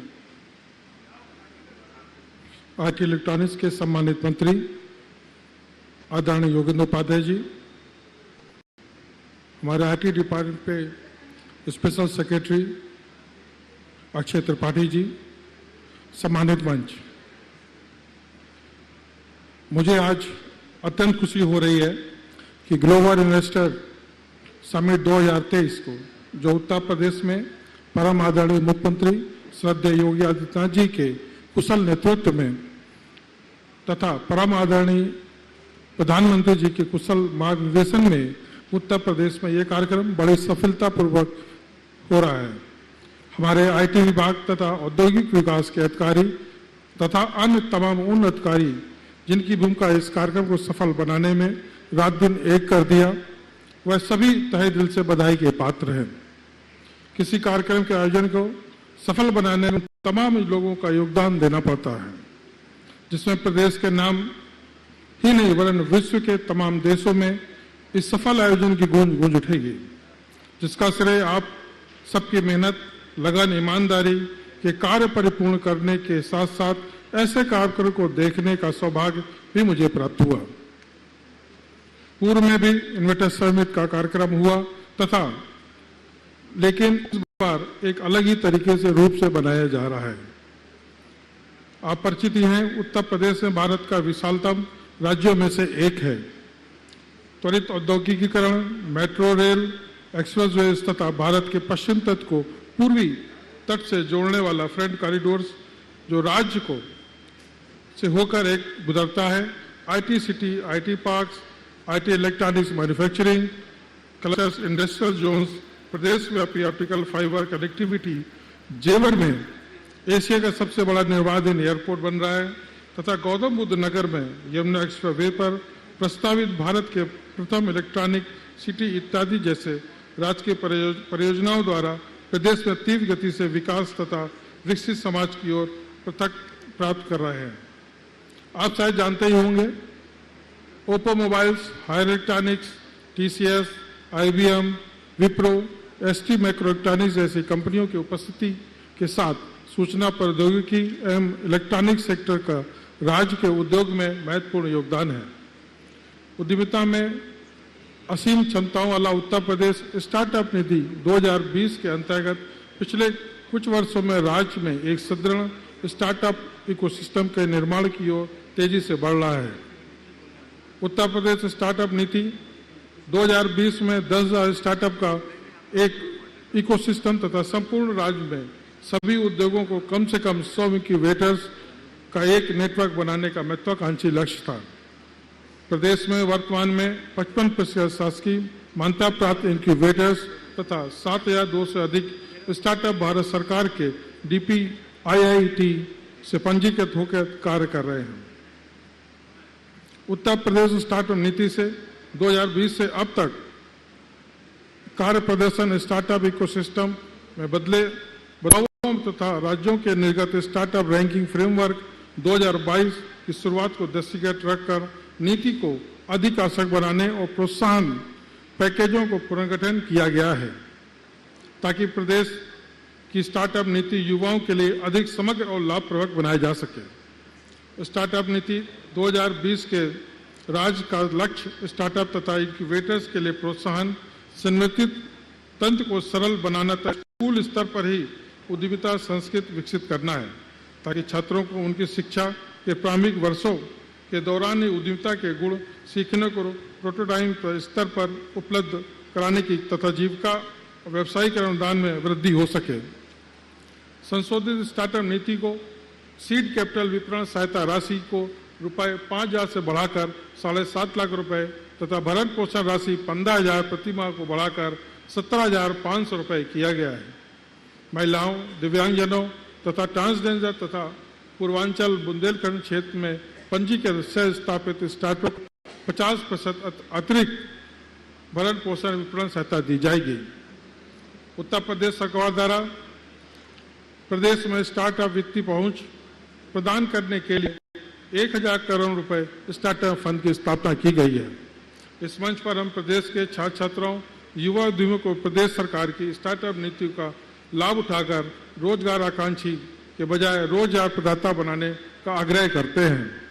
अंत में आप लोगों से मैं यही कहूँगा कि इस कार्यक्रम में जिन लोगों ने भूमिका की है उनको मैं तहे दिल से धन्यवाद देता हूँ। यहाँ पर जो आए हुए हैं सभी को उनका मैं बहुत बहुत आग्रह और धन्यवाद करता हूँ। जय हिंद। आदरणीय से बहुत बहुत धन्यवाद। अगर हम देखें तो if you see about particularly about this policy और the things that he has spoken about, the thing is like this is one of the most inclusive policies where you see that you're not only providing duals, but you're also saying that we are going to give it something extra to transgenders, people who don't have their limbs, and also help people that, you know, female entrepreneurs if they are planning to go to the next step. So sir, this is really very appreciable and a policy that really is very inclusive. Thanks for your guidance to that. Now, sir, Yogendra sir, हम चाहेंगे कि sir आप आके अपने कुछ दो शब्द बताएं कि स्टार्टअप्स क्या कर सकते हैं और आपका विजन क्या है सर।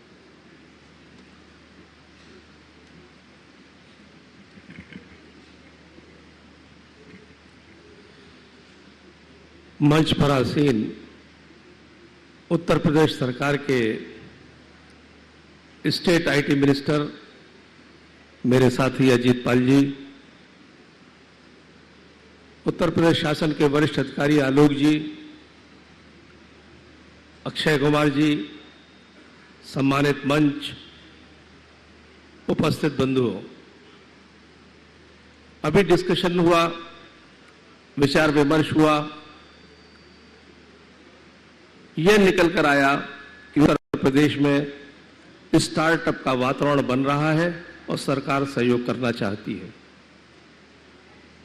गर्ग साहब बता रहे थे सूत्रों में कि किस तरीके से पिछले 10-12 सालों में उत्तर प्रदेश का वातावरण बदला है, इंफ्रास्ट्रक्चर मजबूत हुआ है, उद्योगों के खुलने की सुविधाएं बढ़ी है, कानून व्यवस्था अच्छी हुई है, एक सौहार्दपूर्ण वातावरण बना है और यह सब वातावरण किसी भी व्यवसाय को करने के लिए, जो व्यवसायी जुड़ते हैं उनके लिए जुड़ने के लिए बहुत अनुकूल है और ये हमारे माननीय प्रधानमंत्री मोदी जी और माननीय उप मुख्यमंत्री योगी जी की देन है। मित्रों, उत्तर प्रदेश के यशस्वी माननीय मुख्यमंत्री जी के प्रथम कार्यकाल में युवाओं के बीच नवाचार और उद्यमिता की भावना को बढ़ावा देने के लिए उत्तर प्रदेश स्टार्टअप नीति 2017 लागू की गई थी, जो उत्तर प्रदेश में स्टार्टअप इकोसिस्टम के प्रति जागरूकता उत्पन्न करने में सफल रही। हालांकि इसकी परिकल्पना सूचना प्रौद्योगिकी क्षेत्र को ध्यान में रखकर की गई थी। इसमें प्रदेश के अन्य उद्योगों के लिए स्टार्टअप नीति नहीं थी। इसलिए राज्य सरकार ने कृषि, चिकित्सा, स्वास्थ्य, ऊर्जा, खादी, शिक्षा, पर्यटन, परिवहन ऐसे कई क्षेत्रों में भी स्टार्टअप संस्कृति को प्रोत्साहन देने के लिए इस उद्देश्य से नई स्टार्टअप नीति 2020 बनाए जाने का निर्णय लिया, जिसके बाद प्रदेश में स्टार्टअप्स तथा इंक्यूबेटर्स की संख्या में काफी प्रगति हुई। नीति के अंतर्गत राज्य में 3 स्टेट ऑफ आर्ट उत्कृष्टता के केंद्रों COE की स्थापना के तहत पहला उत्कृष्टता का केंद्र मेडिकल इलेक्ट्रॉनिक्स के क्षेत्र में SGPGI लखनऊ में तथा एक अन्य उत्कृष्टता का केंद्र IIT कानपुर नोएडा परिसर में आर्टिफिशियल इंटेलिजेंस के क्षेत्र में स्थापित होकर परिचालित हो गए।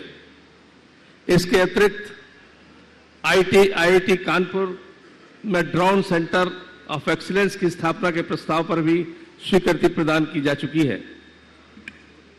स्टार्टअप सेक्टर इतनी तेजी से विकसित हो रहा है कि पिछले 2 वर्षों में इकोसिस्टम में हुए बदलाव के कारण नीति की समीक्षा आवश्यक हो गई।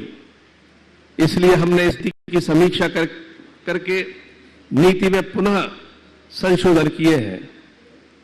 इस नीति के अंतर्गत प्रदेश में 3 उत्कृष्टता केंद्रों के लक्ष्य को बढ़ाकर 8 उत्कृष्टता केंद्र स्थापित करने का संकल्प लिया गया है। उत्कृष्टता केंद्रों के रूप में विश्व स्तरीय बुनियादी ढांचे के निर्माण की परिकल्पना की गई है, जहां क्वांटम कंप्यूटिंग, आर्टिफिशियल इंटेलिजेंस एवं machine learning, blockchain, additive manufacturing, AR, VR, drones,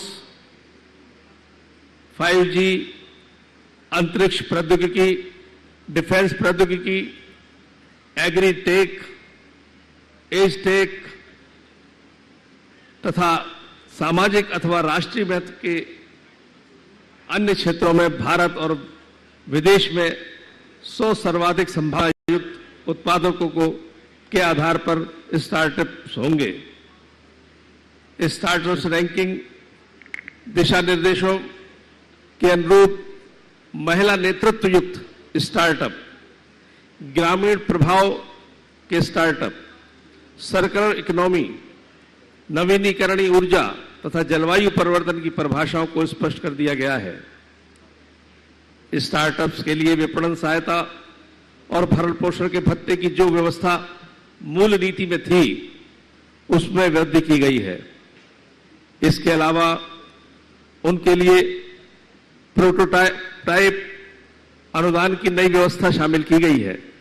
इसके तहत DPIT और स्टार्टअप इन यूपी में पंजीकृत स्टार्टअप्स को ₹5 लाख तक एक मुश्त प्रोटोटाइप अनुदान प्रदान किया जाएगा।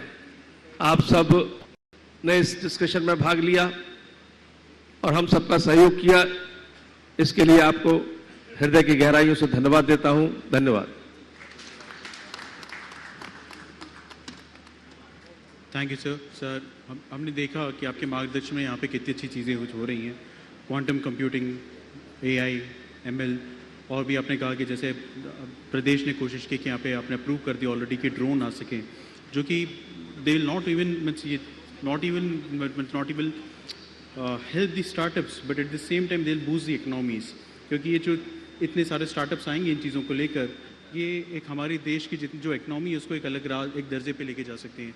तो सर ये आपका बहुत बड़ा सपोर्ट रहा यूपी के मार्गदर्शन में, ताकि स्टार्टअप से सही डायरेक्शंस में जा सकें।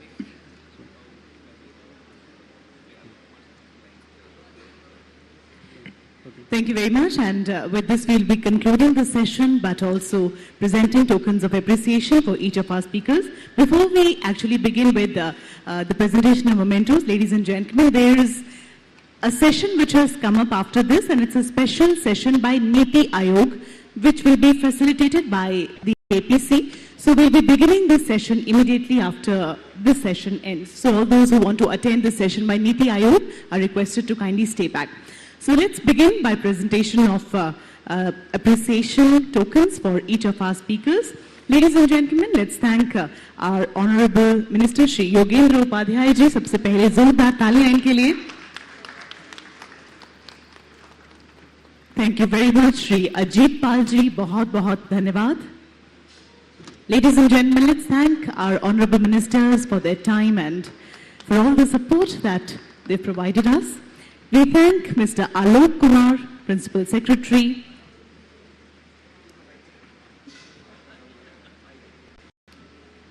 Zordar Talia. Mr.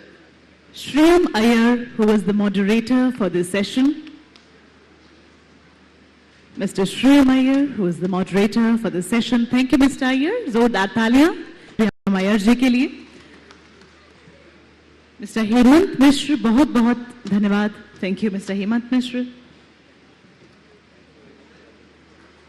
Mr. Sahil Dharia, thank you very much, Mr. Sahil Dharia, for being a part of this panel. Mr. Rahul Garg, Mr. Alok Bajpayee,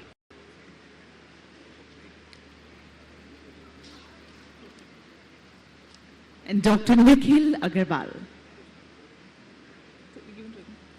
Thank you very much. Ladies and gentlemen, thank you very much for joining us in this session, and your valuable participation will go a long way, and I think this partnership will really raise the bar for Uttar Pradesh in making it the Uttam Pradesh and Sarvottam Pradesh. Special session by Niti Aayog will begin shortly, facilitated by the APC, Mr. Manoj Kumar Singh. The monetization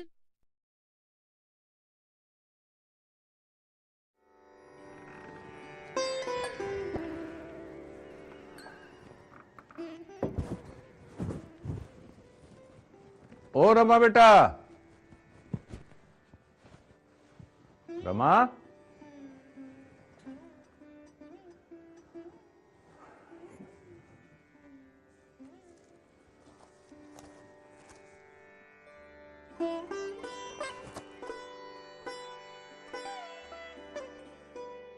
जी बाबूजी।